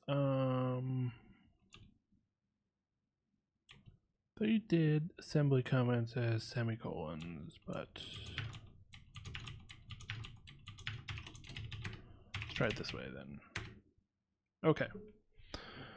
So 5F, 5B, 5F, 58, EBO2, 83, C4OC, 53, EBO2, 83, EC. Now, this should be, I'm missing a jump. Yeah. Oh, so we can do, just to pad it out, null bytes, doesn't really matter. Okay, now everything is properly aligned. So these aren't actually null bytes in any of these. These are the stuff that we need to put so that they get sorted properly. But, so we'll do the call, and then that should return to this address, which all looks right.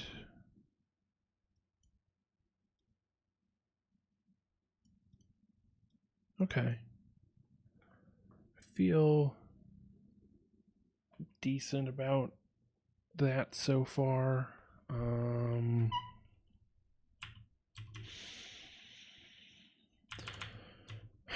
So we gotta debug it now.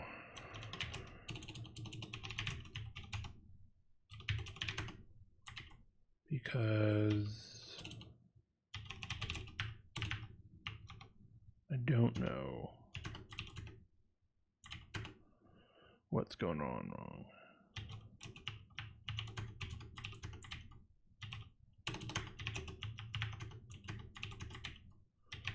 And maybe we will get lucky.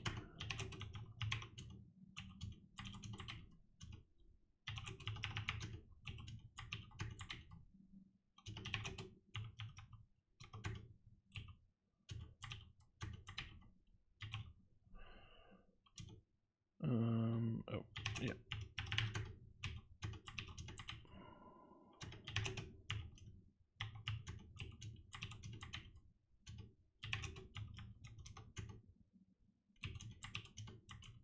All right, we got lucky. That was quite a bit faster. All right, let's walk through our ROP chain to get to our shell code. And can we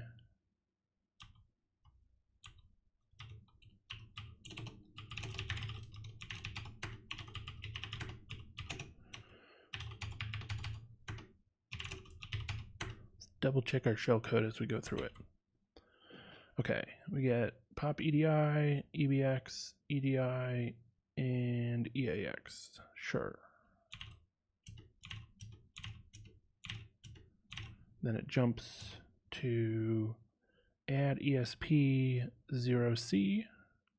Sounds good to me. So now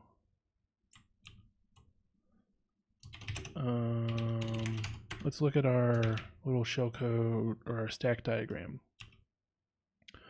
So at this point, ESP is pointing to this address, because we can see this is the format that I've written. This is like, this is the original value and it'll get overwritten with this, but this is the helper gadget address, and we can see that address is right here. It says helpers plus 42, so we're going into that helpers function.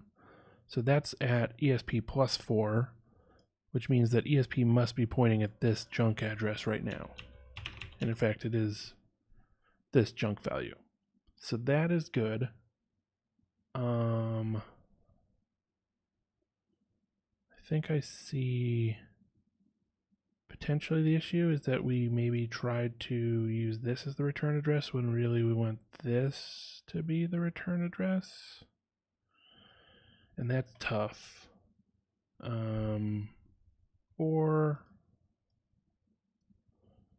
let's see. So we have helper, then GOT,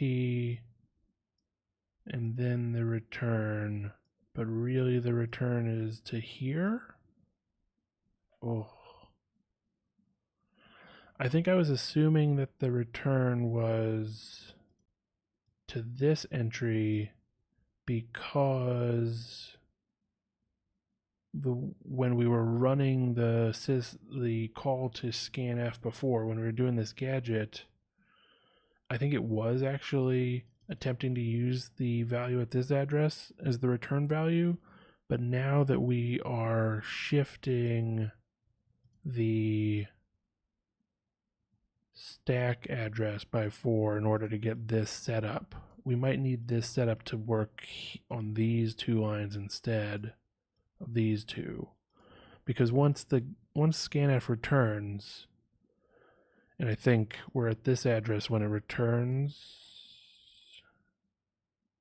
or no, we're going to be at this address when it returns, and then we'll be at this address when it returns, and it'll push. So ESP will be at this address when scanf gets called. When it comes back, we add 16 to it. So we go 4, 8, 12, 16. Well, that seems right. Okay, let me see. At the same time, we definitely got a segfault on trying to use that as the address. So let's walk through it one by one and see what I'm doing wrong. But right now, we're pointing to this address. That's where ESP points. So step 1, and now ESP points at, we're adding 12 to it. Is that correct? Maybe we didn't need to add 12. Maybe that's part of the issue. I thought we want to add, yeah. We want to point at the printf. Correct. So ESP is currently pointing at printf. That's fine. Oh yeah, maybe we only need to add 8 and that'll fix it. But let's say we're pointing here, then we're going to push command buffer, we're going to push format string. We're going to push command buffer and then we're going to return. So we might need to fix that situation, such as pop help gadget into a register so that we can push command buffer and then push the gadget address and then return. But let's follow through on the logic that we currently have. So next thing we do, we push to this location, the command buffer address, where we're going to write our command to. So far that works. Jump to the next section, and now we subtract 4. Sure. And then we return. So by subtracting 4, now we're pointing at the help address, the helper gadget address on the stack. Okay. So, yeah.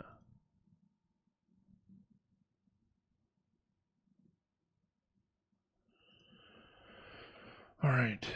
Then we return to the gadget and we push EAX, which replaces the gadget address with format string. So now we have format string in this location. Then we're going to call scanf. That scans in the /bin/sh that is passed in from Pwn Tools as the additional input. And ESP is still pointing at this location, and then it's going to add 10 to it. So 4, 8, 12, 16. It's going to add 10 hex rather. Which means that it should, okay, let's double check. So plus 10 is this address. Yeah.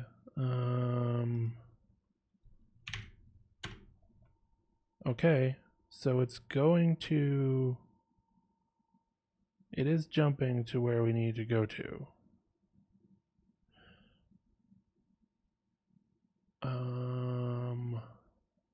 Why are we, okay.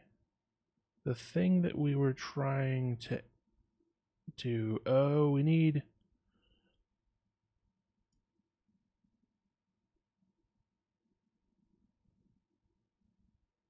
yeah. Why are we doing ESP minus 4? Because if we return here, then ESP points here, and we need ESP minus 4, 8, 12. Huh. Okay. That might be the issue.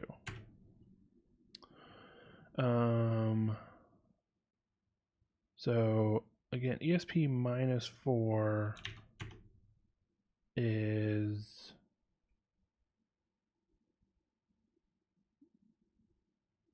just going to be the address that we just went to. Yeah, so let's do, and then we're going to dereference that, which just adds, which just gives us the address on the stack of the second section of the, yeah. Okay. And then let's see, we just shit, what was the instruction that we just did? Is it just a jump? Okay. We jumped past that stuff to move into CX, that value. Okay. And then we're going to subtract that from EAX. So this is the original value of EAX. I'm going to put that in temp.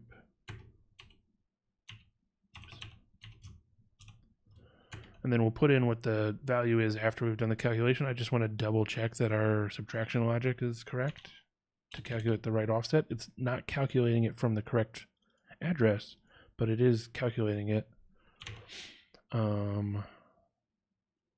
So then subtract it from there. Okay.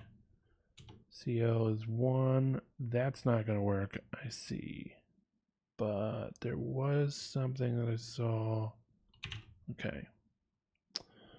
And then shift that by 10. Yeah, that's bad. And then subtract it again. Okay, so our subtraction logic is wrong. I wonder if we can get away with so when we are doing the move CL 0, 1, we are only writing the low byte of the register, and we really want to switch it so that the whole register is a 1. So I'm doing a 0 extend, but I feel like that's not actually going to change anything. Why do I not have?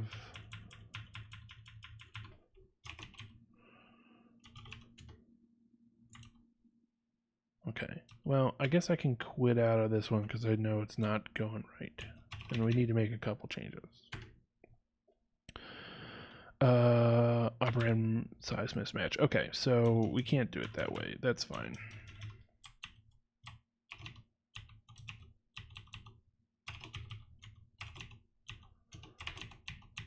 So here's the thing. We can't move this value in but we can do it here.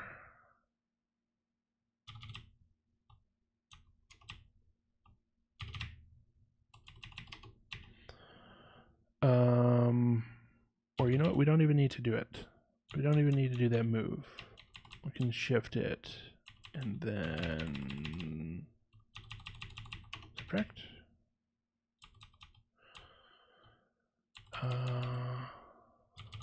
Might need to do this.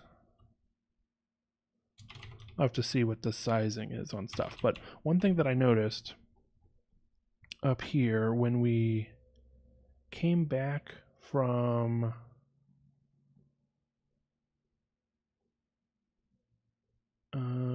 where was it?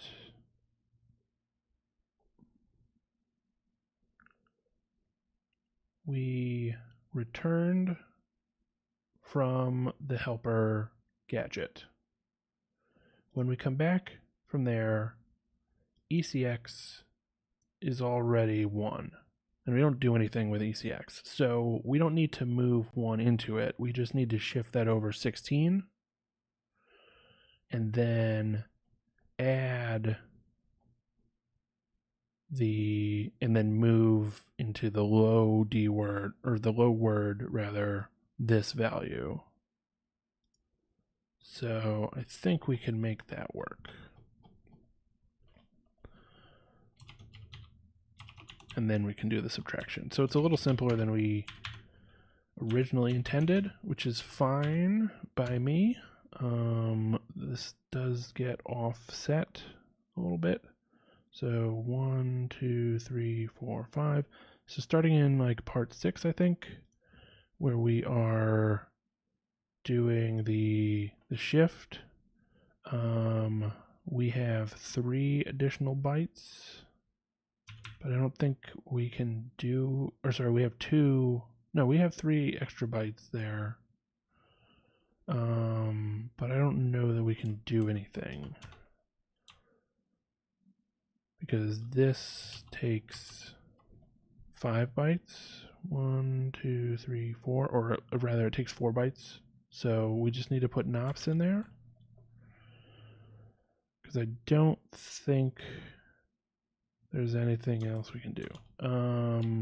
We've only got 1 extra byte on this entry. Don't have, so this must take 4 bytes. This must take, let's say we can rearrange stuff a little bit. So if this takes 2 bytes then, or no, yeah, this will take 2 bytes. So then we got 2 bytes here, whereas this takes 3 bytes. Oh, okay, yeah, damn. Is there a place where we can put it? Not really. But we don't need to do multiple subtractions. So we can just make this part 7. Because we'll have the full value in ECX all at once.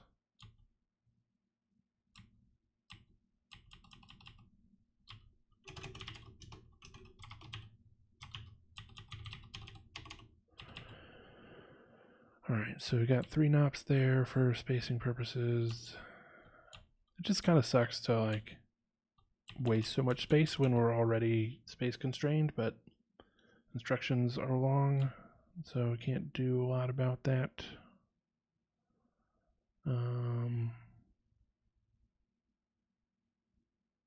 Yeah. Okay.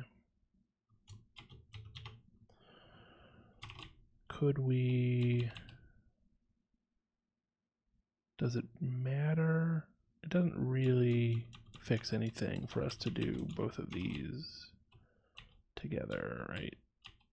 I think this is 3 bytes, and this is 3 bytes, so can't do anything about that. Or no, this is 2 bytes. So if we moved, no.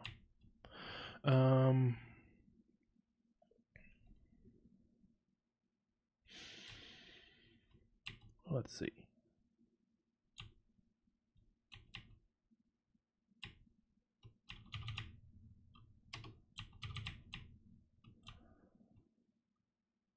So this is 3 bytes. This is 1 byte. Right? If this is 3, how does that make sense?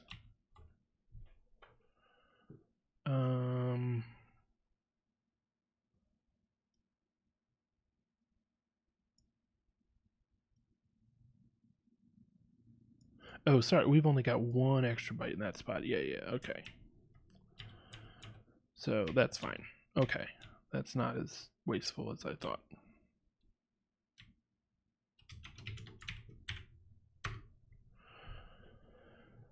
Okay, everything seems to line up properly. Okay, and then the other thing that we need to do is this needs to be minus C, I think, because we are, where did we go to ESP minus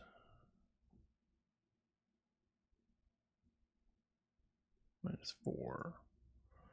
So ESP was pointing at this location. So we went to minus 4 and we need to go to 8, 12. Yeah. All right.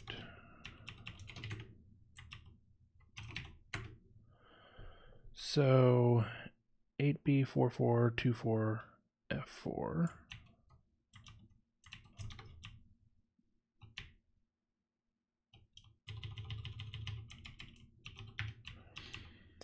And then 8B005390.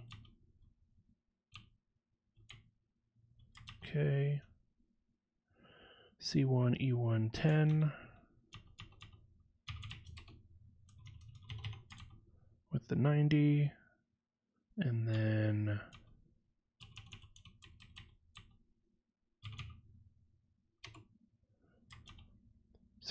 B9D040 and 29C858. We have 50C3.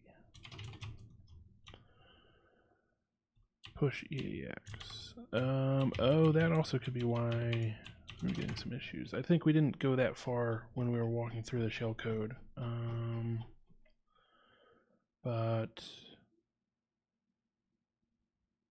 And we need to not pop EAX, right? We want to push EAX. Why does it say pop? That's not a, okay.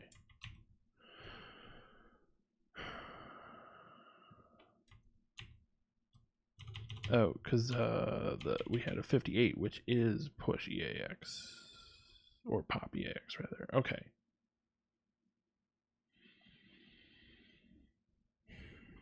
I see. Yeah, so that's why we got the FA, because we should have pushed. So we were pointing at this address on ESP, and we said pop EAX instead. So that popped this address off, and now we're pointing at this junk when we do the return. What we meant to do is say push EAX, which would push the system address here, and then we'll return. So a few different issues, but I think we have, I feel a lot more confident about the code at the moment.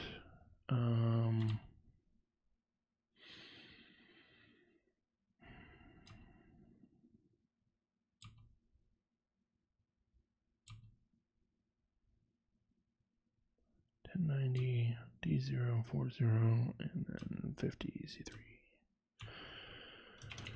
Okay, let's give her a shot. Nope. Where's the message? We hit a trap.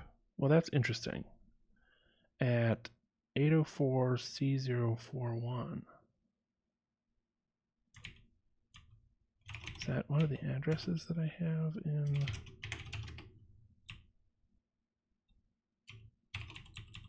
Yeah. Why are we returning to the command buffer then?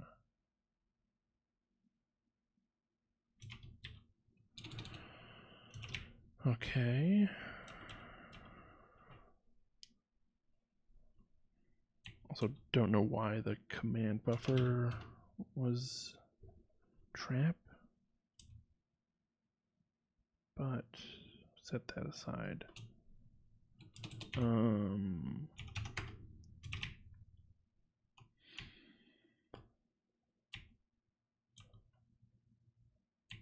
So if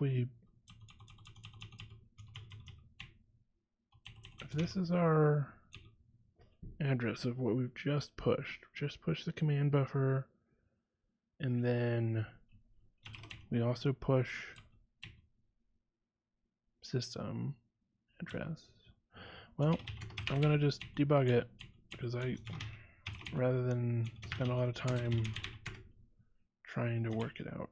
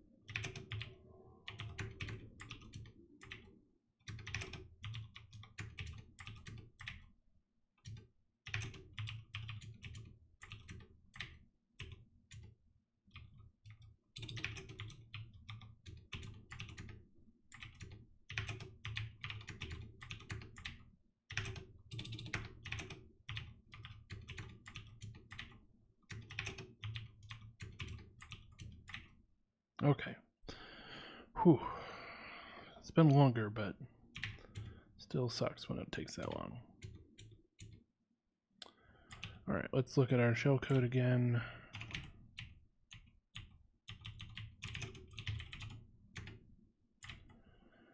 EDI, EBX, EDI, EAX, sure. And then push that and jump, subtract 4 and return. And now it pushes EAX and calls scanf. Okay, we add 10. That address is now to our location on the stack for the next section. Okay, so now ESP points at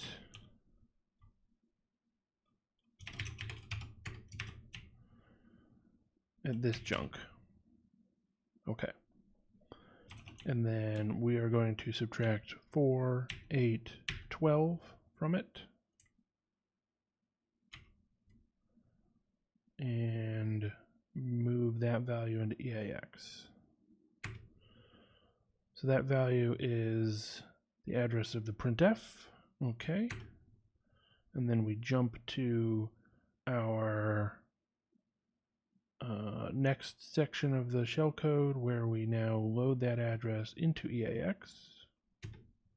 Good. Now EAX points to printf.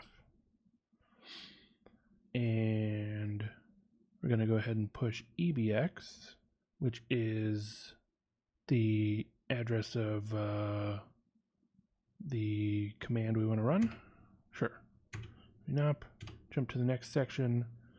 And now we shift ECX left by 10. Okay. Nop. Jump. Then we move 40D0 into the low word of ECX. So that's our offset, 140D0. Jump. Now we're going to subtract that from EAX. Now EAX, as we can see, has the address of the system function. Okay, I feel good about everything so far. It's the beginning of the system function. ESP points to our command string. So we are going to push EAX. And then when we call system, we're going to return into it, and ESP should still be pointing at bin/sh because it shifts when we do the return. Okay, so now we've called system with /bin/sh as the first parameter. So if we do finish, why do we get a temporary breakpoint? What is this nonsense? Why did we get here?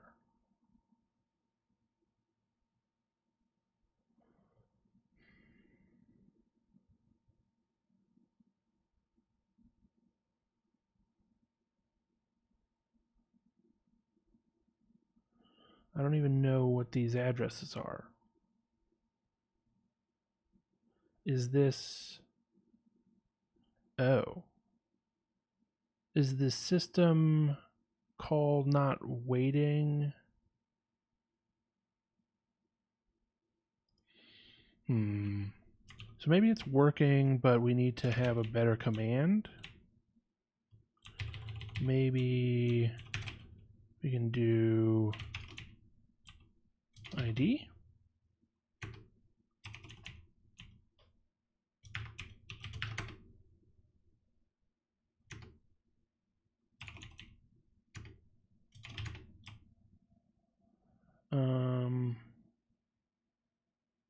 Because how did we get into... How do we jump to that string?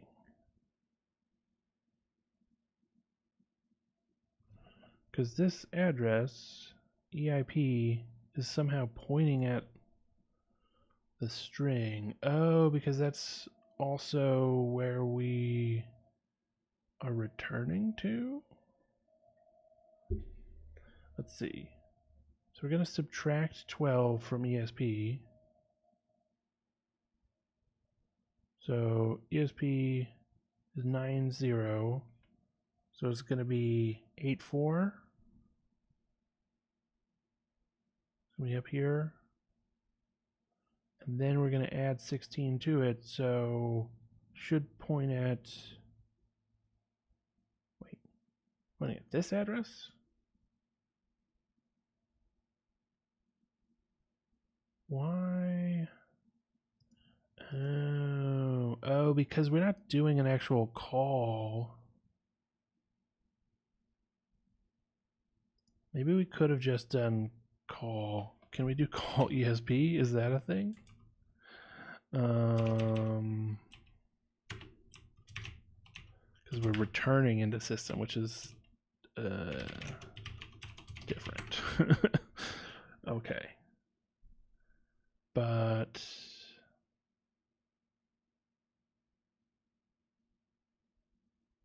let's see if that works.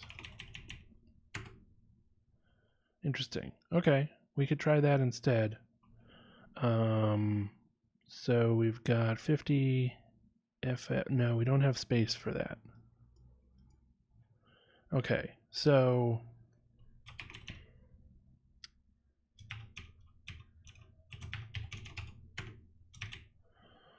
I mean, we could certainly make another entry into our shellcode, another line of shellcode, but the issue is that we are pushing the command buff here and it's looking for the command buff here. Because really it wants the return address from system to be here, because that's what would get set up if we called system in the usual way. So we need to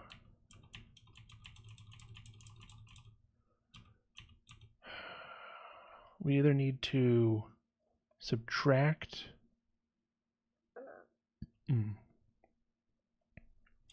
we could maybe do another push. I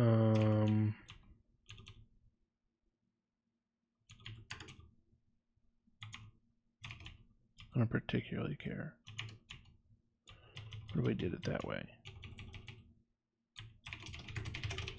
So instead of call ESP, we're still going to do ret, but we're just going to push 2 of these.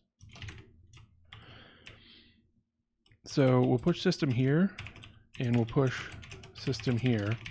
This is the one that we're actually going to return on, but that just means this doesn't get used. That's fine. I guess it will return back to the system call, and the next one will fail, but we should get our shell from this, and it'll look for the command buff here.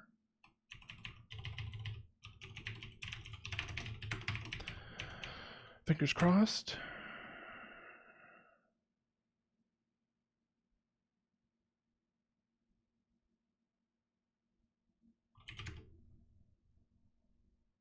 Is it just taking forever to find a working one? Or is it waiting for input and not telling me? It's on receive all, which is in the success case, I think? No.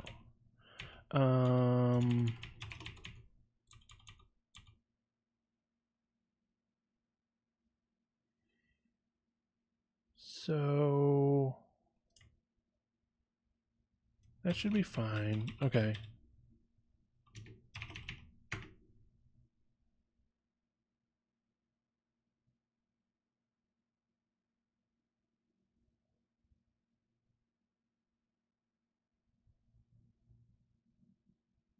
I think there's just something wrong with my looping logic that is working around the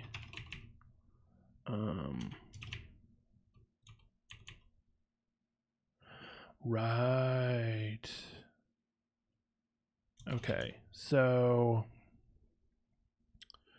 we were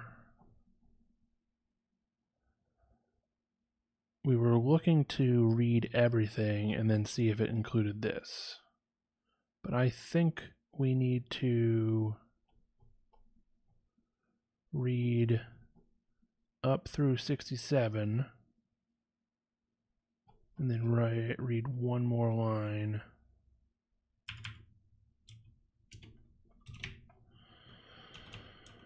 Okay.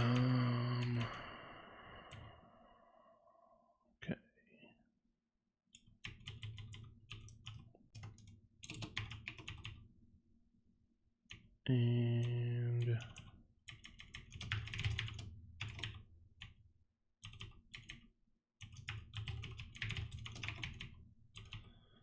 let's see if that works.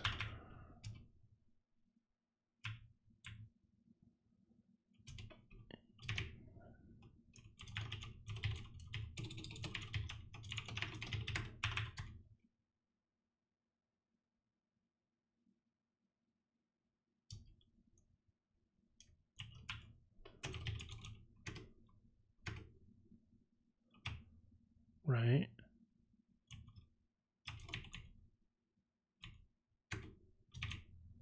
So we printed res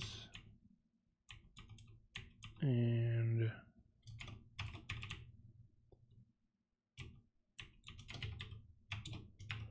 let's do this as like 3, just make sure my loop logic works. Okay. So then without debug, should find one eventually. And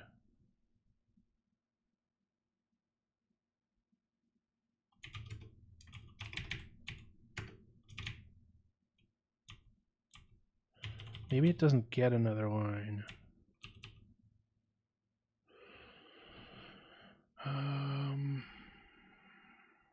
How do we make this work where it'll print 3 stars? It'll print the stack smashing line if it fails. Otherwise, it will print.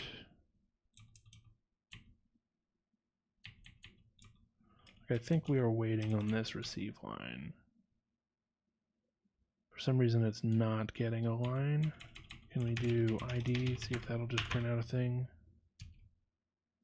Yeah, okay, so that is working. I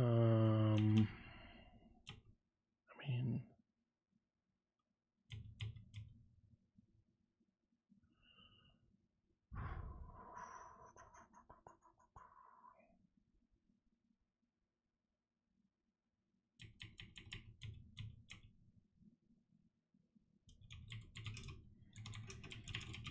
maybe we can do it that way.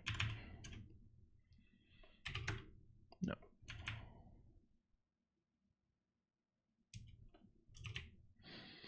Well, okay. I feel like I got it to work. We got ID to print, like it's running a command that we want it to run. And really the only issue is how do I read something in?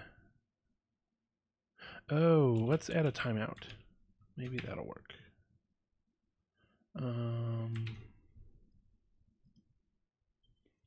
Do timeout and receive line.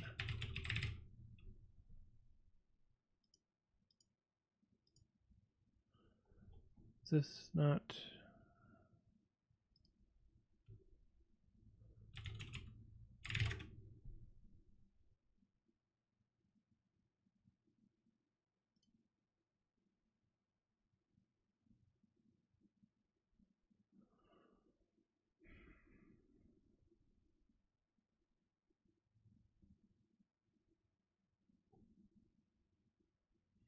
Okay.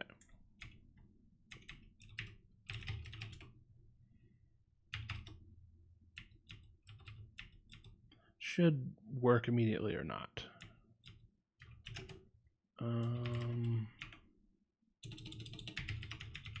Whatever, I'm gonna leave that in, doesn't matter. We got the shell going. Wow, that was a lot of work. So as a treat for myself and for anybody who's stuck it through this stream and perhaps any of the previous ones, I am going to work on this pwnable challenge that Julian sent over. So we can see what is up with that. I put it in extra, I think.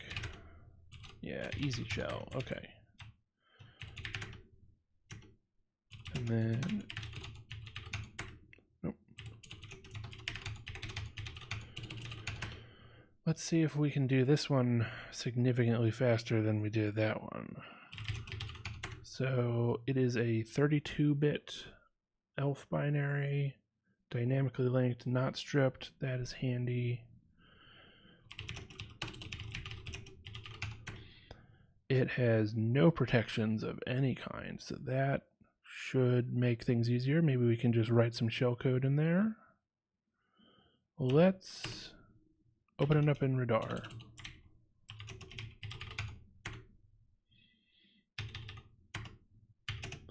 And so I'm going to seek to the main function, because Radar is usually pretty good at identifying that, especially now.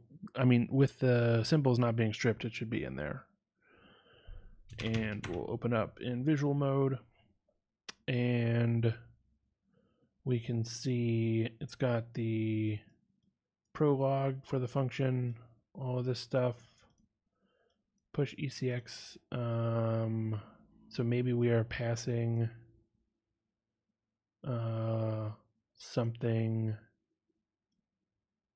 passing a stack variable address to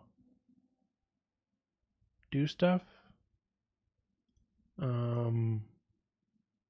It's also possible, since this is ESP+4 and we haven't yet done the normal prologue stuff, when we run the load effective address, that this is actually a parameter and it's just the compilers doing it in a less than usual way.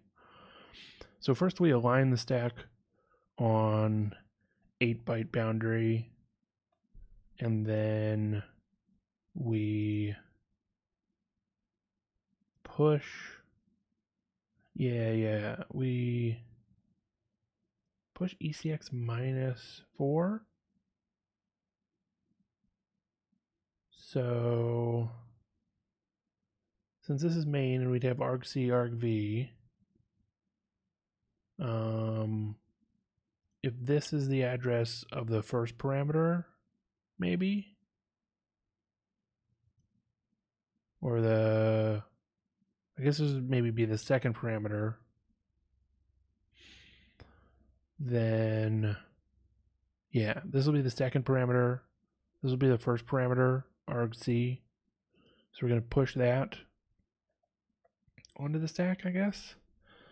Then we're pushing EBP in order to use it as the base pointer, even though I don't know that we're making use of EBP anywhere. And then we push ECX being the second parameter. I mean, I'm not sure if that's a good read on what's going on here, to be honest, but we will see what happens in the do stuff function. Is it gonna let me go there? There we go. Oh goody, we get this again, where somebody's printed out a very long string that's probably some kind of ASCII art, and Radar is like, let me show you every space that's in that string and make it part of the name of that string symbol, or flag, I guess is their term. So they have an address in the data section that is somehow been labeled shell by Radar. They're going to call printf. Oh, it's probably got the word shell somewhere in here. So these two are the same instruction, these two lines. So we move the address of that string into EAX, and then we push it to call printf. I don't think, it doesn't seem like this actually used anything that was pushed on the stack from the main function, so all of what I was talking about before probably doesn't apply. Because we don't have any arg related stuff. We're not doing anything ESP plus something else, it looks like. Or in this case, since we set up EBP immediately, we aren't doing anything EBP plus a value, or it would be listed up here as one of the like arguments. So then we're pushing printf, or we're pushing the string to printf. So it prints out the whatever. We flush standard out to make sure that gets printed to the user, and then we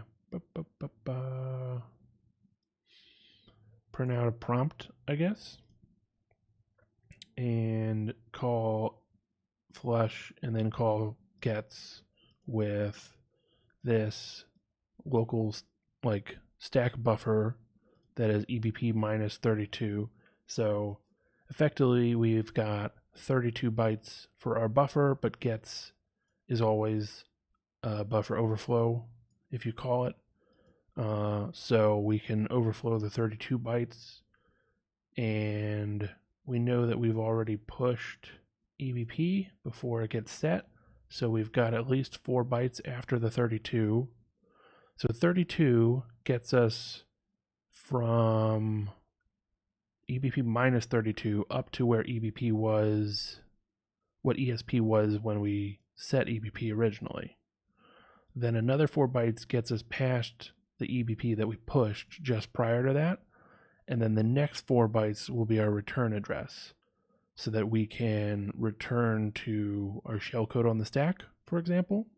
We could go ahead and throw our shellcode into the buffer and jump to it because there's no ASLR, so we know where the stack is going to be. And I think that's probably the way to go. That's the most straightforward option, I would say. So that's what I'm going to start with. So in order to get the stack address, I'm just going to run it in GDB.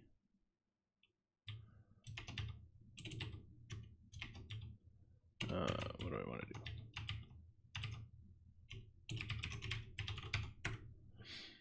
do? And disassemble main, and we can do, actually we can just run it.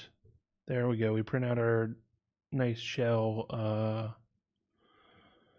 whatchamacallit, ASCII art.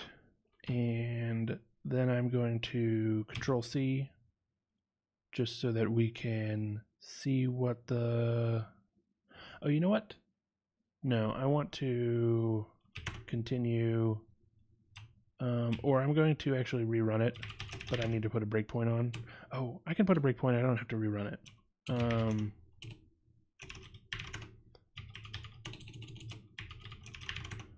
So we'll put a breakpoint on, where do we want to put it? Oh, we don't want main. We want do stuff. So we can go ahead and put it on 85.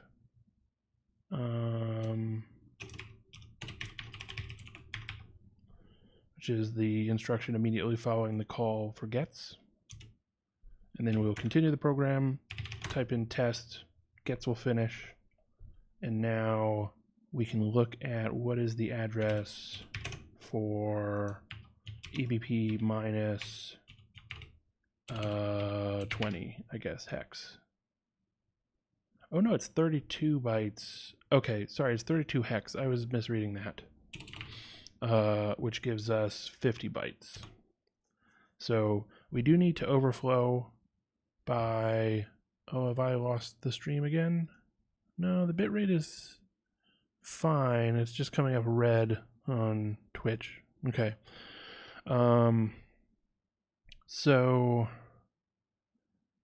this is the address that we need to throw in at 50 plus 4. So after 54 bytes, we need to throw in this address. And then the beginning of our input can be our shellcode. So that's fine. In that case, we can do pwn shellcraft -c, I believe. No. You just give it the name of the shellcode, which is like i386.linux.sh, I think. There we go. And I want that as raw bytes, and then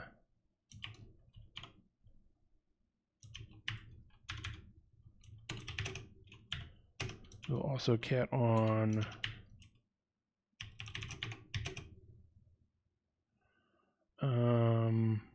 actually, how many bytes is that?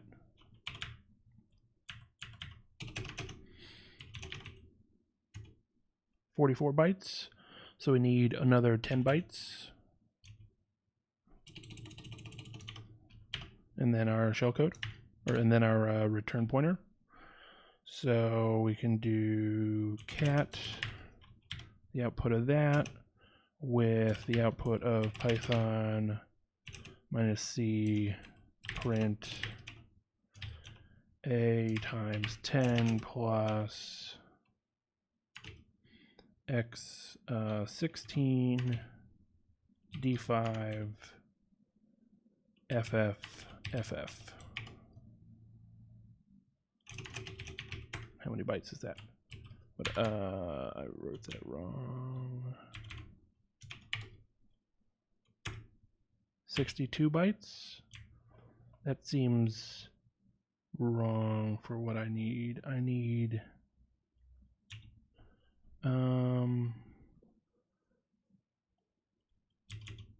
is cat doing this is 4 bytes plus 10 bytes 14.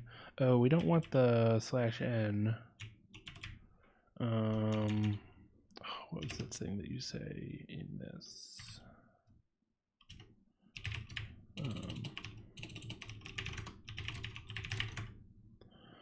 We can say end equals nothing, I guess. And that takes off the /n. Still too long. Not sure. We want it to be 58 bytes, so we're 3 bytes too long for some reason. Let's see what it looks like in hexdump. We've got our, why is this?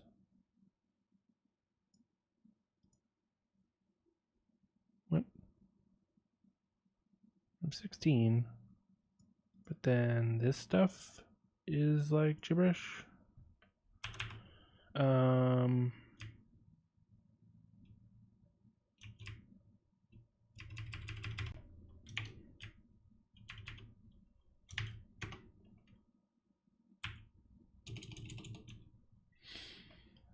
Why is that not working in print, in Python rather?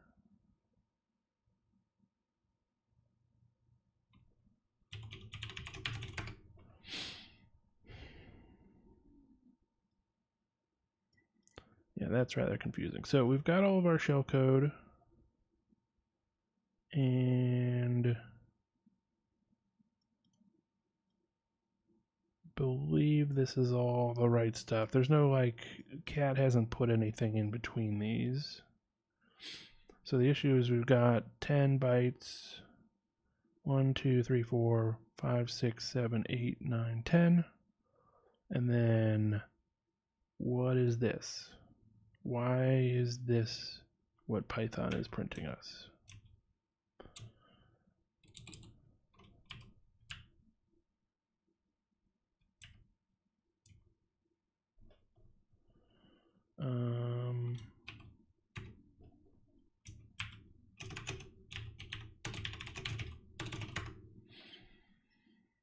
Yeah, okay. Am I going crazy here?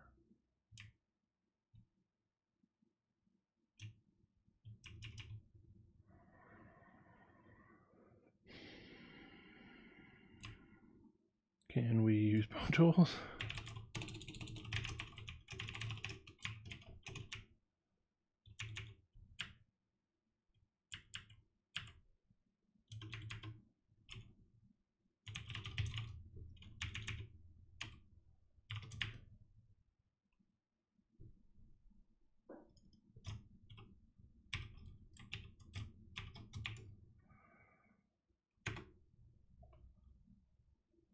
No. That's gonna be bytes.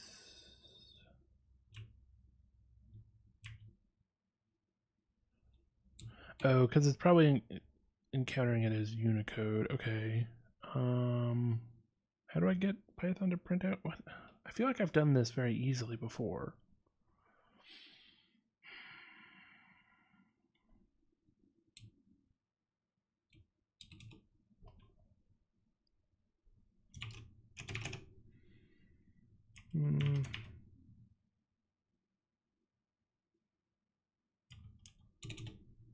If we do dot decode on this, it's still gonna, yeah.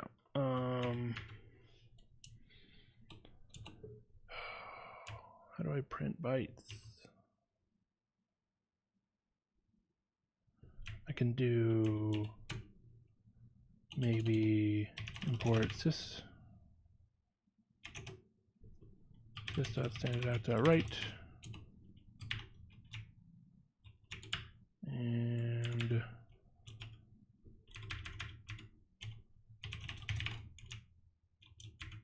I'm making this a lot harder than it needs to be by doing it, trying to do it without writing an actual script.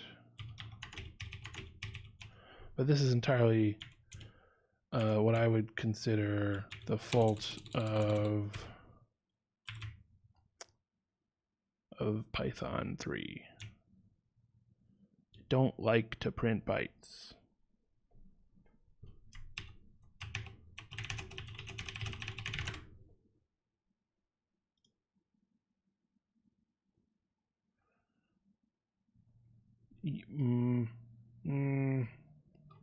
Oh, .buffer.write. Okay, you just got to use the like the lower level situation. Okay, wow. So I just got to do a whole bunch of extra crap, and then you got your shell code. Great.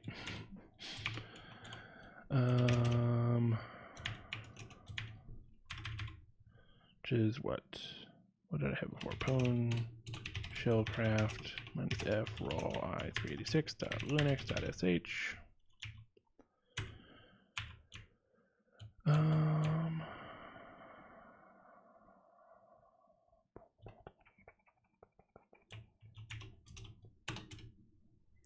All right, that's the 58 that we need, and we can, and then let's do like a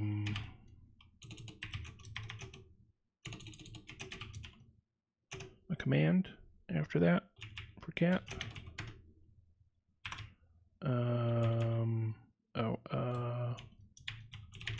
Sure, whatever. Okay, then do printf /n id /n ls, and we can pipe that to easy shell. Okay, I got it wrong, so that's fun.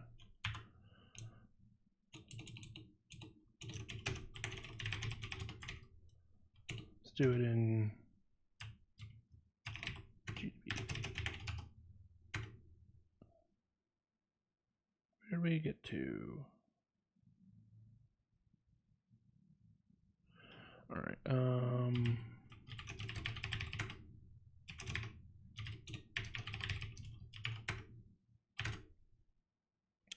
So now we're going to jump to our shellcode.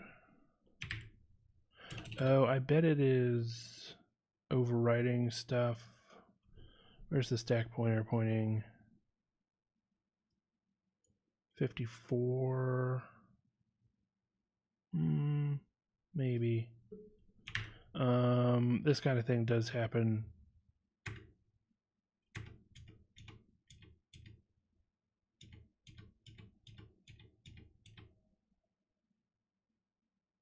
Yeah, so in the middle of our stack, in our shell code, we had some issues with the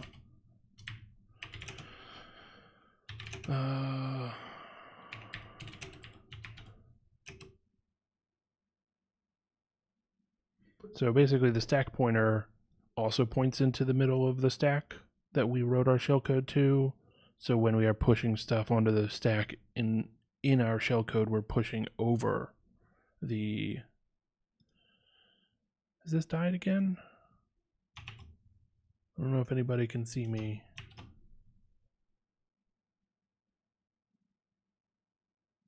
Seems like it's still alive, but a bunch of people left. And then I get a network error when I try to load the stream. Again, I can't tell if it's on my end trying to load the stream or if other people can actually see it or not. OBS says we're good and the bit rate is okay. If you're in channel right now, it says there's only one person, and I still can't tell if that's me monitoring the stream or somebody else actually watching. But if you are watching, and you can see what's going on, feel free to say something in chat if the stream is still working for you. Otherwise, I think it's going to show up on the VOD. So what happened was our stack pointer pointed to the middle of our shellcode. So when we push stuff, we overwrote the shellcode, which then breaks it. So all we need to do is add an instruction ahead of that that says something like sub ESP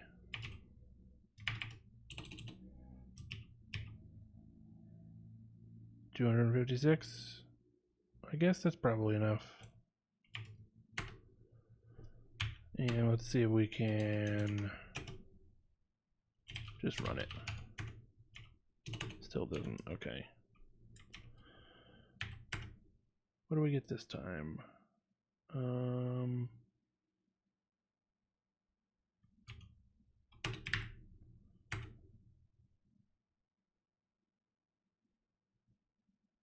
What?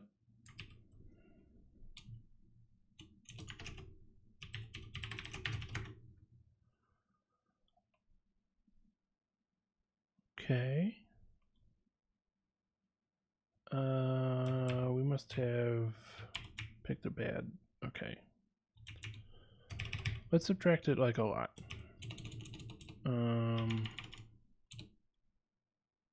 Sure. No? God. I'm making this harder on myself than it needs to be. Okay. So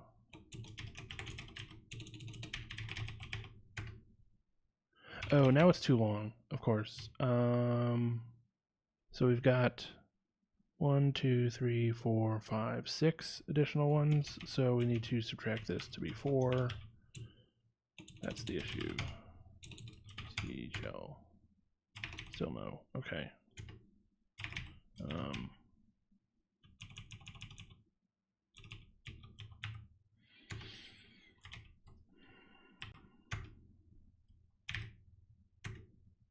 Okay.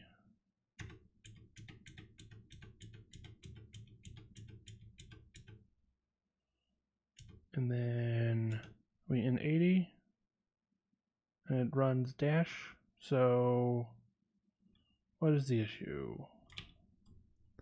Doesn't take our additional input. Oh, the okay. So then the issue here is we need to actually it's simpler to run it with Pwn Tools. But if I take out the extra stuff, no, we don't have. No, that should be fine.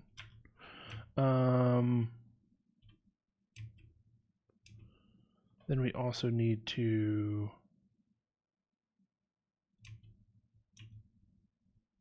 do a, yeah, why doesn't the dash get the ID?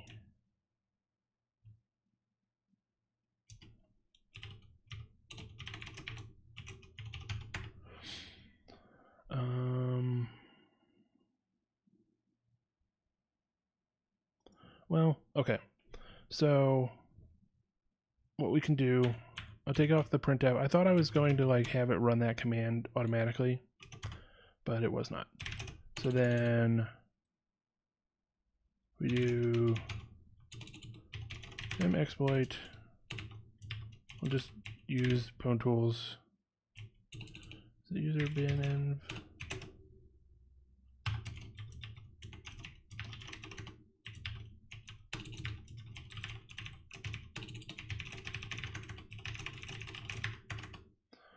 Then we say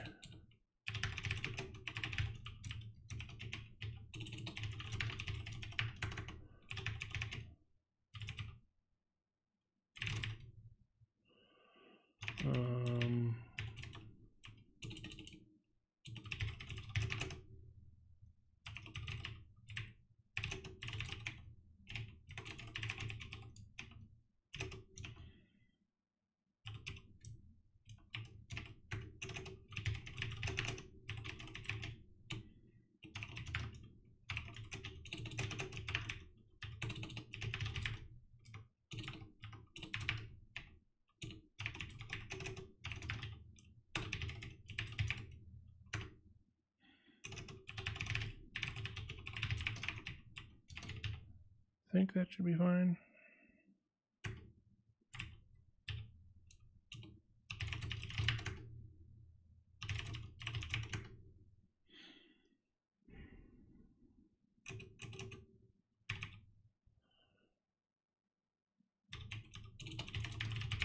Ever read? All right, let's give it a shot.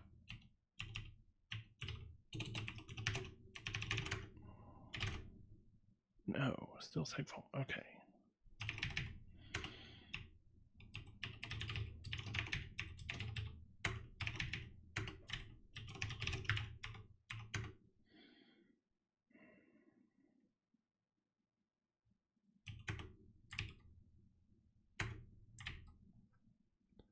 So we were all set.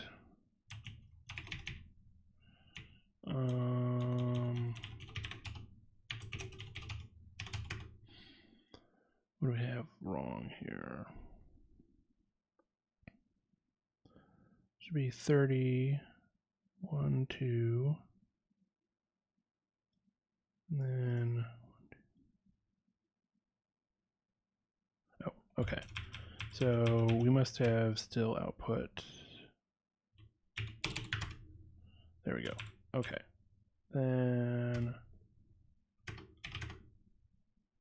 no, all right.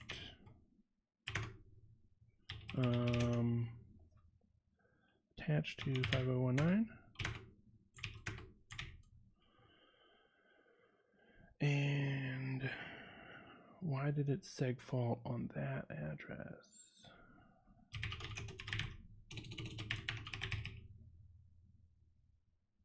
Is that not the right address?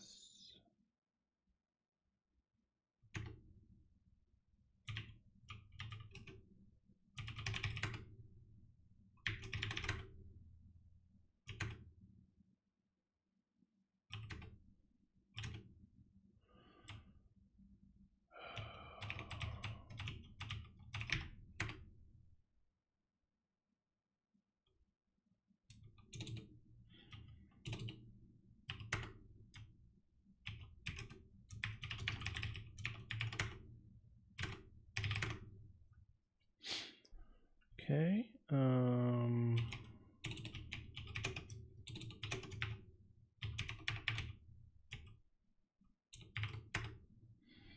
Why is that address different now? There's no ASLR, so... well, I guess the address is different after we did the... Yeah, because I think we just added 10 to ESP. Okay. And then the leave changed it around. So we really need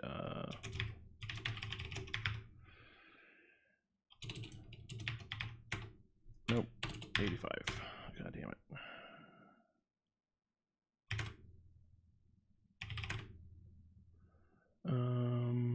Okay, so then what is... Yeah, that's the address that we want. Right, okay.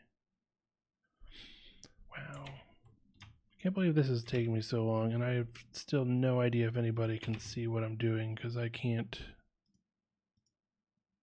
see my own stream on Stream Manager. It's just not loading.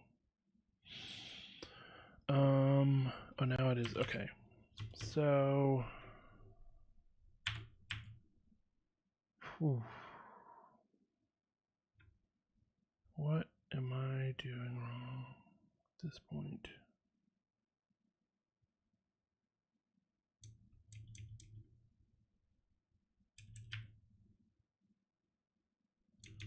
Is it actually, even though it's no PIE, we don't know where the shell, we don't know where the stack is, I guess. So, yeah, we need to do Rob. Okay, that's my bad. I was assuming because there was no protections on, but of course, if ASLR is on the machine, you still get a random stack. So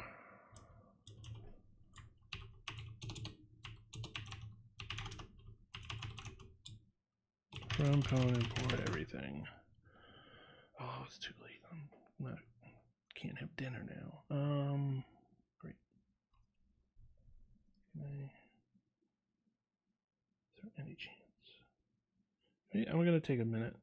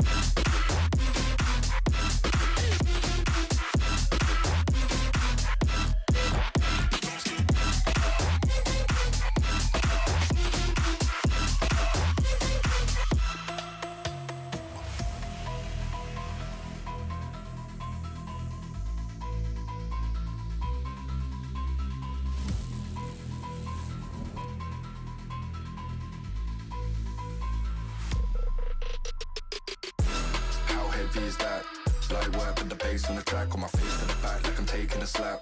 I need a drink but it's straight from the tap, and I'm hating the slack. Couple man stand around like they hate in the gaff. Please stop talking that trash, cause the vibes in the front all the way to the back.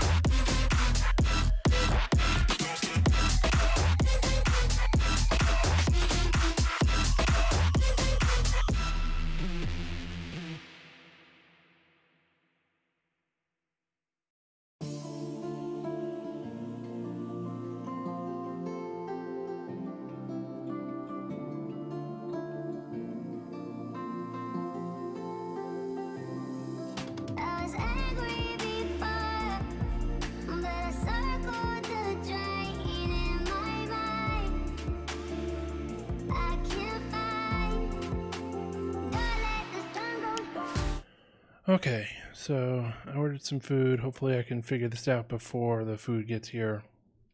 Let's see. I need to turn off the music on my side. Need to do a ROP chain because we don't know where. We haven't leaked any kind of shell or stack address rather. So yeah.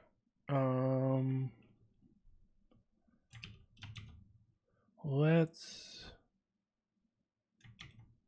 look for ROP gadgets.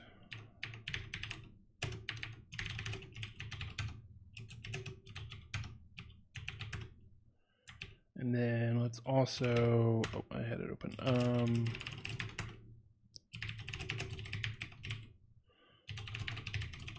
See what's in the GOT and the PLT.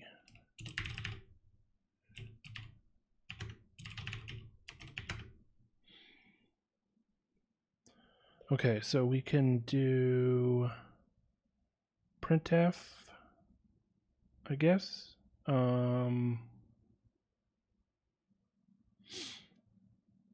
can have printf print the address of printf, and then we have the base address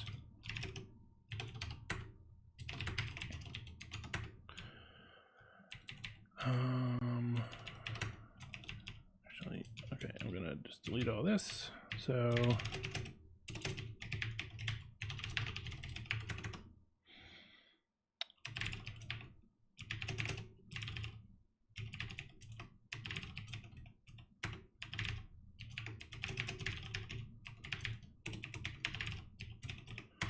we'll get the GOT location and the PLT location for printf. Then we need to set up our ROP chain, and we can say target equals binary dot process, and we'll figure out what to do from there.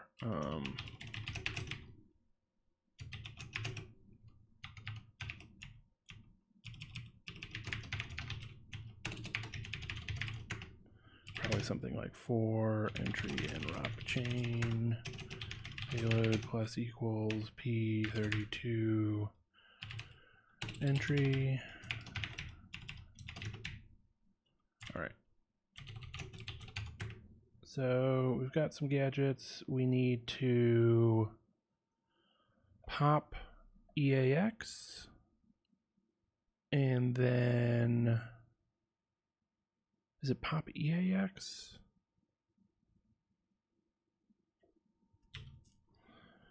What is the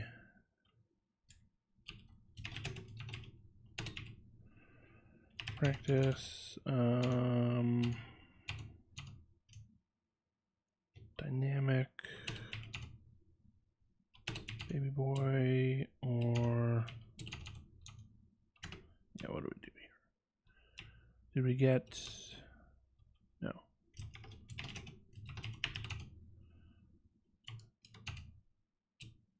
8. Service maybe. We get the. This one we're also not doing.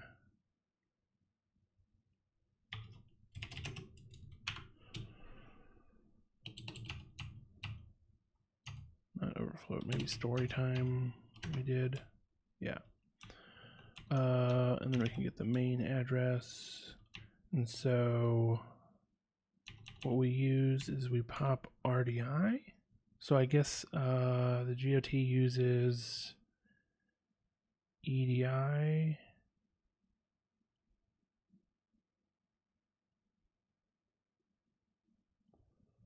That seem correct?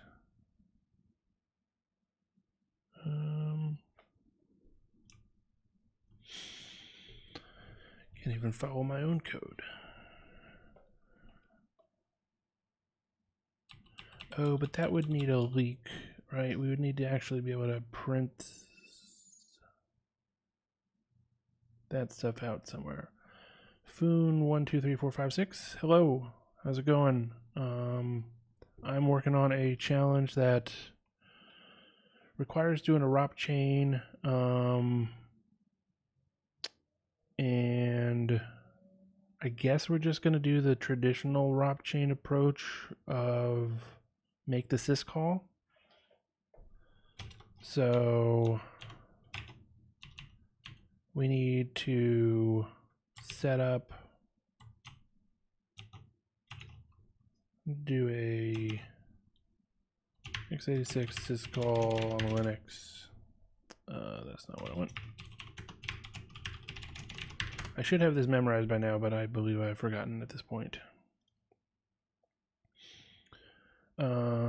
Okay, here are the parameters. The distro that I'm using as my host is Arch Linux, and the stuff that I'm doing in here is in a Ubuntu VM. So in terms of the works that I need for getting an exploit to go, I need to think about Ubuntu stuff, although that doesn't really come into play with the like doing a syscall because it's all going to be a kernel that's Linux. And then I'm using Wayland with Sway as the compositor, so that's the like UI. If you've ever heard of i3, it's basically the same thing, but for Wayland instead of X11 or Xorg. So that's why it's very clean. It's just a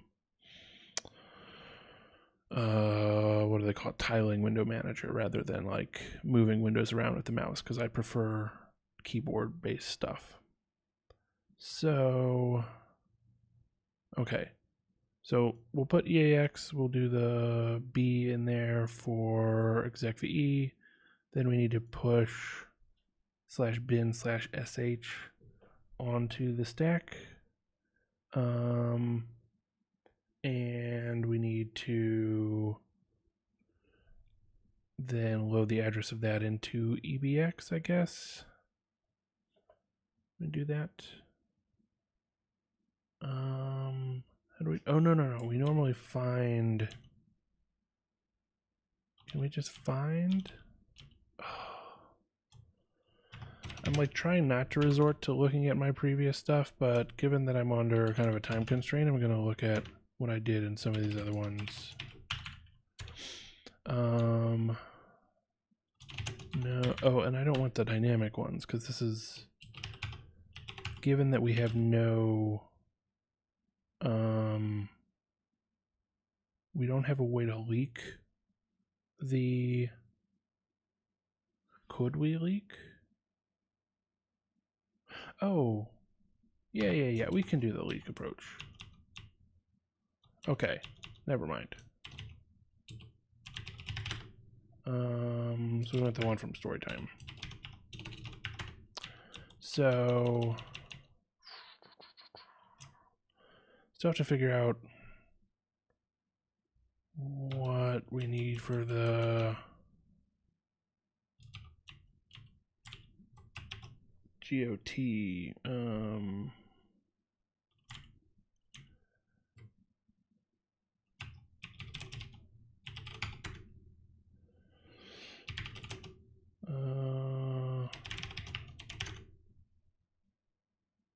No? Why can't we?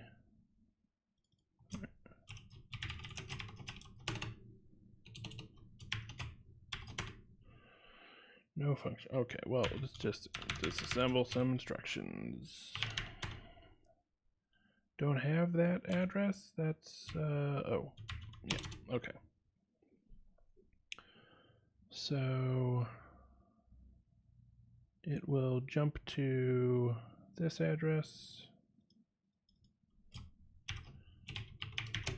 What's at that address?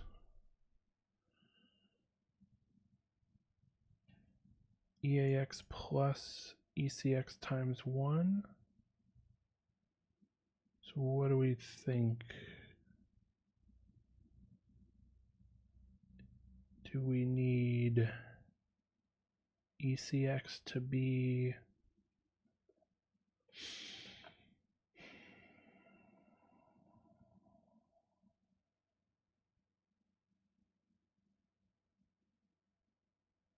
Hmm.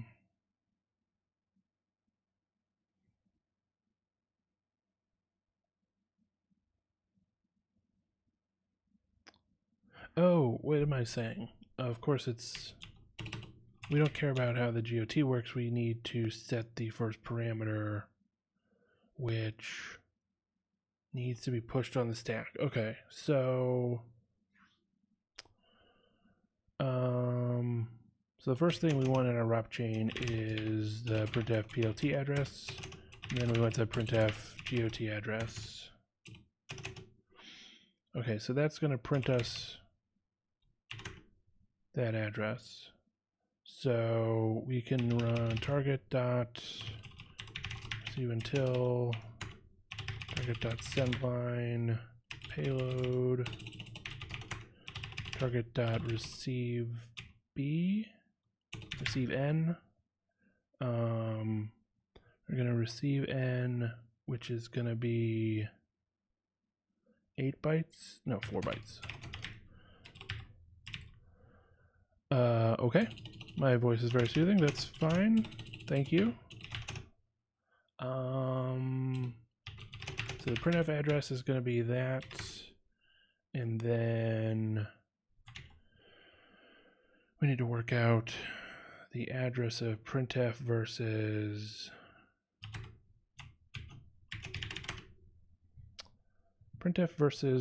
system. Right? If we're just going to call system.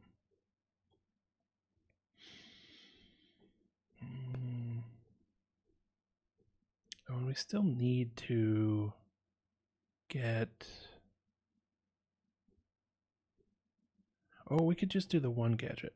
How's Corona treating you? Well, actually, I am in Thailand for this year, so they've been doing real well with handling the coronavirus. I think next week things are gonna be opened up pretty much entirely. Everybody's still gonna wander around, go around with masks and stuff, and there's probably gonna be some tracking of you gotta like scan a QR code when you go to a lot of public places and restaurants and stuff. But otherwise, everything's probably going to be open again. I think, minus maybe some of the most potentially dangerous. Like, I don't know if they're going to have the boxing rings and stuff open because those are very crowded all the time. But I mean, a lot of stuff has opened up again. Malls are open and stuff, and there's only been 1 or 2 cases per day.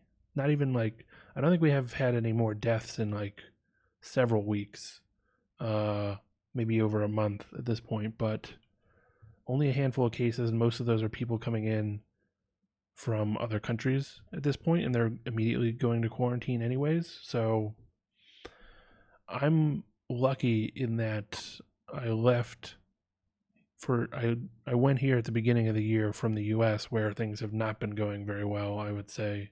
Just, I talk to a lot of people from the US all the time, obviously, all my friends and stuff, and follow what people talk about on Twitter. And yeah, it's been poorly handled, I'd say.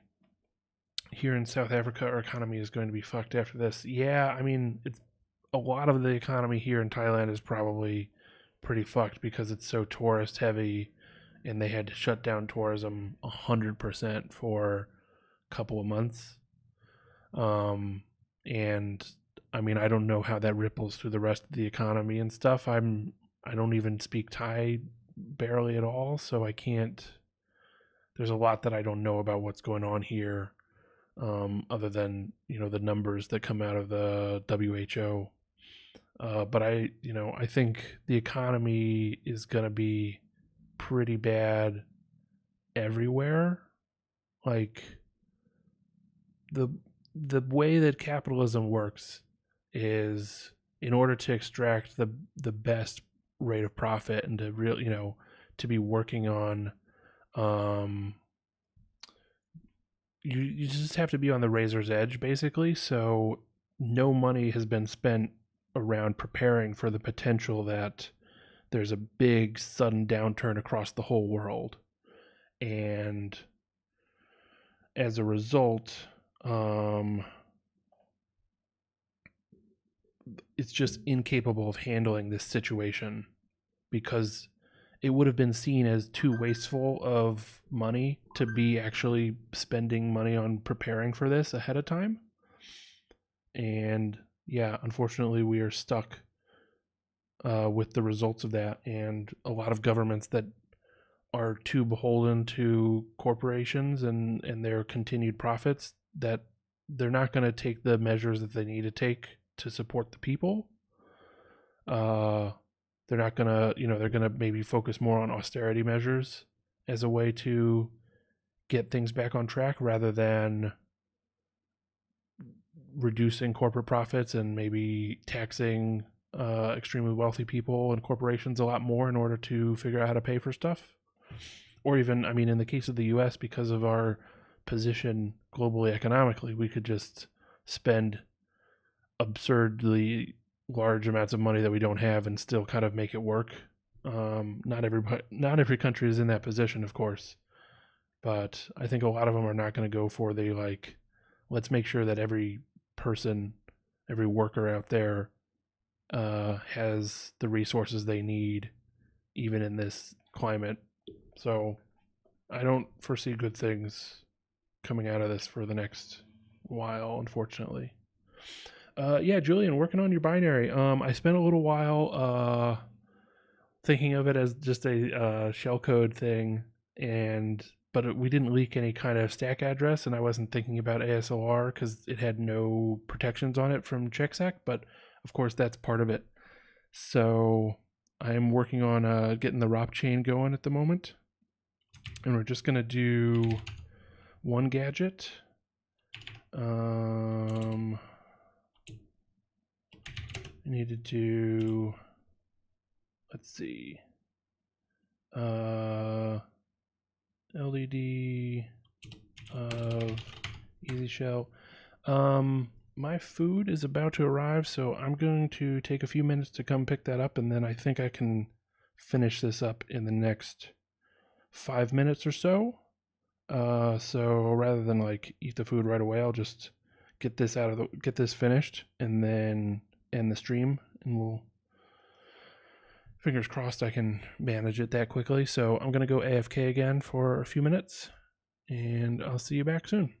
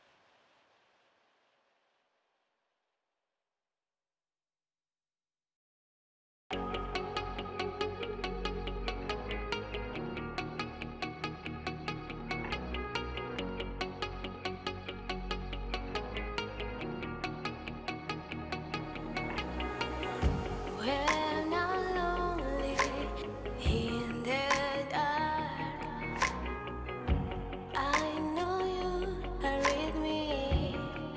Yeah.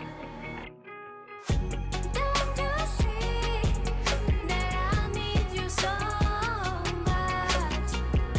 Don't you see that I love you so much? Oh na na na na, oh na na na na, darling, I need your love. Oh na na na na, oh na na na na, darling, I need your love.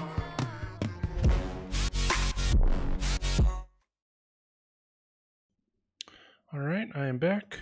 Let's see. Foon says it sounds like a raven here. Yeah, that's just the playlist. I don't want any of my audio to get muted. I guess when I'm AFK it doesn't really matter, but I figured if I'm going to play audio on the channel, I should use something that's licensed such that I can play it on Twitch and the VOD won't be muted.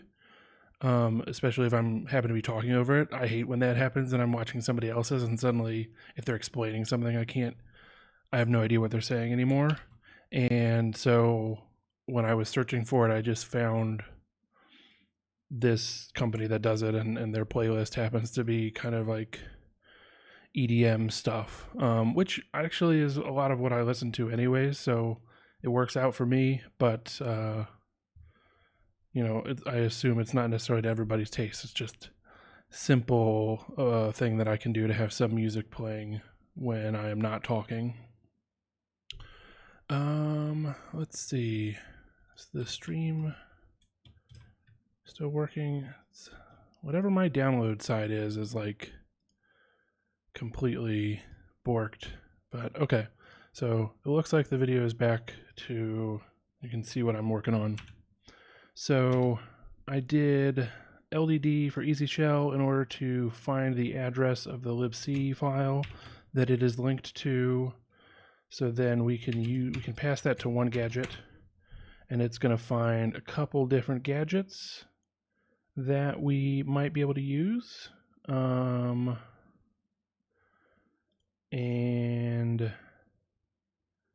can we make use of one of these? Does everything need it to be ESI is the GOT address of libc? See, now I don't... Okay. I mean, the problem... I guess that's not a problem, because I can do a ROP gadget to throw throw that address in.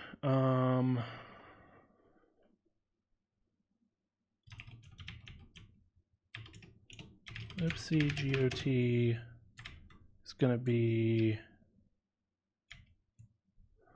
I don't know. I don't know how to find the GOT address of libc, to be honest.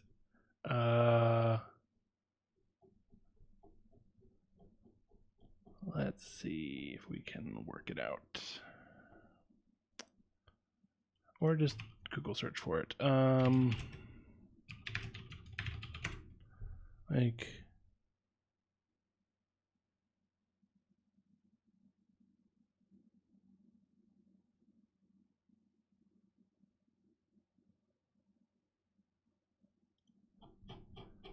when it says ESI is the GOT address of libc, does that mean libc is itself dynamically linked and therefore has a GOT? I guess so.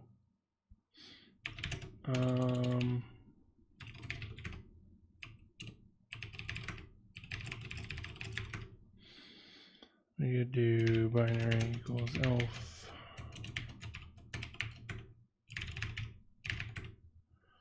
So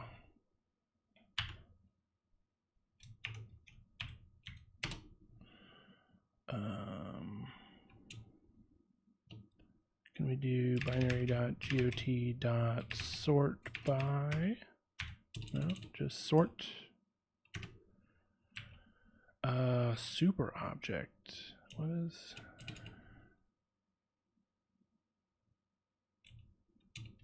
Can I pass it to a dictionary and get a dictionary out of that? Dictionary doesn't have a sort.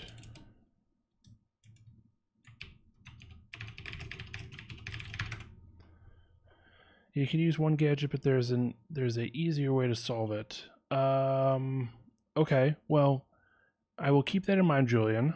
I'm gonna solve it using the mechanisms that I'm most familiar with right now, and then because I'm gonna just try to do this real quick and eat my dinner and probably go to sleep because I've taken so long working on the earlier one that I don't have a lot else that I can do today.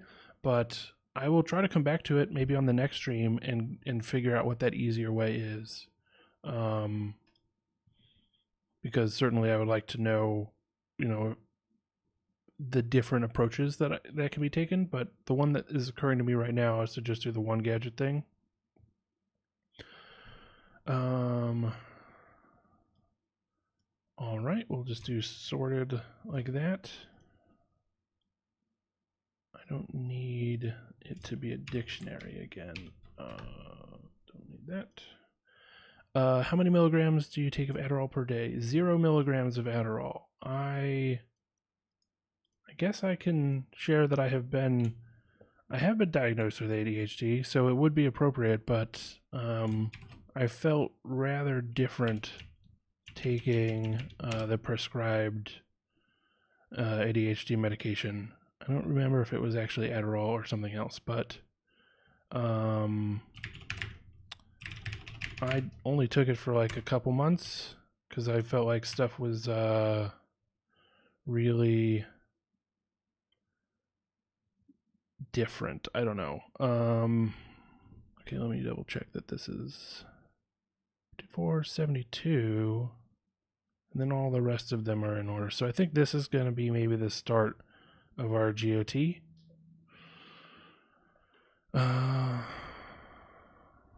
We can add that to the libc base, maybe.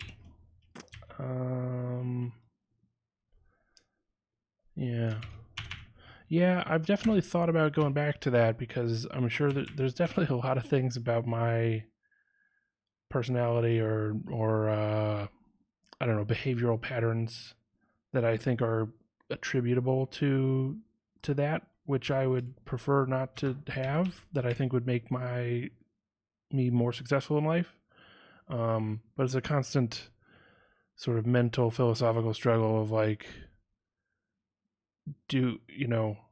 should I change who I am to fit my circumstances of like our economy, our society doesn't really want to have room for people that have my mental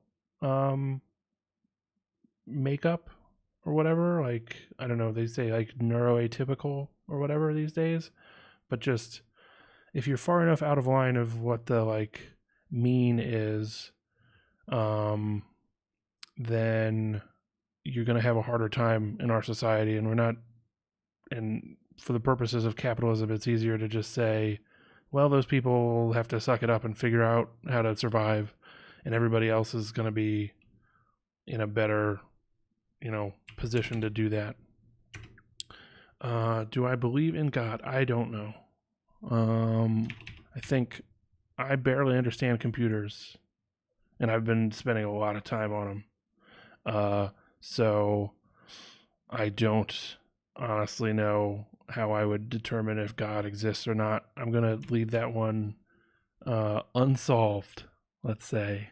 And, if there is a punishment for me not having defining a faith for myself based on my, just sort of take a stab at it and decide this is probably right, even though I have no clear way of understanding why or why not it would be right, and that's somehow the wrong way to go, to be agnostic, basically, well, then I'll be fucked when when it's all over, I guess. But I don't know, in the absence of any clear direction, I'm going to go with I have no idea. Let's see. Where am I at here? libcgot is this. Can we do that as hex?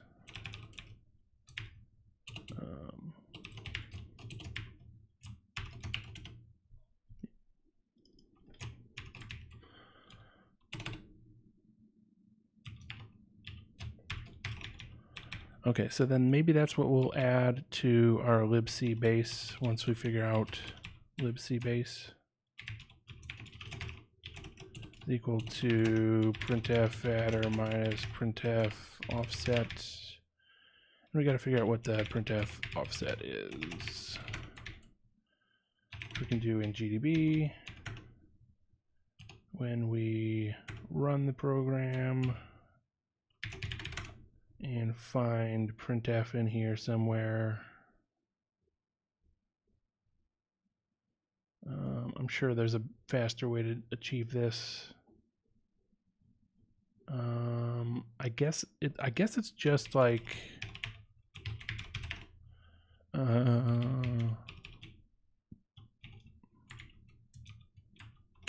try it through this mechanism.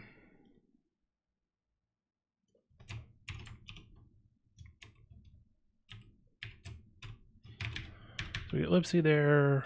Printf offset is going to be binary dot symbols printf, and not binary but libc. Okay, and then the libc got itself is going to be there. What was the one that I stole that from? Because then I can just write it directly. I believe it was libc stack end. I guess we'll find out if that was the actual lowest address in this thing. Is this? I guess it is already in sorted order. I didn't have to worry about that. Okay.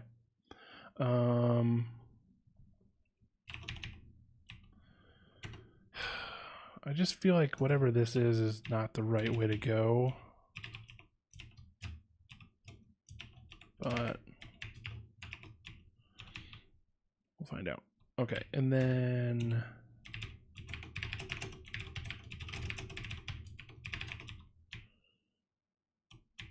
should do offset.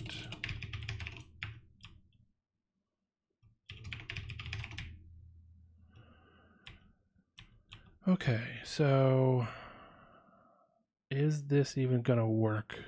This is not gonna work. I don't know. Well, no. Okay, and then I can do main error or do stuff probably.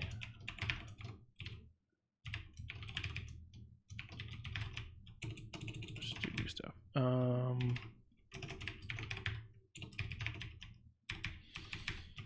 So then maybe after we send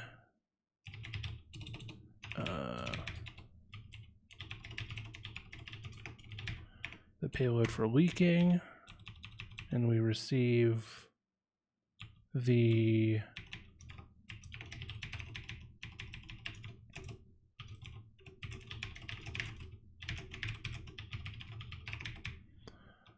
then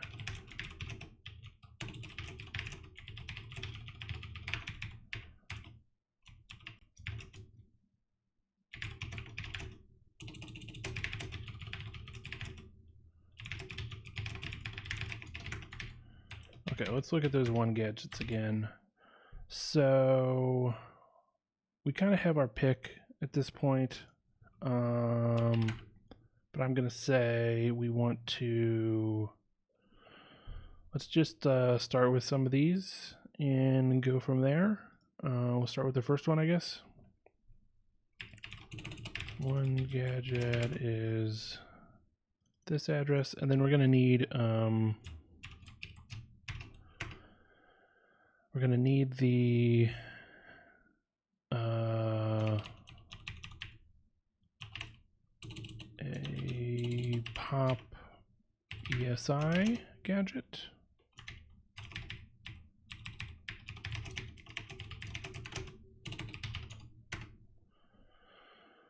Do we have a simple pop ESI? No, of course, we gotta pop a bunch of stuff, but I guess that's fine.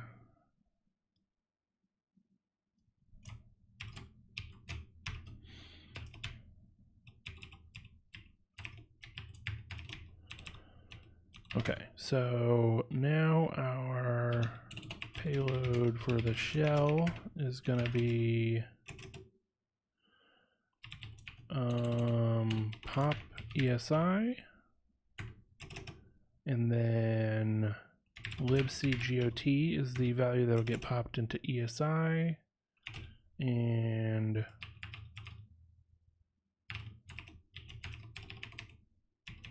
we'll also pop EDI and EBI.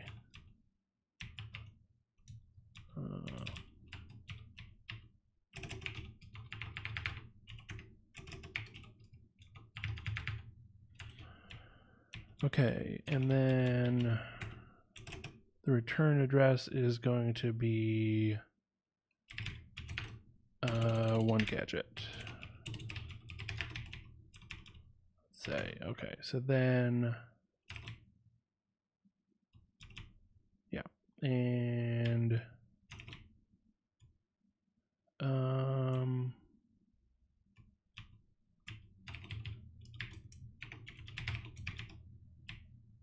this we want.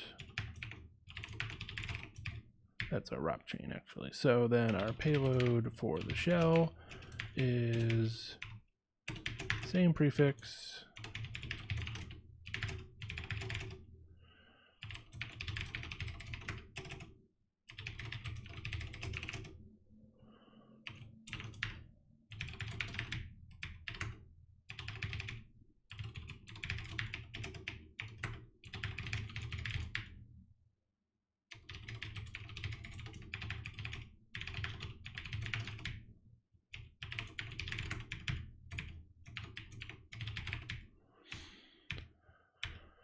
Okay, this is not going to work as my bet, but I'll give it a shot.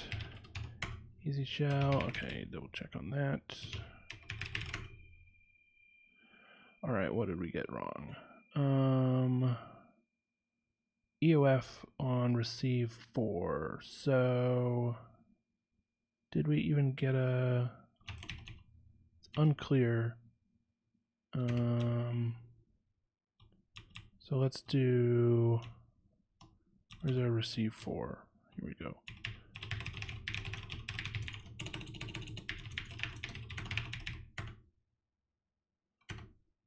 And we got a seg fault. Okay, so our IP was that address. Interesting. It does imply, oops, that we right? We want to return to the PLT. It will pop this off the stack, and then it should go to do stuff again. Well, let's go ahead and run ngdb. And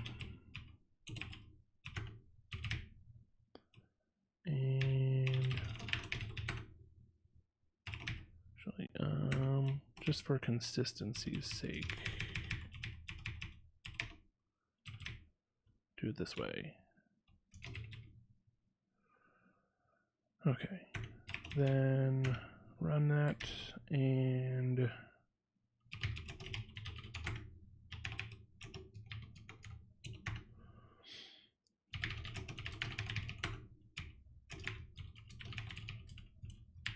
set our breakpoint on the return from do stuff, continue, and send our chain.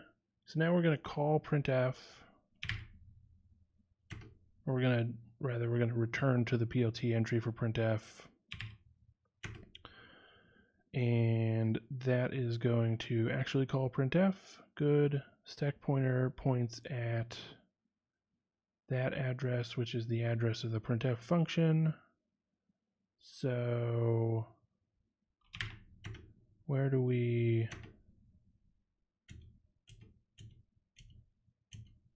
have the problem? And then we're going to return. So do I need to put it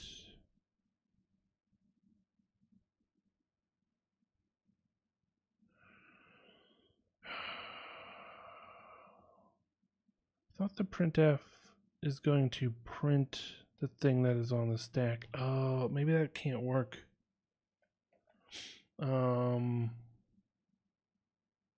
Because it's going to return, it's not actually going to, it's not going to infinitely loop, but yeah, because this is not going to be meaningful instructions. Okay, shit.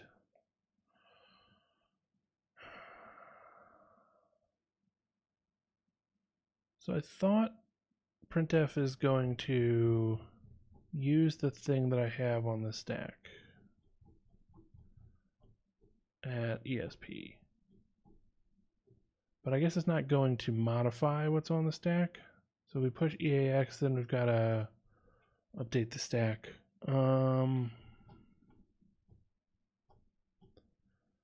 Right. We move.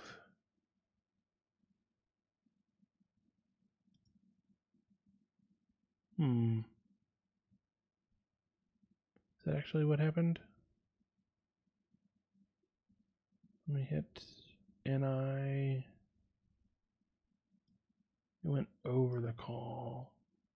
So it moved that into EAX, and then it's going to do whatever else the rest of the printf is. Okay.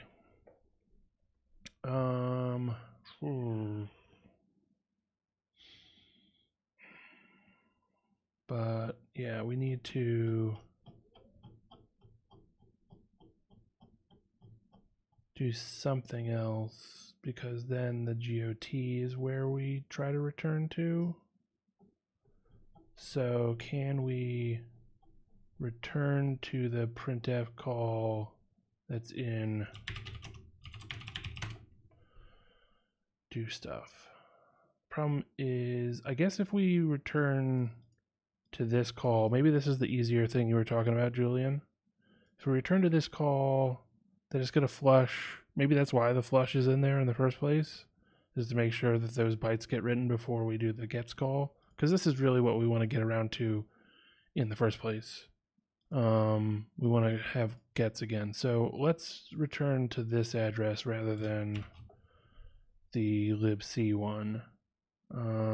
We still need to use it to leak the libc address in order to do the one gadget. So I'm gonna say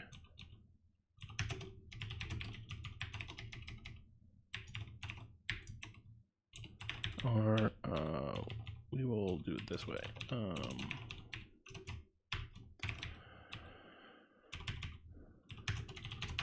Okay, there's a way easier way. Well, I will figure that out on the next stream, I guess. Assuming I can even get this to work. NX is disabled, yeah. So I can jump to the stack, but that's what I was trying to do in the beginning.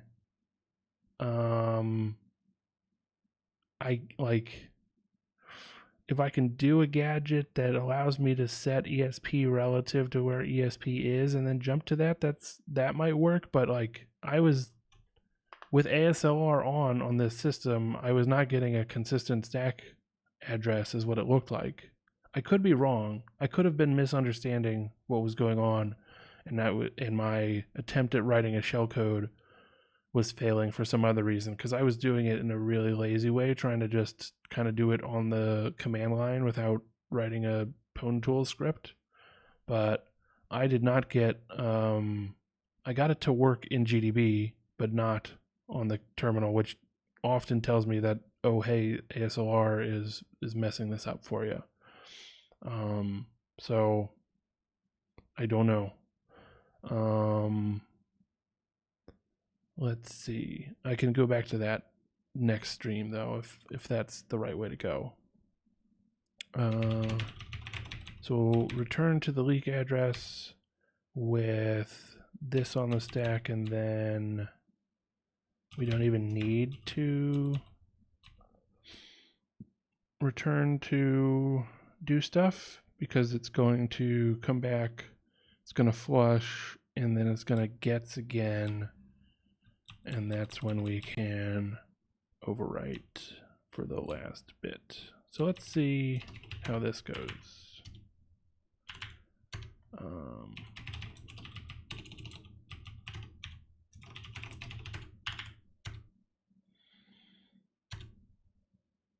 Bytes and int can't be added. Printf adder, okay. Right. This needs to be a EU32 unpack.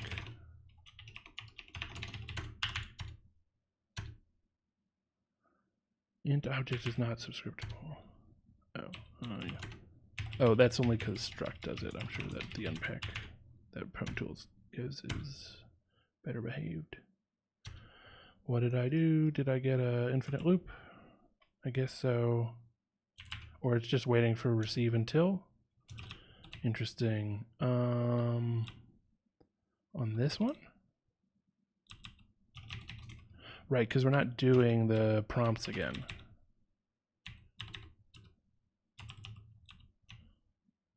So then we just do, oops.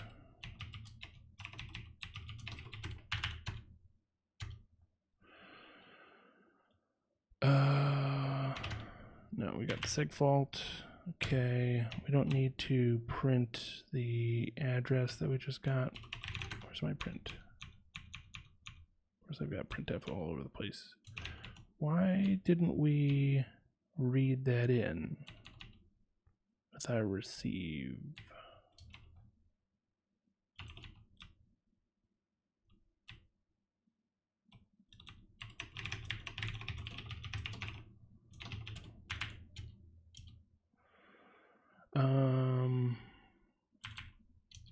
And then we're just getting more stuff.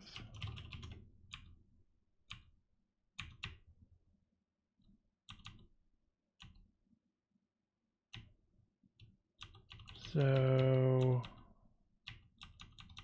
I don't understand what's going on here with the one gadget then. But I guess I can run it.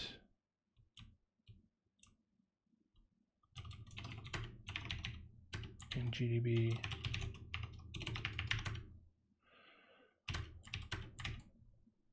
Okay. So call printf.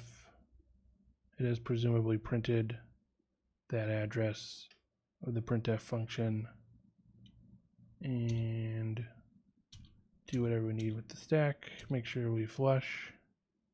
So that's where the flush is printing out.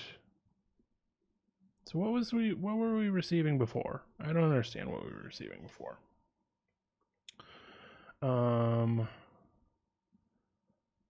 We should, okay, but before we added to the stack, this was the address. So we got, where are we looking? F7 E2 0B. Yeah, what are these? What is this value that we're printing from flush? Oh, that's just more data because we only needed the first 4 bytes. Okay, that's fine. And then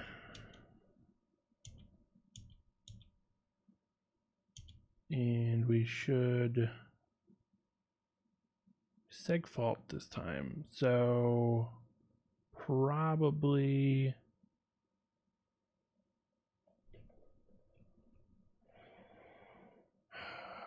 it's like a stack situation. We're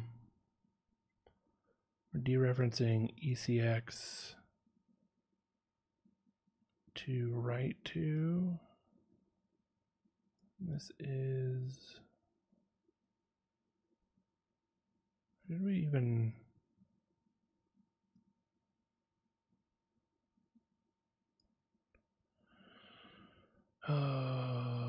what did we push?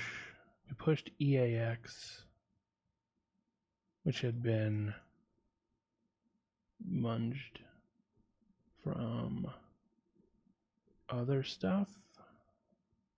Where did we get EAX? Was this? It was loading it from EBP minus 32. Okay. Right, that makes sense.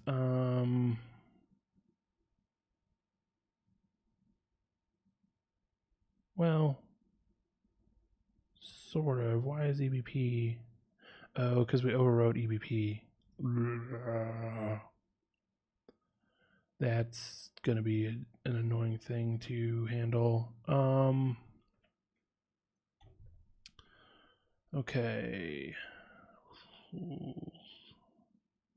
Oof. How do we get a meaningful value into EBP? What was that gadget that we were using? We do pop into EBP, so we can control what EBP is, but we need it to be the right stack address. So, wow, this did not go quickly, and there's a really simple way to solve it apparently. So, I'm gonna, or sorry, what?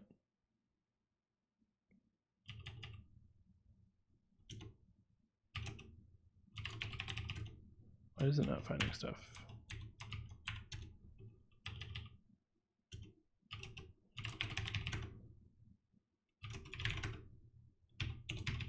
Okay. Oh, it's sim.do stuff. God damn, I always forget about that.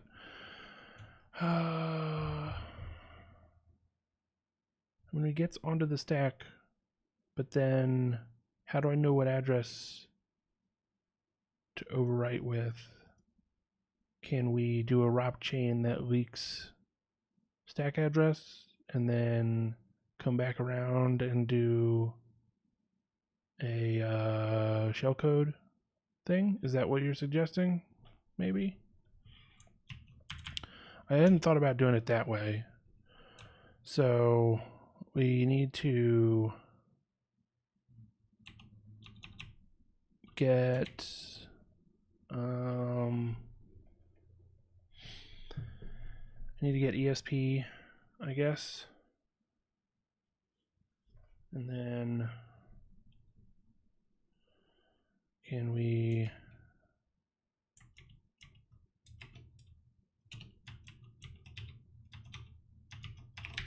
what can we push?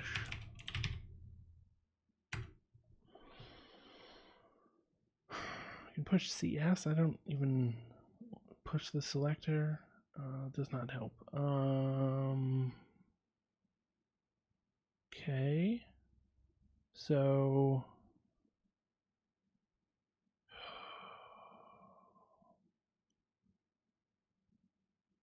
yeah, I'm not sure how to get a stack address leak.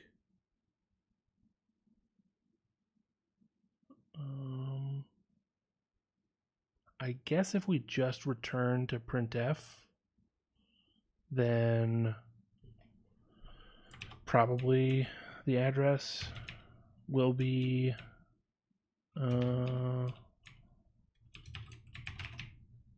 call EAX.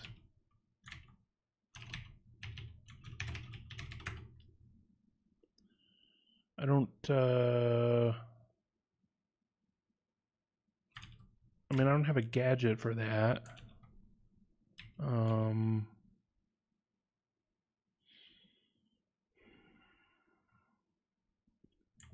At least I don't, I mean,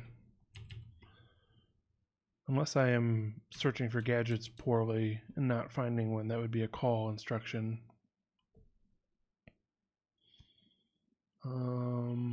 Which is entirely possible.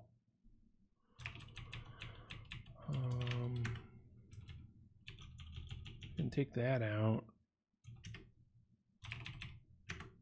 Okay, so now, okay. I don't know why the calls are considered JOP, but so I forget what we have in EAX from this.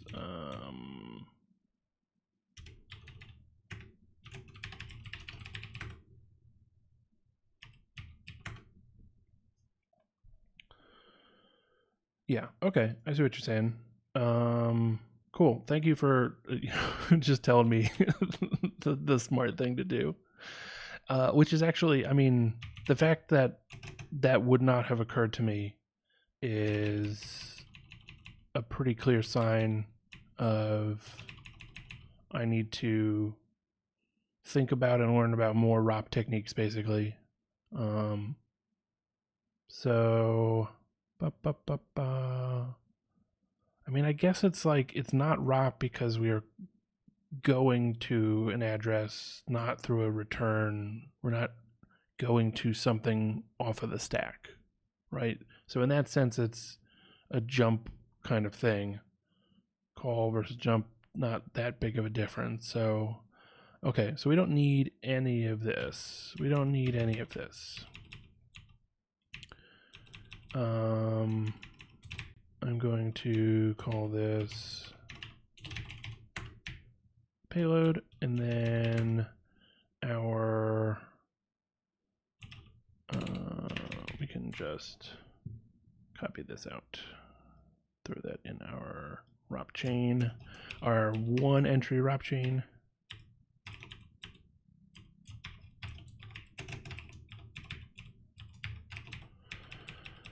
That's fine.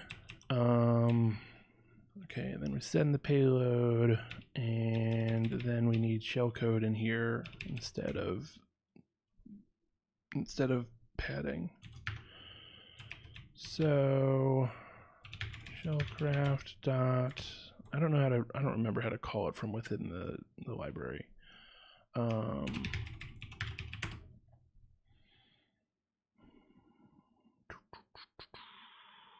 We need shellcraft.i386.linux.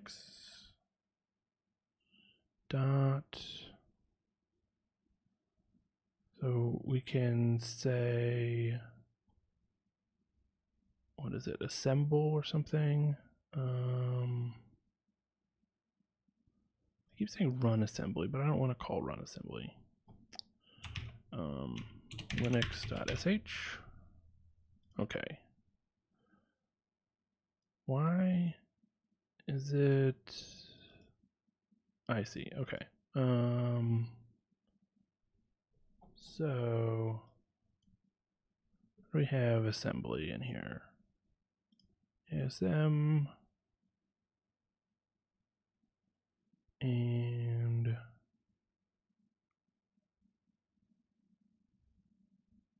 we just call ASM on it. Okay. So I think what we need to do is say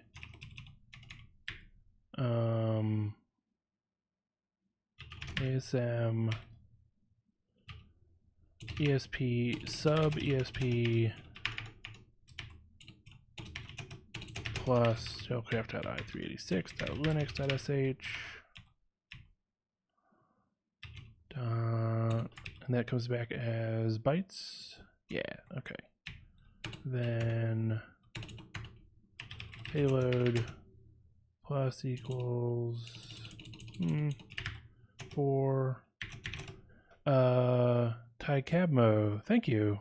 Appreciate the follow. Hope you enjoy watching me do some pwnable stuff. I try to do a little bit every day. Today has been a lot bit, but most days it's maybe 3 to 4 hours if things are going well.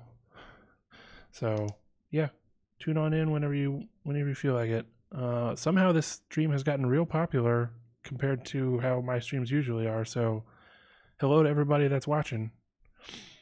What time do I normally stream?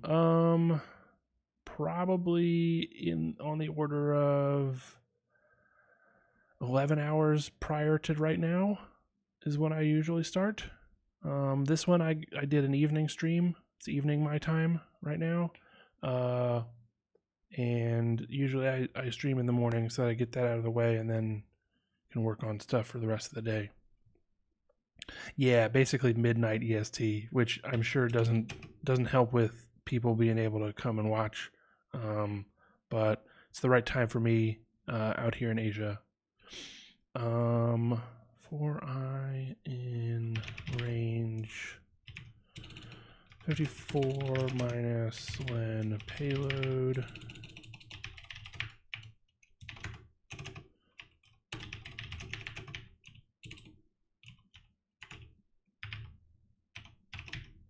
Or actually, I can just do an A, right? As a byte. Okay. So that's because of your binary. Probably. I mean, this is probably a more accessible kind of thing than a lot of my earlier stuff. Oh, shit. The SpaceX launch. Is that today or tomorrow? Yeah. I'm like on the fence. I watched a bunch of them, but I don't know how I would feel if that shit blows up, man. It's one thing to see it fail, or the thing doesn't land back on the barge or one of the land spots for the first stage return thing. It's one thing when there's nobody involved that is going to get hurt if it fails. I'm real on the fence as to the extent to which SpaceX is.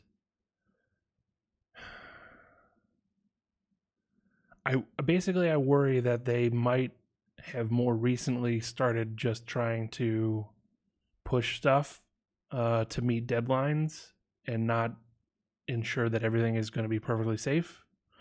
Whereas I think previously they were taking a lot longer than would be financially ideal. Yeah, obviously the astronauts know the risks, right?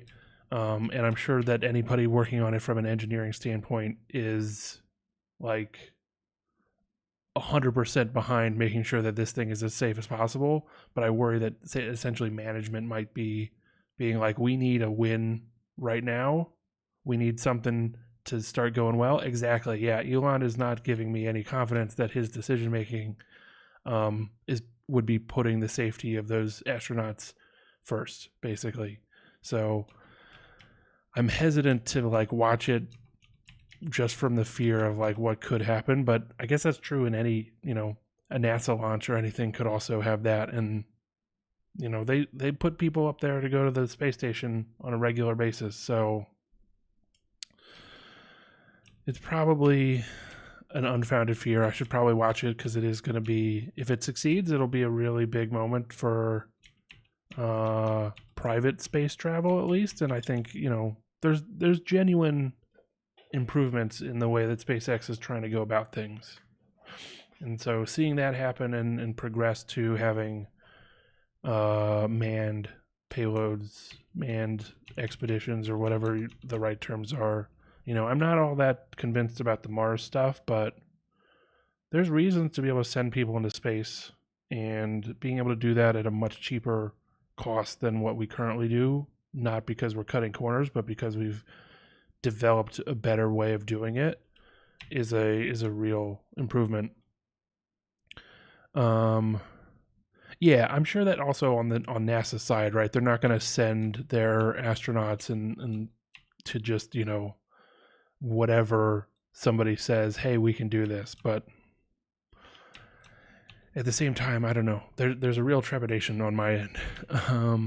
Okay, so let's say we do it this way, or just like a /n. I don't know. So then we get the ASM and we fill it out with more padding, and then we do this, and we shouldn't need any of the rest of it.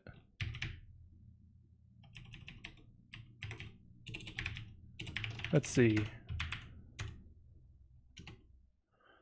Must be stir, not function. Oh yeah.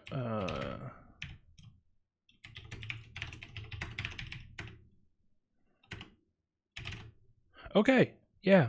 Awesome. Thank you very much, Julian, for the big hint. As I was sort of fumbling my way around much more complicated solutions and not getting it to work. That is, I need to think about that more, and I need to figure out how to integrate that thinking into how I do stuff with ROP. Is like, what are all of the resources I have available to me? Do I have a register that points at a place that I can just jump to with executable shellcode? If can I take advantage of NX disabled with a ROP chain even though I don't have a leak, for example, that kind of thing. Because you're right, this does get a lot easier when you can do that. So cool. I like this challenge. Thank you for sending it. If you have any others that you want me to work on, feel free to send them over. Y'all can find my Twitter account if you want to reach out to me via Twitter. It is not /home. That's your account. My account is Hamled Online, HAMLED Online, and I tweet sometimes. Well, I actually rarely tweet. I do a lot of retweeting and replying. I'm not that verbose, I guess, on Twitter, but it's a lot of like, I don't know, political stuff, U.S. political stuff, and then some amount of tech stuff. But feel free to just send me, tweet at me, send me a DM or whatever. They're probably not open. I haven't configured anything, but if you want to send me a challenge to work on, or you want to tell me that I'm really bad at this or whatever it is, I'm happy to get any kind of feedback you want to give. And then if you want to go to my website, which currently just goes to my GitHub address, you can go to hamled.dev, and that'll take you to my GitHub account, where you can have my email address, hamled@hamled.dev, hamled.dev. And you can look at the little bits of code that I've put up over the years. Nothing particularly impressive at the moment, although I do have some ideas for software projects that I'll work on, maybe including on stream in the future. just sort of trying to get through all these potables challenges for now. I'm really glad to have finally gotten through this one without resorting to just following the walkthrough. It took me, I'm going to say 13 or 14 hours probably. This stream today went real long, and I had already done about 9 hours worth of work on it on the previous 3 streams. But after many, many failures, I figured out a way to get it to work. I'm excited to read through the walkthrough and see what the very easy way to have done it would be, and maybe take advantage of that knowledge in the future when I do the next 3 in the array indexes sequence. So yeah, I'll be coming back every day doing more Ponables challenges, often pretty late at night in US time zones. That's just the time that works for me best right now. But again, thank you to everybody that's tuned in recently. And yeah, I mean, it's, I'm honestly very surprised to have gotten some. I think I had 10 viewers for a second. That was pretty impressive to me, given that this is a very niche kind of thing. And if you have other stuff around this that you want me to work on, mostly I'm going to focus on like binary exploitation, maybe reverse engineering kind of challenges. I don't know how quickly I would want to switch over to doing stuff like pen testing kind of work, like the try hack me boxes or the little hack in the box stuff. I say little, but I mean like the ones that you're allowed to stream basically.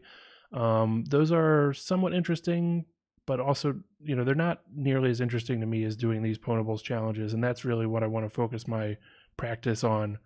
So if you have suggestions in this vein that you want me to work on, feel free to, come by, send them to me over the avenues that I just mentioned. Email is perfectly fine. Otherwise, tune in when you get a chance. All right, thanks to everybody. I'm going to end the stream now.